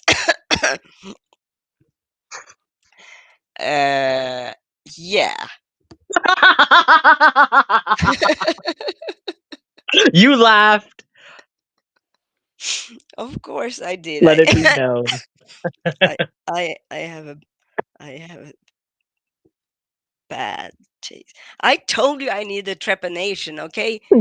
All the demons clogging up the system. I need to drill up a huge big hole up there and take an electrical egg beater and just go to town.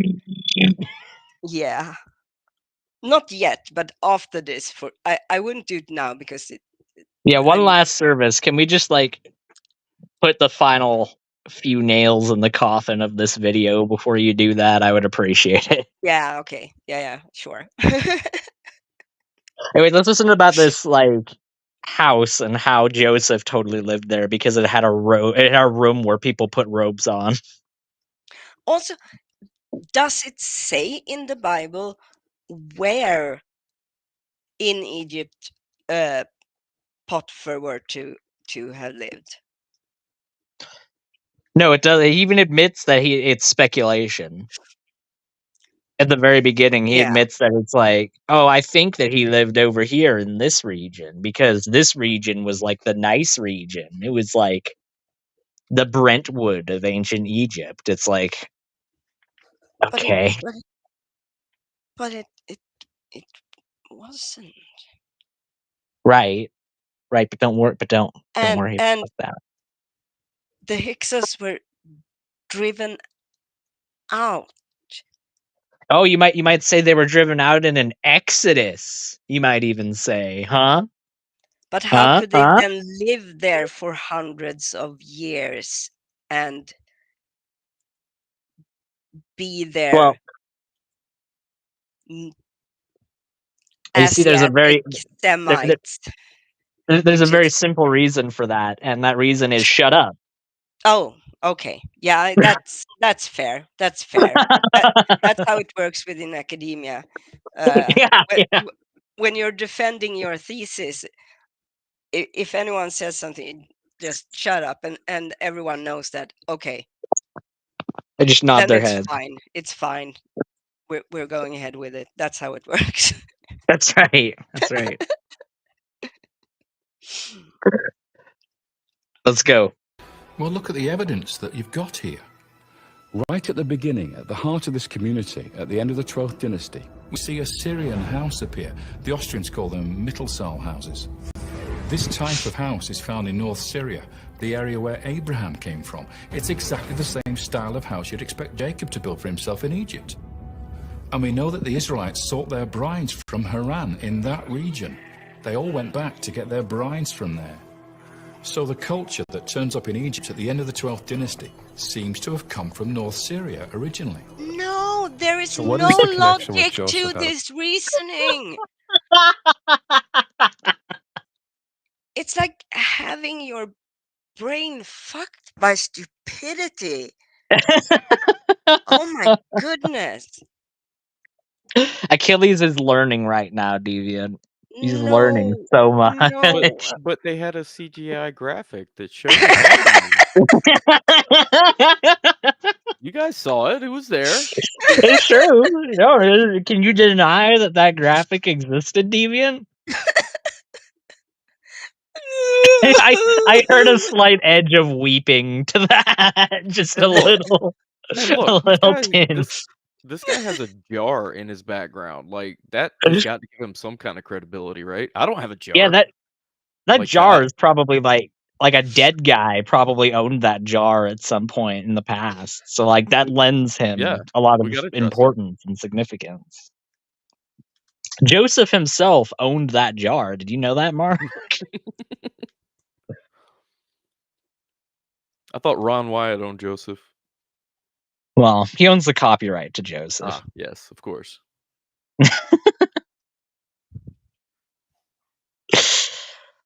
All right, let's go. Of ours. Well, after this house of Jacob, if we can call it that, is built, eventually it's flattened, and on top of it, an Egyptian palace is constructed, Egyptian architecture this time. However, the occupant was not Egyptian. The palace. How do you know that? How do you know that? Audience. Okay, let me tell you guys about the actual archaeological site of Avaris.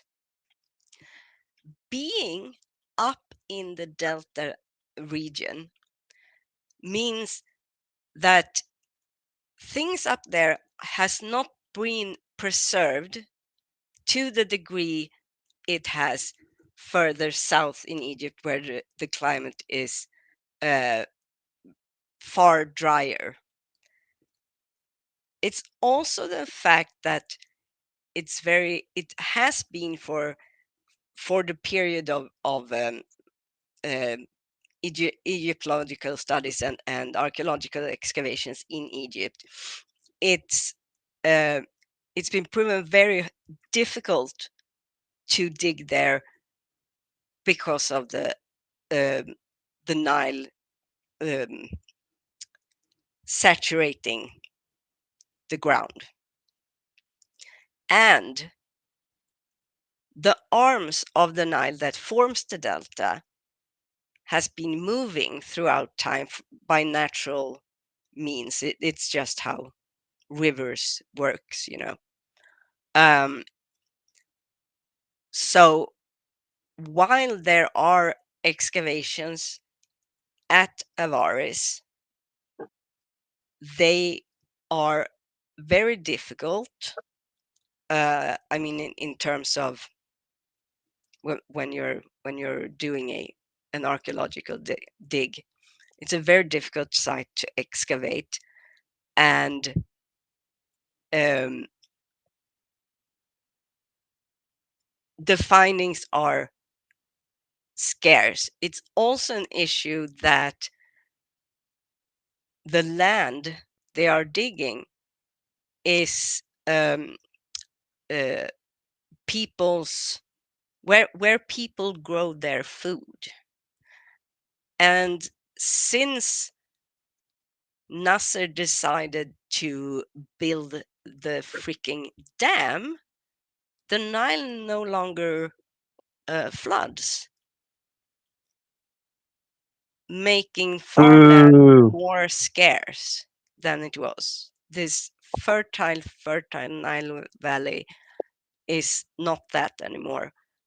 The Nile, rich with fish too and animal life, is dead today thanks to this fucking dam. I'm sorry, but it is. Oh, and all the pollution too. Oh yeah, but it doesn't help that there is no animal life in the Nile anymore. Correct. And while the Egyptian government is very they're not very nice to the people when it comes to running people off their land in order to dig. They don't do that unless they know that they're going to find something of great importance. Let's say an area of tombs or a palace or something like that. So the conclusion of all of this is the finds at Avaris, because of the climate, because of the fact that it's farmland and has been for a long time, it's been flooded by the Nile over and over again. The findings are much more meager than what we see in rest of Egypt. So I'm very much questioning. It will be interesting to hear if they have actually some physical, some tangible archaeological evidence to say that it was built and inhabited by someone who was not an Egyptian. Well, yeah, go on. Deviant, I think you've been saying all this with the idea that this palace they're talking about was in Avaris. They didn't even say that. They're saying that this was in northern Syria. No, was where this was built. I'm pretty sure. No.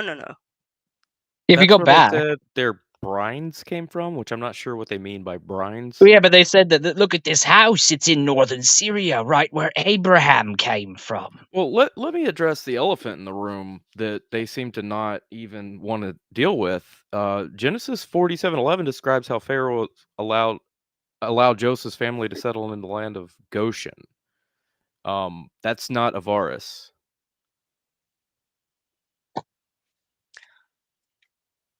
I believe Goshen is the area. It's like the region. Sorry? Yeah, I mean they're close in proximity, but they're not the Yeah. same place. They're Oh, different no. named Yeah. areas. Yeah. 100%. Yeah, they had. Maybe they should have checked their good, Bible good. first before they started making these arguments. It's like saying that somebody was settled in Tennessee versus saying someone was settled in Memphis. Get it? Right. Memphis? Hey, Deviant? Or well, Memphis? yeah. Or Alabama, you know. They have a pyramid too. Okay, they got a now Bass you Pro went. Shop inside of it. That's right. It's huge. It's huge. It's better, Well, my but pyramid that's is fine. huger. Wait, what are we arguing? That's true. Your pyramid is huger. That is true. You know what? Your pyramid is bigger than mine, Deviant. I'll admit that publicly here on the show. Thank you. Now I can relax. Now we can play this ridiculous video. Chambers. There was even a robing room. It obviously belonged to some high official of state who was very, very important to that state. Because when somebody gets a palace like this given to them, it means they're being honored for what they've done for the state. Now, in the garden behind the palace, the archaeologists found 12 main graves with memorial chapels on top of them. You have 12 We graves. have 12 graves. And why would that be significant? Well, think about it. How many sons did Jacob have? How many tribes were there? 12 tribes. Oh my Exactly. And what's gosh. also amazing is the palace had a facade, a portico with 12 pillars. So you've got 12 sons, 12 tribes, 12 pillars, and 12 tombs. Interesting. Yeah, hang on. Yeah, so they were expelled. Go ahead. I'm Mark. sorry, Mark. You go ahead first. You go It- first. Why would their graves be there? They were expelled from the land. Yeah. This argument is so stupid. Yes. I mean, like, not only that, but the number 12 had a very significant meaning in ancient cultures. 12, I mean, like, that's why it shows up so often in ancient narratives.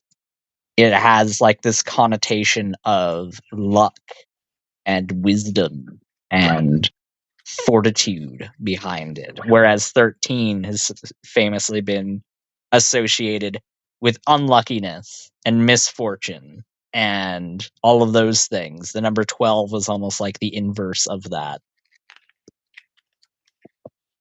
The inverse square law? Yes, that's right. That's right. Wow. Now my brain's starting to hurt. Woo! You're welcome to the party. Ugh, so stupid. They have a robe where people put robes on, Deviant. That means that it was Joseph. It was. Look, he had clothes. They all had clothes. Also, I love that the narrative is that this was given to them for service in the state. I mean, like somebody also could have built it. You know Yeah, that's also like a you weren't possibility too. The building didn't just appear out of nowhere because the pharaoh snapped his finger. you weren't given an estate in ancient Egypt. You could have it built if you were really, really, really, really lucky and had done something extraordinary, like in the case of Senenmut with Hatshepsut. Um, you could be given a grave. You, your house that you lived in here was just temporary. What was important was your eternal life. That's why the Egyptians built their houses from mud bricks. Even the palaces were built from mud brick. The temples, those were for eternity, those were for the gods. They were built in stone. The graves, they were meant for eternity. They were built from stone. Well, those graves that were on that site were for the 12. They represent the 12 tribes of Israel. Because you think about it, Deviant, there was 12 pillars that were holding up that thing. I mean, surely that wasn't just because that was the amount needed to keep the structure stable. No. No, or that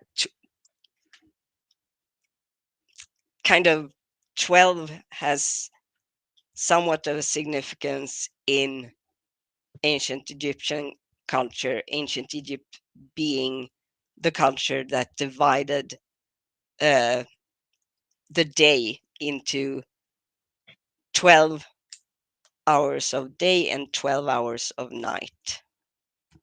Hey, that sounds familiar. Mm-hmm. Man, maybe that Julius Caesar guy should look into that.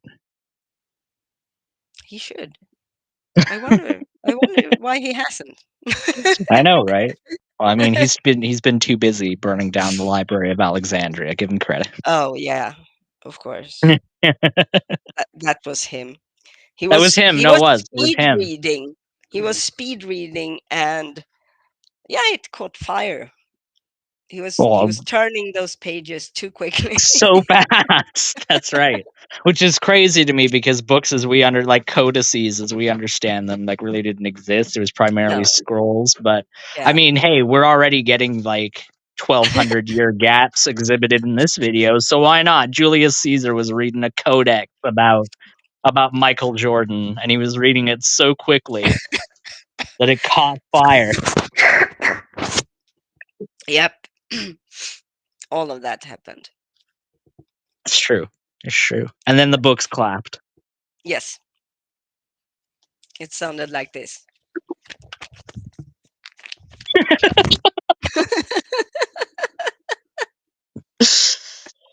Oh my goodness.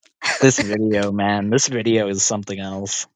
It really is. This was the smoking gun, Deviant. I just want to remind you, this is Steven's smoking gun video. That by the end, you should overwhelmingly know that this is true.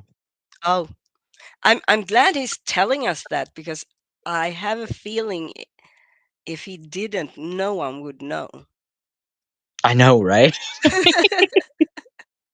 It's like Kent at the end of our last debate where he's like, yeah, so I won the debate. It's like, yeah, nothing says that you've won the debate like feeling the need to declare it to everyone.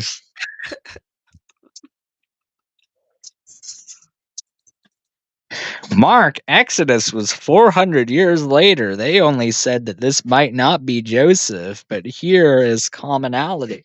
No, they're saying that Joseph did exist in the time of Ramses in order to like try to reconcile this narrative. Yeah. And on top of that, Stephen is going to bring it back from the time of Ramesses with a time span that equals that from the Council of Nicaea to Right now. today. Yes. And just, so see, it all fits. No, it fucking doesn't. That's not how history works. That's not how archaeology works. That's how nothing works. Which, if something could be said, it is not very surprising because of the brain that also does not work. We can't tear things down with you here clearing things up, Dan. Really, Missing Mod, you're gonna try to take Dan's side here, like oh, what Dan said just throws all of the effort that we've been spending refuting this out the window because reasons. It really doesn't, unless you want it to. But Exactly. I mean, if you have a vested interest in trying to make it that that's the case, then if you admit it, then fine, that's fair enough. But some people prefer a more objective view of our past. Yeah. In the video, Dan commented at the bottom and said, "Great info." No, Dan, this is not great info. This is garbage info that you have been watching. Yeah. Yeah, this is some bottom tier. This is some bottom tier stuff. Yes, I was being very serious. Well, I can tell, and I can tell because you clarify with things like that, Missing Mod. Sorry, they should have listened to the whole thing before they embarrass themselves. Well, Yes, we they are should only have. The Proverbs guys should have listened to this whole thing before they embarrass themselves. I agree with you, Dan. Exactly. I mean, it just goes to show. This is what I was saying at the very beginning of this live stream, and it bears repeating again. Dan, the quality control on your channel is hot garbage. I'm glad that you're here to actually listen to this. Because if you're going to do a presentation about Egypt, and you're going to do it on your channel, you'd think that you would do the service of putting your own presentation together, doing your own research, and compiling things in such a way that you can present your own unique take on this. But that's never what you guys do. With this, with your Halloween video, with Achilles trying to explain the underworld, it's never actually putting together your own presentation and representing facts as you understand them. It's sitting in front of a video and listening to some numpty articulate and think for you. And that's a bunch of crap. It's a bunch of crap, and it's a shameful way of trying to teach people because it shows a fundamental disrespect for your audience that you're not even willing to take the time and the effort to put your own presentation together. So maybe start respecting your audience a little more and actually doing your due diligence in your research and putting this crap together. Because this ain't cutting it. This ain't convincing anyone that wasn't already convinced. Yes. Let's continue the video. Yep. Yeah, is that all coincidence? He agreed. He was like, now, yep. One of these 12 graves was very special because it was a pyramid tomb. This in itself is extraordinary because only pharaohs and queens had pyramid tombs at this time. Yet the person buried in this tomb was not a king. Even so, he was honored with a king's burial. And inside the chapel of the tomb was a statue. So, yes, Steven is correct. Kings were not the only people that were given pyramid tombs. That's just false. Yeah. That's like saying only the president is allowed to drive around a Rolls Royce, and then you see some other guy pulling up right behind you with the Rolls Royce. Yeah, not a lot of people had them. That's true. It required a lot more time and a lot more effort and a lot more skilled masonry to do a pyramid tomb. All of that is true. But that just means that they were the luxury of the very rich and the very wealthy. That doesn't mean that only the pinnacle of the society had access to it. As a matter of fact, the builders' village at Saqqara there are a lot of tiny pyramids, not unlike what was depicted here. They were built by the workers. The workers were buried there. They were farmers. They were regular Egyptians.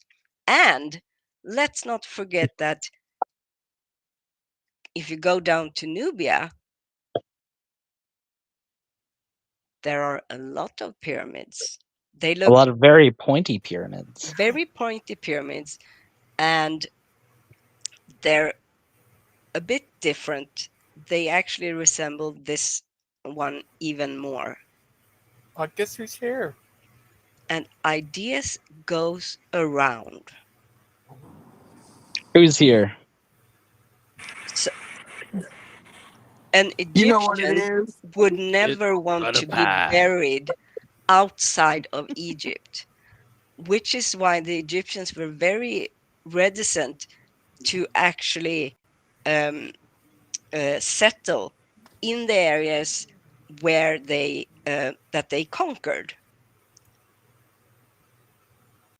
because you could only reach the afterlife if you were buried properly on Egyptian soil. Yeah, but we have a narrative to sell, Deviant. So how about you just Yeah. quiet on down and Yeah. only the Pizzy and the pharaoh. hizzy. Look! Though it's the statue. It's the it's the statue of Joseph. See Pizzy and the hizzy. Hizzy dizzy. Hi, Brother Pike. Hi, Pike. Yo, what up, You had better boy? shutting of the uppin so that we can play this video. Hey, did you ever try the hold your breath challenge? Oh, not as long as you should. Yeah, hold your breath challenge. Go. No, make sure that you do it, but like you do it in a room where like nobody knows where you are, and that Like you with do it no escape underwater. or air. yeah, exactly. I'm trying to get this Baja Blast because you know people like me like to get blasted, and traffic is like Christian, have you ever tried drinking water? water like from the toilet. The American mind cannot comprehend just drinking water. There has to be some amount of sugar and Coffee. carbonation. You drink water for? It's like 70% buys me out of it or anything. So healthy with this water right now. Oh my god. I gotta Play the get this video, Baja Blast. I'll be gangster. right back. I'll be back. That's what he always says. I'm coming back. Sure. That's what they all say. That's what Steven said. To his kids. That's yes. What we Thank know you. from I the figured that was a given. I figured that was a given. Go ahead, play video. statue is that this man had red hair. He had pale yellow skin, which is how Egyptians depict northerners. He had a throw stick across his shoulder, a unique symbol of office made for this Asiatic official living in the land of Goshen. And on the back of his shoulder, we see the faintest remains of paint, coloured Hold on. stripes from a multicolored coat. So they say that like that sling on his back or whatever, they were like, that's a mode of office for this Asiatic official living in Goshen. And it's like, okay, but how though? Like you've made the claim, that's great. But how? Like, show me the symbology of how that's the case. And also a multicolored coat. It's almost like he was a wealthy individual. Wealthy enough, you might even say, to have like a pyramid tomb commissioned for him. I don't know.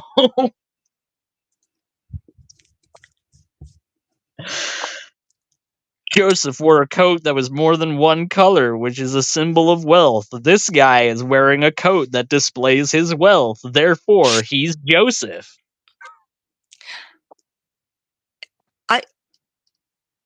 Also, I would like to see what. No, go ahead. Go ahead. Yeah, backing up like 5 to 10 seconds, is this supposed to be, because this is some kind of modern rendering artwork thingamajig.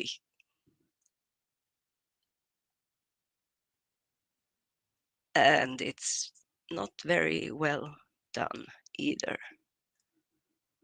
No, that must be said. Yes. The CG budget wasn't very large, all right? They had to cut corners somewhere, Deviant. Come on. Yeah, but they really needed to make this image nonetheless, because otherwise people wouldn't buy into the narrative. You have to plant a picture in people's minds first.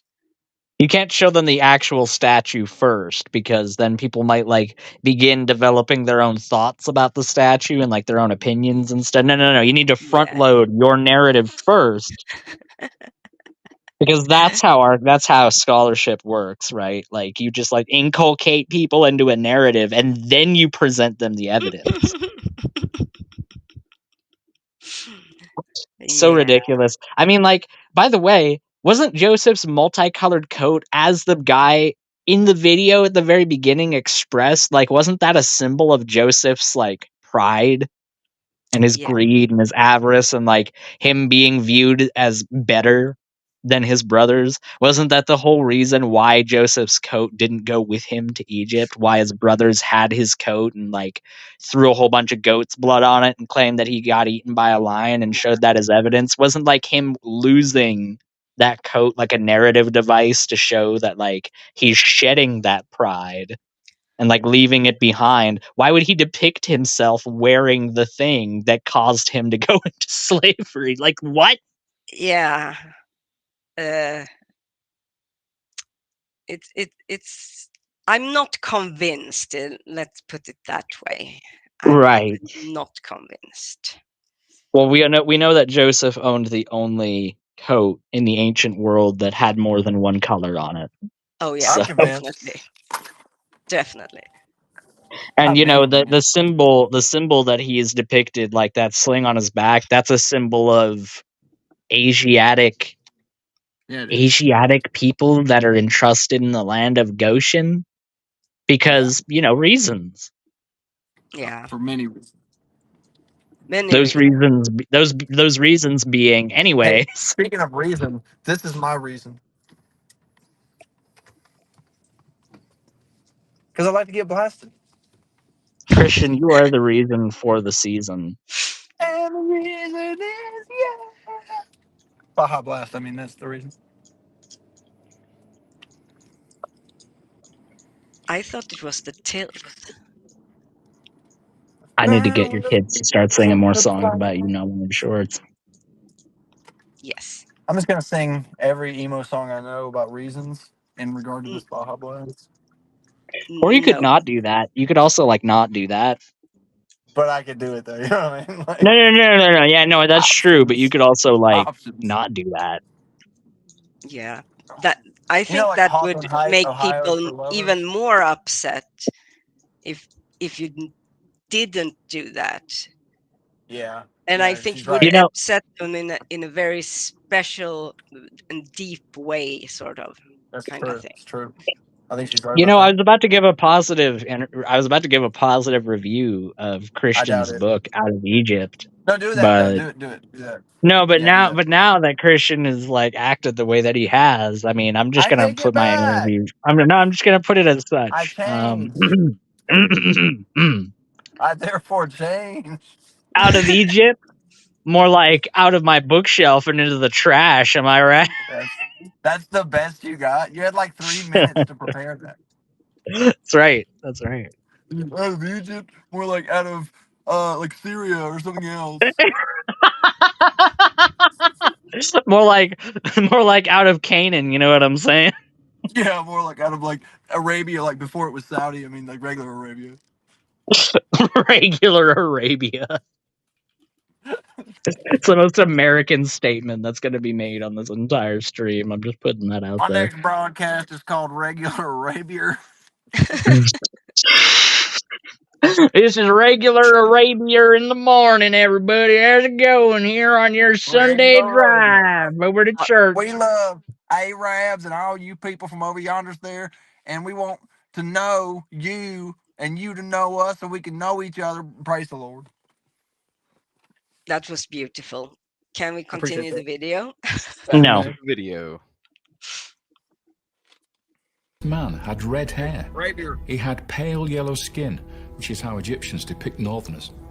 He had a throw stick across his shoulder, a unique symbol of office made for this Asiatic official living in the land of Goshen. What does he And on do? the back of his shoulder, we see the faintest remains of paint, colored stripes from a multicolored coat. And that matches exactly with the story of Joseph in the Bible. The multicolored coat is a gift which shows that he was the favorite of the father. And it almost becomes his insignia, this coat. It's the thing we remember about him No, it most of all. doesn't. Do you know of any other staff? Get a hold of that. Get a hold of He that. literally loses the coat before he even shows up in Egypt. Get a hold of that Danish.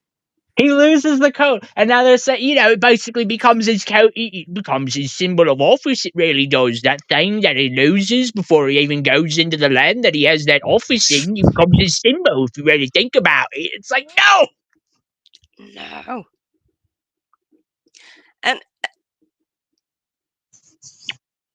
I'm really stumped by this claim that the Egyptians depicted people in the north. What does that mean? Yeah, Northerners. Yeah. Well, that just means like, Syriacs and Israelites and Hittites and Amorites and Mycenaeans and, just everybody. The Scythians, just it really narrows it down in a way that I appreciate as a scholar. Yeah. And then he says, like the people of Goshen. So the Egyptians didn't depict people from different parts. It's not like people from Lower Egypt were depicted one way, and Upper Egypt, they were depicted a different way. No. No, you need to understand, he has pale yellow skin, and that's how the Egyptians depicted foreigners, or Northerners, not How foreigners. they depicted women. No. Oh no. Okay. That doesn't meet my argument. What you're trying to say? What you're trying to say? Joseph was a woman? Never mind that. My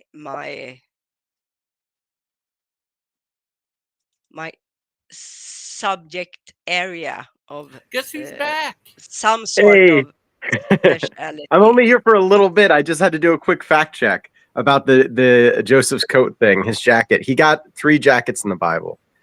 So it's symbolic of each time of his betrayal. And God gives him a new coat each time. So each time he does get a colored coat. The first time his brothers take it away. Coat. The second time was when he refused to have sex with an Egyptian woman, and she accused him of rape, and she used the coat as evidence. And the third time was when the king gave him a coat to honor him for his prophecy. But I just want to quickly say that I had to go to church here real soon. But I'll stick around for like 5 minutes. But yeah, I just wanted to pop in. Sorry. Awesome. So he was a cross-dresser. Was he female? Did he wear the coat that the woman used as evidence? Is my question. Maybe he was trans. So like the first time he wore the coat, his brothers took it away from him, and he got another coat, and he wore it all the time. So that's why the woman used it as evidence against him. This is like, look, this is the coat he always wears. Therefore, he did it. Yeah. But he always wore a coat is like his thing. So I just kind of wanted to fact check. You mean to tell me that more than one multicolored coat existed in the ancient world? He got him 3 times. 3 times. Thrice is best. Well, I mean, like the fact that there's 3 of them implies that like more people other than Joseph were known for like wearing multicolored coats. I think it was a Or I guess unique no, they just identifier haven't. for just Joseph. That seemed to be what happened in the first case with the brothers, and secondly for the second case, because it was unique to just Joseph. That's why it was used as evidence to charge him. That he was the Yeah. only one who wore that kind of coat.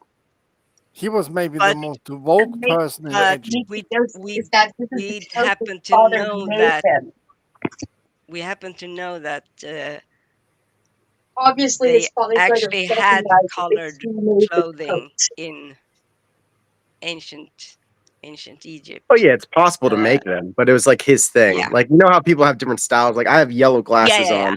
How many people Yeah. do that? You know, everyone can buy them if they wanted to from Zenny Optical, but I happen to wear it. Sure. I gotcha. I gotcha. All I'm saying is that multicolored garments were a symbol of wealth and status, and that wasn't unique to Joseph. It wasn't unique to any one person at any time period. People like color. Yes. People like color. People like looking unique. People like looking in a way that sets themselves apart from common people, especially in a class context. Yes. And just look at Europe in the Middle Ages. yeah, all the different dress codes that were around, Yeah. and the length that you were allowed to have your shoe be based on your status, and all these Yeah. silly little And how your curled it could sleeves. be, and Mm-hmm. yeah, all these different little status symbols that seem ridiculous to us, but were actually very significant to the people living at that time. And to me, saying, well, Joseph was unique because he had a multicolored coat would be to me as though saying, oh, this person in the 15th century was super unique because his shoes were really long. It's like, no, they weren't actually unique for that. That's something that lots of people did, and we have evidence of lots of people doing it. Yeah, I don't know. I feel like in this case, it's pretty settled that like he had a very unique looking coat. But you know, I can agree to disagree. You know, I don't want to No. And as hammer far down as the on that. narrative of his coat is concerned, that's fine. I'm not even necessarily talking about that. I'm talking about the fact that this statue is depicted. I'm sure he had a unique coat in the context of what's being talked about. But the only evidence that's being talked about here is, oh, the statue has a multicolored coat. Joseph also had a multicolored coat.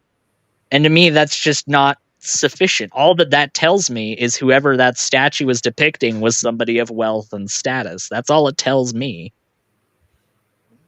Yeah, I feel like the best way if somebody wants to come up with like these, and I'm not into trying to prove God exists, but like Shroud of Turin is a great one to look up. Look at relics. That's what they are afraid to look up because that's what shows Orthodox and Catholics of like holding relics and like honoring the saints. They would never do that. But if you look at our relics, that's more proof than anything.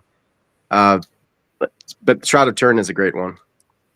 Oh, next week they're doing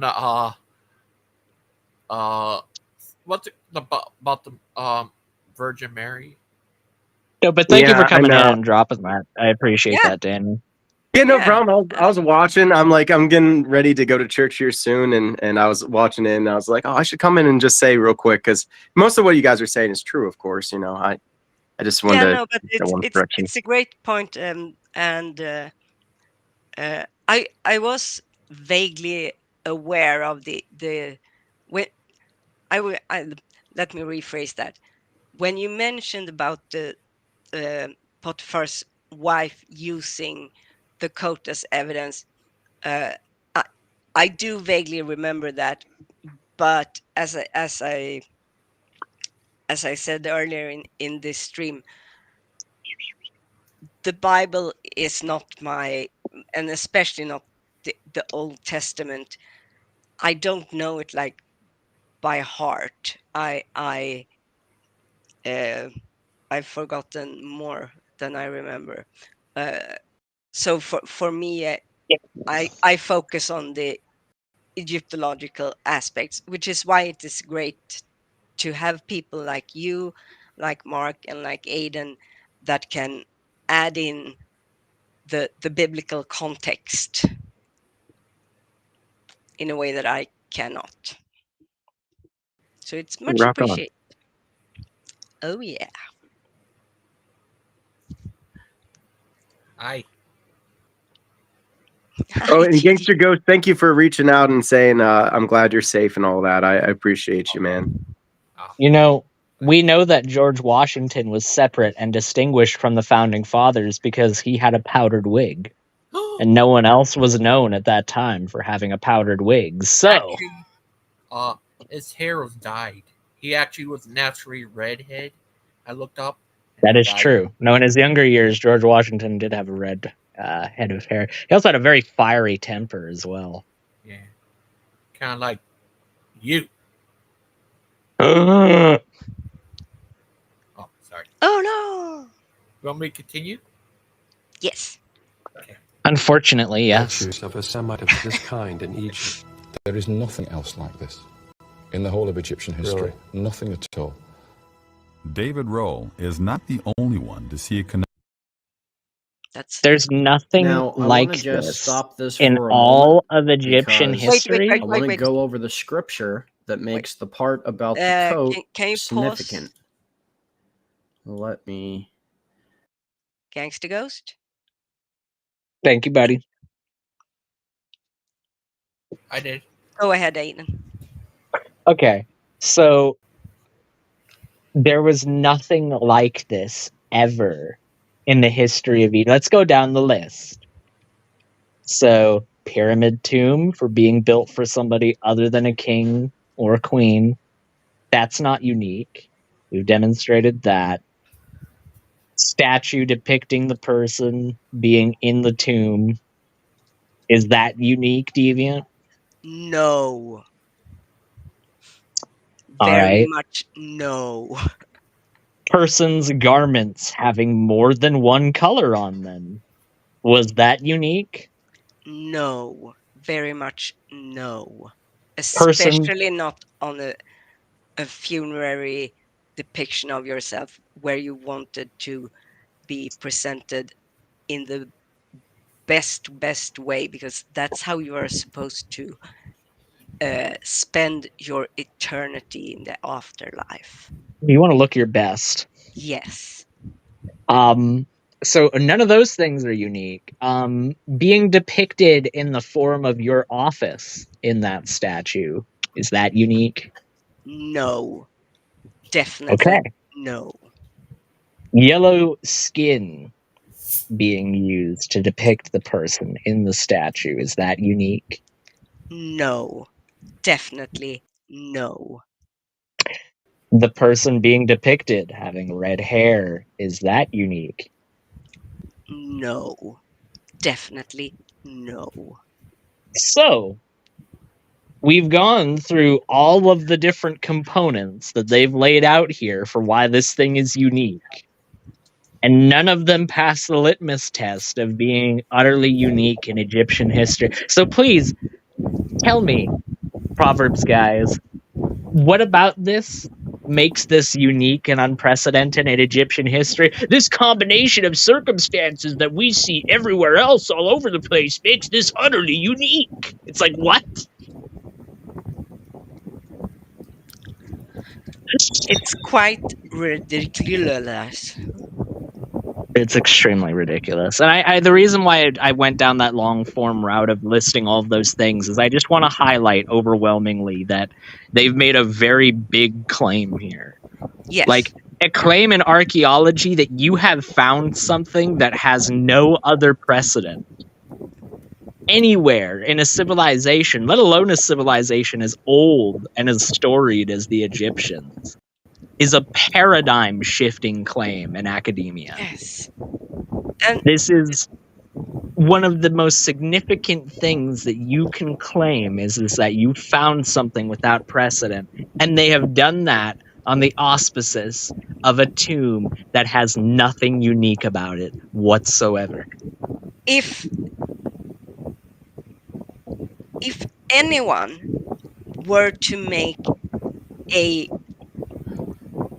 actual sufficient argument that held up to scrutiny, being able to show I have found the actual freaking building of Joseph from the Bible in Egypt, you could just sit back and have scores and scores of camera teams coming to your house, paying you, and you would be hailed within the community of your professional peers. That would be the dream for anyone. So I mean, like, that's significant enough that, like, you have, like, a wing of a school named after you or something like that, if not an entire school. Like, that is extremely significant. Somebody's yes, got a lot of wind coming on in the background. I don't know who that is, but me neither. there's a lot of wind coming from It's somebody. gangster. GG, we're hearing your wind, buddy. Yeah, but he's muted himself. Oh, okay. Thank you, buddy. I'm taking over the sharing responsibilities. Okay, So do now we... you will have to deal with me. Oh, no. I know. Do you know where we were at? Uh, That looks pretty close. It was where they pause and were about to Yeah. explain it from their perspective. So I'm just gonna make it big, and that is one ugly rendition. But I shouldn't judge. It's not like I can paint. If you were wearing the exact same coat that Joseph was wearing at that point nowadays, some Christian would probably be like, "That shirt's gay propaganda. You walking around with the rainbow on your shirt? What the hell?" Probably. Hashtag not in my Egypt.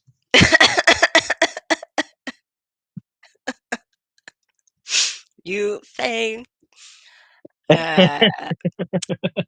Never mind. I'm pressing play. Presented in a pyramid shape. Oh. Unfortunately, we have to go back. I know. We're halfway through, though. I thought I had it shared. Here we go. I'm going to get into this part with other... Okay. All right. Would you ever debate buddy? It's too I'm going to back it up here just for the imagery, because it's such a beautiful image. Here we are. Steven? Yes? No, Steven. That is not a beautiful image. Oh my gosh, it's a guy's shoulder with like a bunch of faded dye on it. Oh my goodness. It looks like something from an old video game. Yeah, it does. Yeah, it really does. It looks like one of the segments of Jabba the Hutt, if I'm being honest. It looks like one of the segments like near the tail. And Bullen's like, "Oh, so beautiful. Oh my goodness." No, we I should. thought Bolin was against venerating icons. No, but this No. it looks so nice though, Mark. Have you beautiful. seen him holding the finger of Yeah. Oh, yeah, Have you that's seen great. him holding wife? the piece of deck the ark. timber of the ark? Yeah, that's not false idols though. No, No. it's completely different. That falls directly under the purview of venerating icons. Yes, it does. No, You're but very it's correct. different though, because mine is a fraud. It comes from no historical backing whatsoever. And the Orthodox have several pieces of historical backing through the thousands of years of iconographical tradition. Oh, sorry. According to Bolin, it's iconery, not iconography. Sorry. All this Yeah. iconery out there. It's an important distinction. What a Because the way numpty. he says it, that makes it okay, except from when he says it's not okay, then it isn't. But never mind. Let's play the video. Where's Achilles? Achilles is here with us. Okay. Where's Steven? I am right here, brother. Oh, Steve, I need to tell you, I made a crazy video about Aiden and Mark. I also made one about you guys turning into different people like clay. It's funny. Extragos is Okay, making this more nice. bearable. We'll watch them Yes. after the presentation. Okay, All right. would you ever debate Miss Outcast over this? Ooh. No, that's okay. I'd rather just do presentations where we kick Egyptology. But if you hang in tight with us, we'll have an open discussion at the end, maybe. But I want to get into this part, Gigi, to tie it together with the Oh. statue that we saw. So Genesis 37, Are you and scared, we'll start Steven? with 2. Joseph, when he was 17 years of age, was passed. Wait. Let me bring it up. Oh, I thought I had it shared. Here we go. My bad. Here we are. All right, you see it now? Well, I'll be back, guys. Talk to you later. Okay. No. Let me see if I'll be back. Steven. Talk to you later.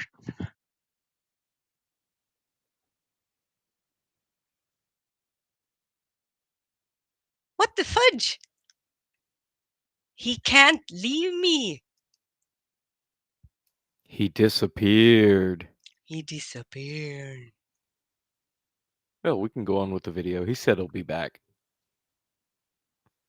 Yeah, he better, because he promised to do this with me. Now my brain is out for revenge. But it's Aiden. I can't avenge him. Avenge him. I can't seek. Never mind. Let's play the video. I can. There you go. Alrighty. All right. So Joseph, when he was 17 years of age, was pasturing the flock with his brothers while he was still a youth, along with the sons of Bilhah and the sons of Zilpah, his father's wives. And Joseph brought back a bad report about them to their father. Now Israel loved Joseph more than all his other sons, because he was the son of his old age, and he made him a multicolored tunic. This is interesting. Now, let's drop this one, and we will get back to, yeah. So, look at this. Multicolored tunic, guys.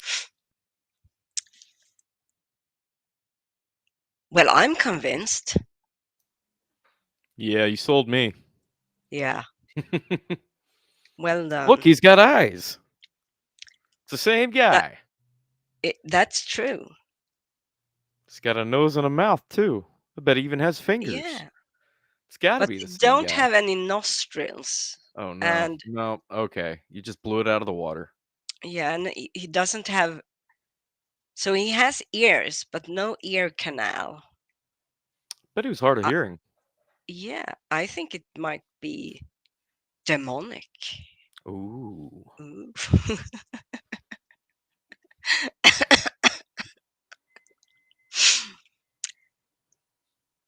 Yeah, but no, Steven is for sure kicking Egyptology butt. Well, I mean, it's clear he's scared to deal with you or debate you on the topic. Yeah.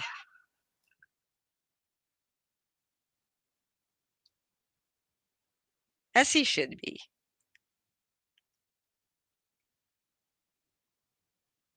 Poor Steven. Nah, F that guy. I'll also remind you that this is an area and period of time where there's a Semitic people in the land of Goshen or Avaris, whatever you call it, the city of Ramses.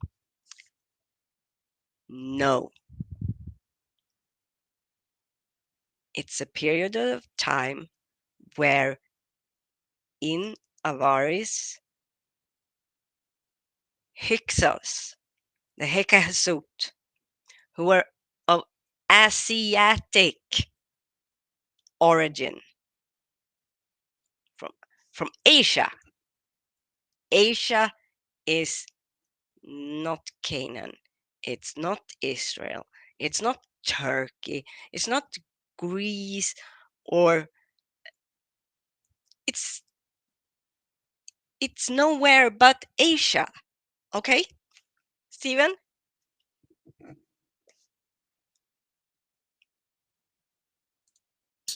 more modernly, but it's Goshen. And in this place, we have someone who's not a pharaoh, who is a ruler in Egypt, represented in a pyramid.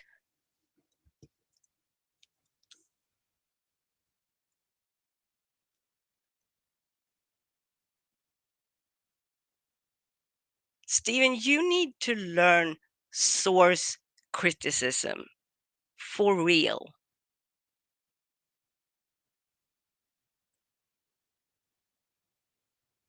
This is just sad.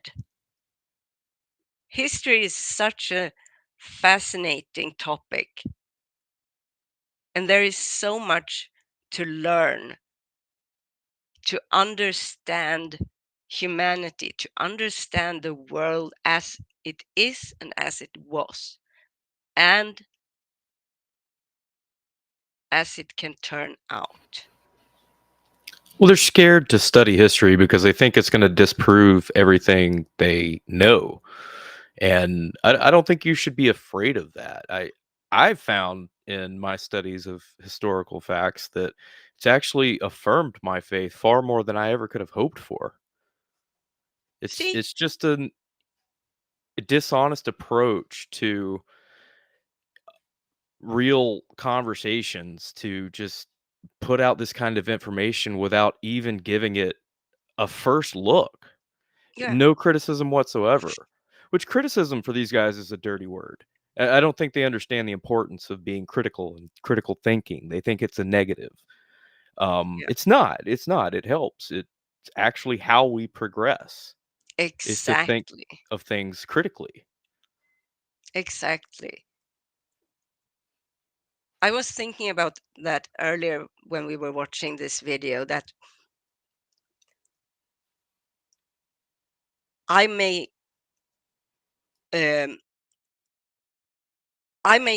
come off as hypercritical, but that is who I am. That's what I do with everything. I do it with myself. I do it with every single word that comes out of my mouth. Not always before it comes out, unfortunately, but I question and I look for inconsistencies, and I try to understand those inconsistencies. I try to gather, is it me not understanding? Is there a hole in the argument? Is it a deliberate homemade? Am I meant to fill it in or just no? There are a billion questions where I pick apart everything that's put into my consciousness. Not just I get that the Proverbs guys probably think it's me being hypercritical because it's of them. It's their video. No, that's not the case. But unfortunately, the material they have chosen to build this idea on, that they are apparently trying to present to us, is really, really low grade. There are on the very YouTubes, there are multiple interviews, discussions, videos with people who are scholars talking about the history of the ancient Near East and Egypt and the Bible. Biblical scholars. There are those who are believers, and then there are those who are not believers, Christian believers, I mean. There are Jews and Muslims doing the same thing. And all of this is adding, if if Stephen, if you believe this, the Christianity and the story of the Bible to be true, then why are you so scared of finding out more about it? Why are you so scared of taking a critical lens and view it in that light? Because if it is true, it should stand up to scrutiny, and there is nothing to be afraid of. And as Mark said, for him, it's actually strengthen his faith. Maybe you should try that. You don't have to be stagnant at however old you are, 30 plus something. You still have most of your life ahead of you. But you just want to affirm your already held beliefs, and that's sad. If I didn't have such a strong dislike for you, Stephen, for quite different reasons than this, I would feel for you. Now I feel for your children instead.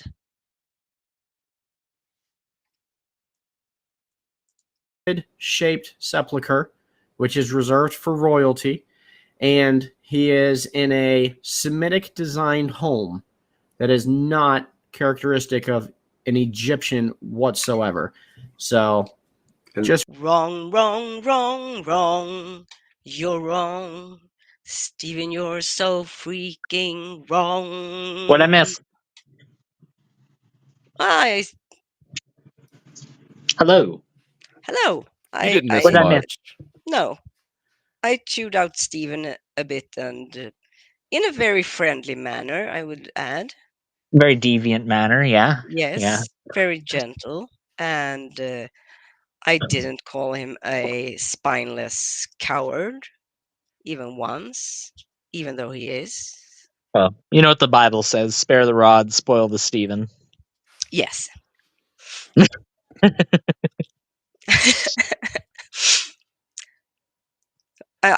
I'm glad you're back. Well, I I'm was glad like, to be back. what the fudge? We My were gonna mom do this called me, and I'm together. not gonna. Oh, I'm not okay. gonna. I'm not gonna No, drop a call from my mom.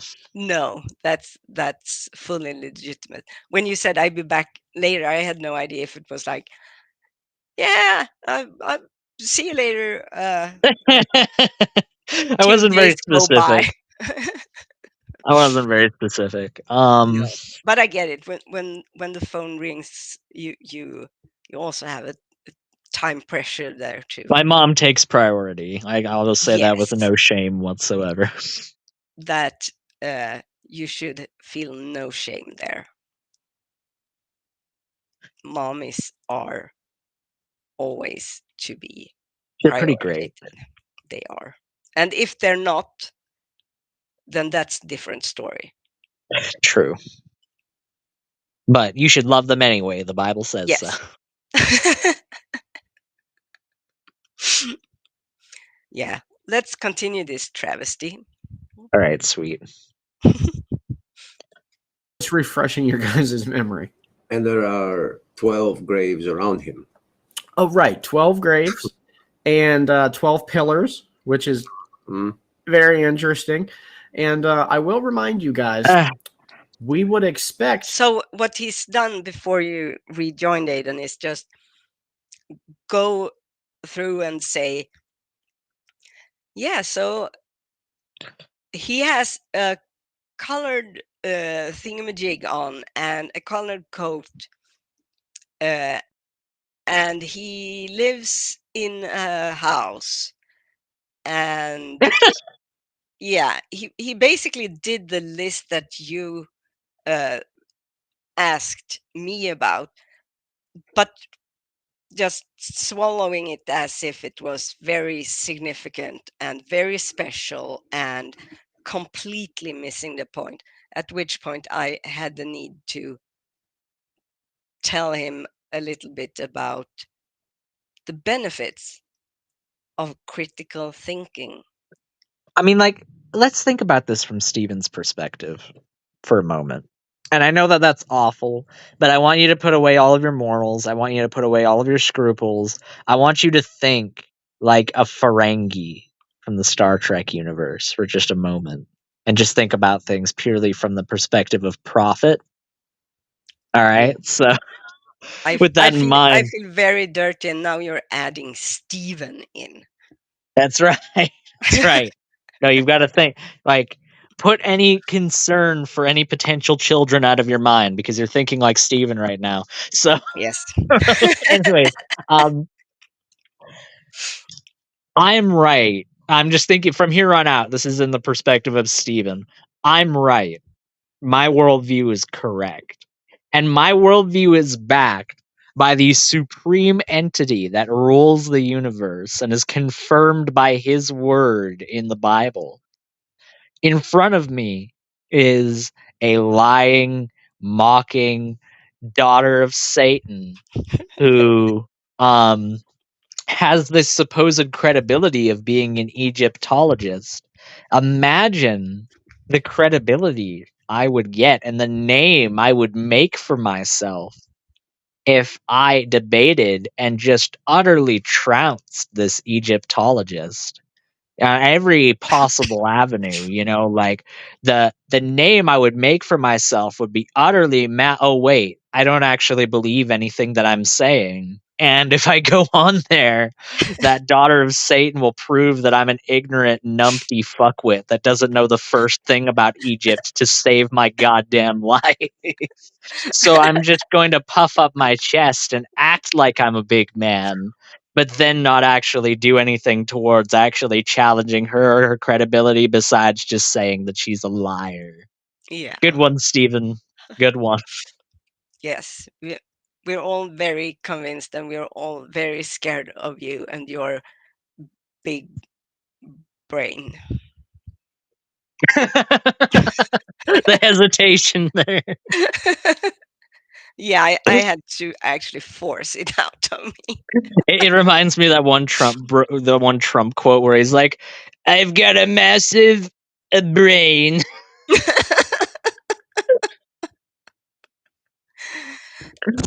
Oops, sorry. Yeah, let's see this massive brain. To not find bones in this sepulcher for very good reason. Sepulcher? It's because when the Exodus takes Sepulcher? It's sepulcher. No, it's sepulcher because Steven said it. It's like read a fucking book, Steven, please. I'm begging you. Please open up a book and just look at it as something besides the Bible. Please, Steven. Please. Now, in Boland's defense, that's a hard one for me too to pronounce. Sepulcher? Sepulcher. I don't know. Sepulcher, man. That does sound like the kind of criticism I would make, babe. Yeah, well, I wouldn't even make it if Steven didn't chronically mispronounce things all the time and show that he's an uneducated idiot that doesn't know the first thing about anything. I mean, he could just say tomb. You think about the iconery of the black matter inside the sepulcher. Oh my goodness. I'm trying to figure out a way to compound as many Bolanisms together. Yeah. We appreciate it. Someone needs to make a list. Someone really does need to make an official list of Bolanisms. So, 1 second. We need to hear about the sepulcher.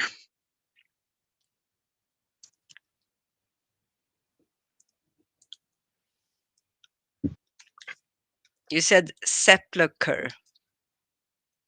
He pronounces it as sepulcher. It is sepulcher. Yes. I'm spelling it SEPLEKUR.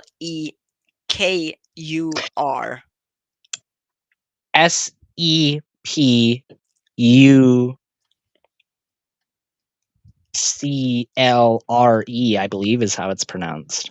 Oh yeah. In reality. Yes. But this is the Bolan spelling we're doing here. I looked Oh, it up. I see. It's SEPULCHER, and it is pronounced sepulcher. Sepulcher. You're right, Aiden. So the Bolan spelling is SEPL.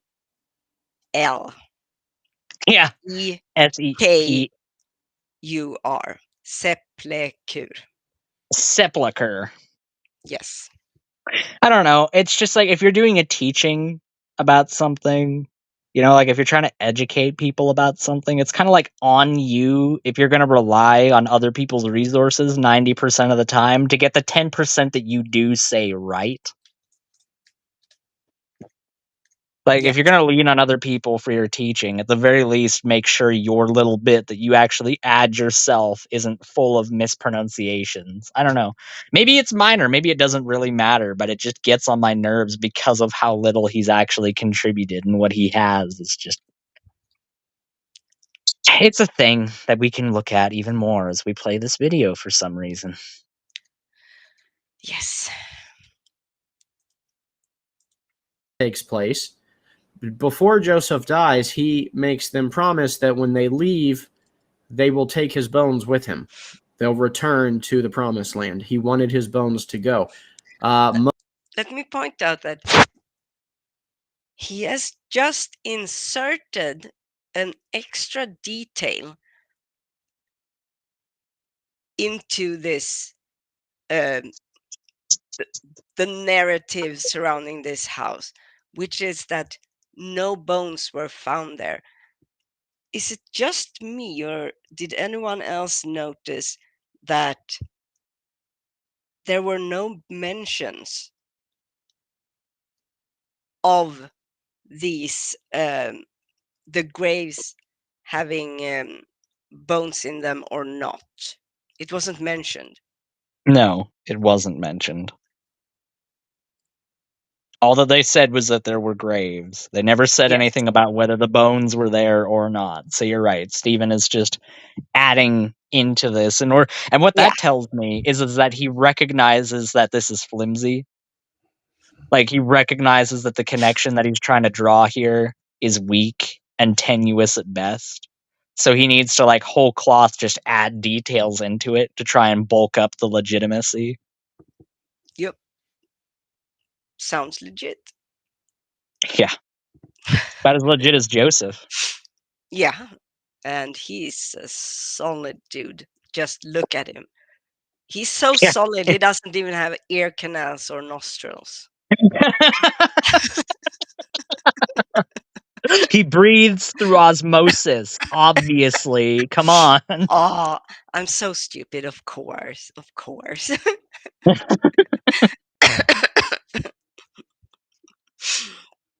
Okay, we can make this. We can make this. Moses honors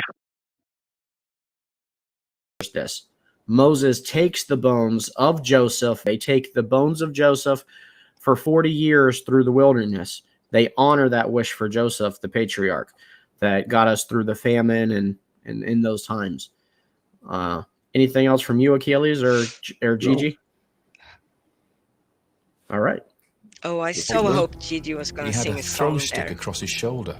Okay, so this I suspect is the actual statue that was found. Yes. Yes. Notice any differences? No? Now that you mention it, I'm just wondering why the hell Slender Man is there, honestly. Because there's no distinguishing facial features whatsoever with this person, and yet they've like added all of those in post to be like, well, obviously he looked like Joseph because like he did, so yeah. Like, where do you get that impression here? Where do you get the impression that this guy was a red. I'm not even. You know what? Just keep going. So Keep going. no, because I have something very interesting to note here. Okay. I don't know. Can you guys? Yeah, you can see my cursor. Mm-hmm. Yeah. So wait, I have to set the cord free. So this is next. Here's the face area. This Right. is the shoulders of the statue. Do you notice up here? It looks kind of funky. Yeah. Yeah, it does look kind of Yeah. funky, doesn't it? Yeah. You see, that's because there have been something here that's no longer there. And what that something is the Uraeus. The Uraeus being the cobra that you see on, for instance, the death mask of Tutankhamun. It's a protective insignia, you could say, worn by the pharaoh and the pharaoh only. So what makes me say that that's it and couldn't be anything else? Well, partially because I recognize the remnants here. I have seen other statues where that part has because it's been added onto the statue in another material, perhaps gilded wood or some other stone, or even like metal that doesn't necessarily have to be gold but is gilded. And this baker's headdress that he has on, it has lines in it,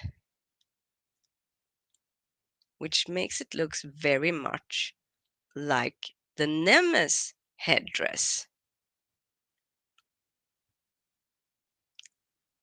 which was only worn by the king. I can also tell you from other details that this part of the statue that we see here is not from the time that we are looking at, being the Middle Kingdom, the 12th dynasty. It's not even from the New Kingdom, it's much later. It's like a Roman or like. Yeah.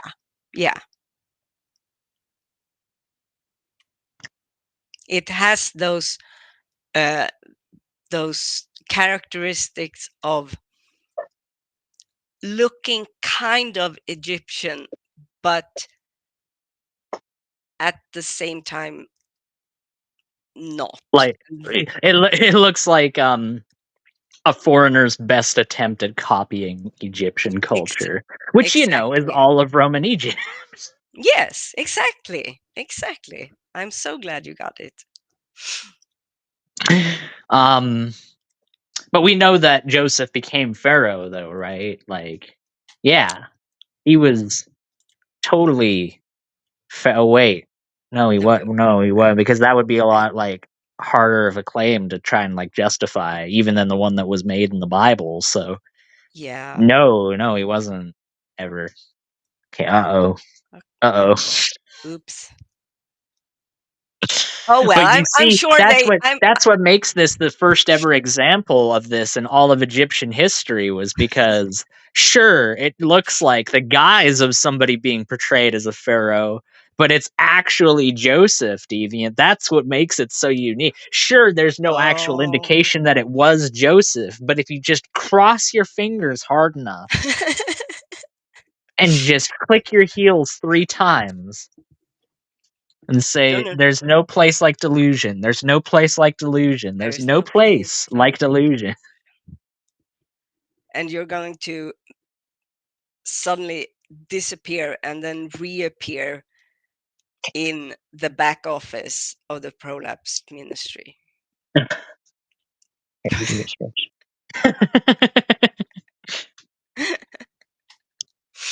No, but I'm sure they have sufficient explanations for all of these criticisms.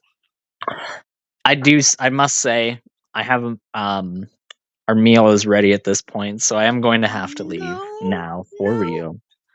Well, you know what that means. That means that we're going to have to continue. This another time. Yes. That's okay. We can leave them on a part 1. We've already gone for 4 hours and 40 minutes as it is anyway. And So. I might actually have lost some brain power through this, and it's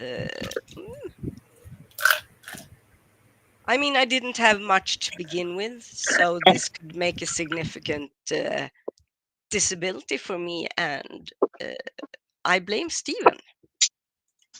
Yeah, that's fair. That's fair. I mean, his kids should also blame Steven. They should also be in that same category. Yeah. There's a lot of people who would be very justified in blaming Steven for the woes in their life. We can think of a couple of women that meet that too. Anyways, so with all of that being said, I do hope that everybody enjoyed this and had a good time. I certainly know that I have. So I bid thee adieu and farewell, and I hope everyone takes care. You too, and Bye. Brianna as well. Bye. Say bye to everyone, Brianna. Bye, Deviant. Bye, everybody. Bye. She's such a nice young lady. This is what Fire Truck said. Well, I went to this shaman who exorcised the demon of Dan from my throat. Yes, and I'm all good now. Mostly because I got so scared of the shaman that I started to just scream, and my voice came back. Oh, that's good. Mm-hmm. Is it, you want to finish this tomorrow? Yes. Okay. Yes. But Phantom X says he wanted me to share this. yes. So we're gonna watch this real quick. Let me make sure it's generated video showcasing how the ancient this is an AI generated video showcasing how the ancient Egyptians built the pyramids.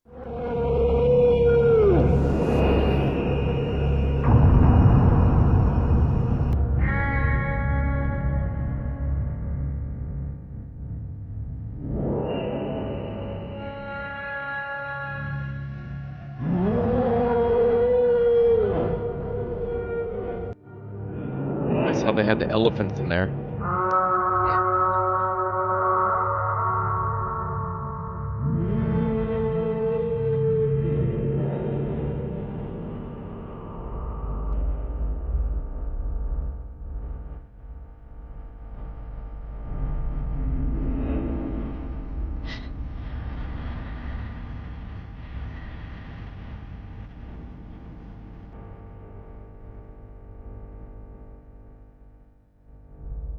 This is an AI generated. Yeah, this is nonsense. This is nonsense. That's pretty good. We're just gonna go with that. That's how it happened. Yeah. I think Mark built it with his bare hands. Yeah, that was me actually in that video. And then hit him into there. Yeah. Like that tiny. You look You look surprised. Houses in the U.S. must be huge. Oh yeah. And he picked up styrofoam out with his bare hands. And then he ripped the door hinges off, threw them in the car, and took the car and threw them out of the place. Right, Mark? That's right. See? Yeah, he threw him out of Washington all the way to Dinosaur Adventureland. Yep. With his bare hands. Yep. Yeah. With his bare hands. They said they had to license his bare hands.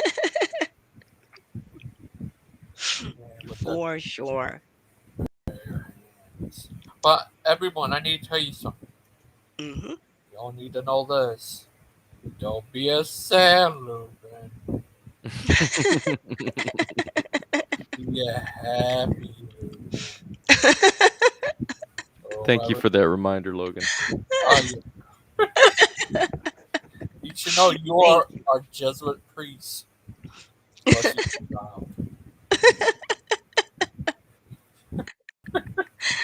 This is one of your altar boys. Ooh. Oh, that's scary. Yeah, that's really freakish. And this guy is your father. He's a gangster. Gangster Steven. Steve did say he had that done to him before. Yeah.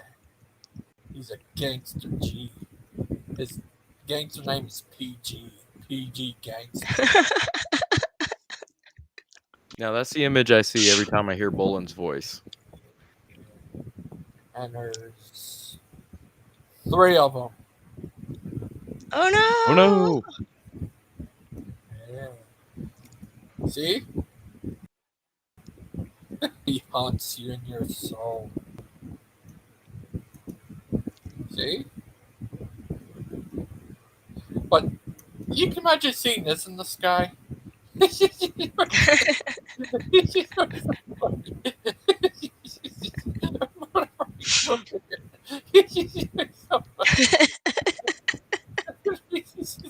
like a crazy rotor bog. You can imagine him with a long beard. He will have brown hair but a white beard.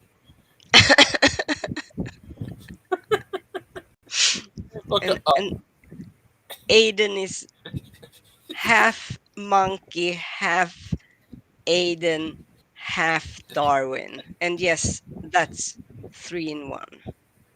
Halves. He just looks like a tough guy. Oh my goodness. Bird, why'd you dress up like that when you're putting brown hair and a white beard? He's always in the air. What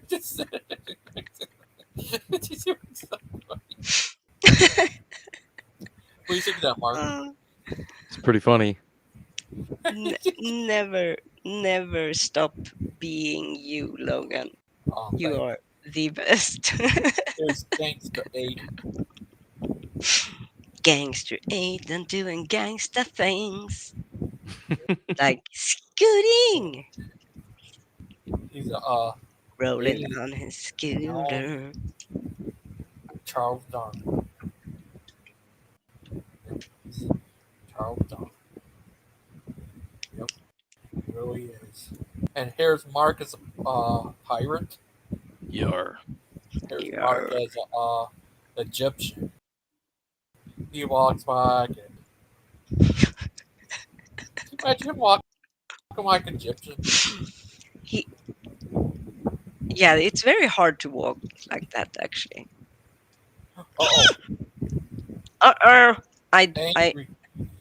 Yeah, Kitty says I made a boo boo. Yep. There's the truck driver. There's Aiden as his true self, a witch. See? You see he's a witch? He has a very tiny upper body compared to his head.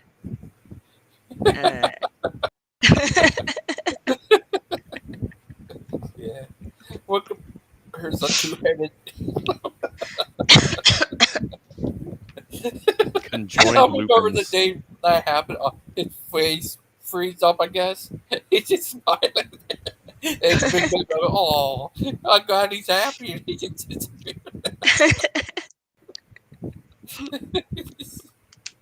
he's so funny. Funny man. Funny man, John. Man, dude. The Superman dude.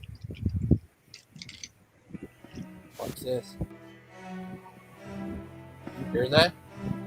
Here. The monsters. Oh no. This sounds scary. But Mark, Yes. how you been today, little guy? I'm doing all right. I've just been hanging out with you guys. Awesome. Yeah, that was crazy. Uh, why isn't Steven doing those today? Well, he's probably too busy congratulating himself on that Travesty of a stream. yeah. Today is just his Sabbath. Now, Mark? Well, Jesus is my Sabbath, so he can have Saturday if he wants. What if, I always thought it was supposed to be Sunday. Well, that's the Lord's Day. Oh. Then, what is Friday? You got me. What is it true? Orthodox and Catholics don't eat meat on that day. I don't know. Well, I don't know about. I don't think Catholics, but the Orthodox Church has a tradition of fasting. But I think it differs. I'm not sure. I think it's not like a set day for everyone, but everyone has like a day. And I'm not sure everyone does it every week or it. From what I understand, it's something that they talk with their priest about, and Mark's a priest. Will they talk to him? yeah, but I'm not sure they acknowledge a priest from the Kitty Cat cult. No. Within the Orthodox They Church. don't. That's They don't. unfortunate, though. It really is. Because we're This gonna could've been their rule. priest. The kid is gonna rule. This could have been their priest. A bless you, my Yeah. child.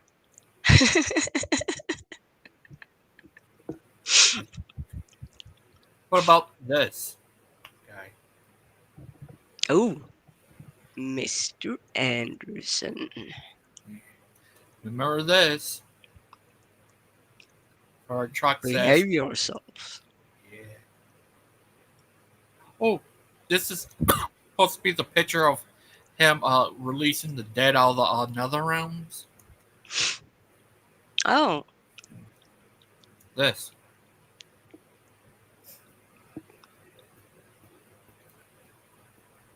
See?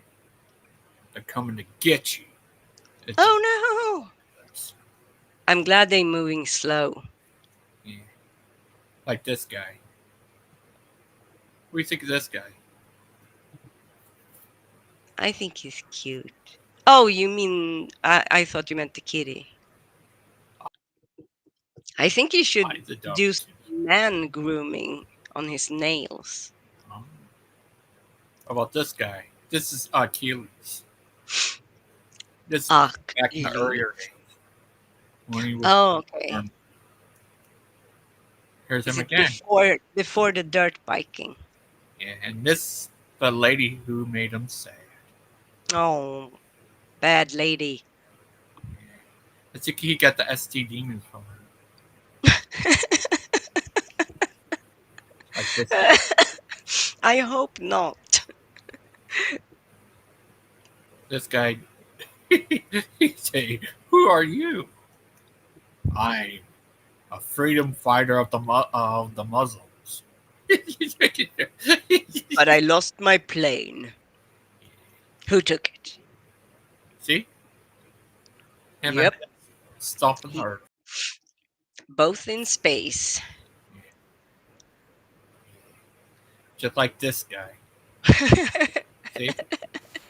He's pointing at you. See? Oh, this is the can't hold Stephen right. Oh, look at this guy. What was that food? Mark. Mark. Mark. Is that Jello? Yeah, that's a Jello mold. Oh, you ate that with your forearms? What about these guys? This guy looks weird. He looks like he's doing drugs or something. Yep. The monkey guy. No, he's There's praying. Skylar. And he has That's a how they sitar. pray in India. Oh. No, This- and not praying, but he's like venerating. And he has a sitar, which is an instrument. I believe it's a sitar. I can't really see it. Did Avatar? Did that came from India? Yeah. So in Hinduism, an avatar is a vessel, being a manifestation that a god can inhabit. Like the gang's all here. Yes, and what happened to there's little piggy on the bottom, in the bottom, Yeah, with that's a little Steven. That's his true Steven. That's the true Steven. That looks. He looks like he's dancing and having a good time. Good on him. Yeah, it looks deep inside him. Inside. Yeah. Oh, Mark, do you still got this book? A book based on your life? I do have that book. Oh, that's good. Wow, you have a book with you on it? Well, I mean, it's not me, but yeah, I do have that book.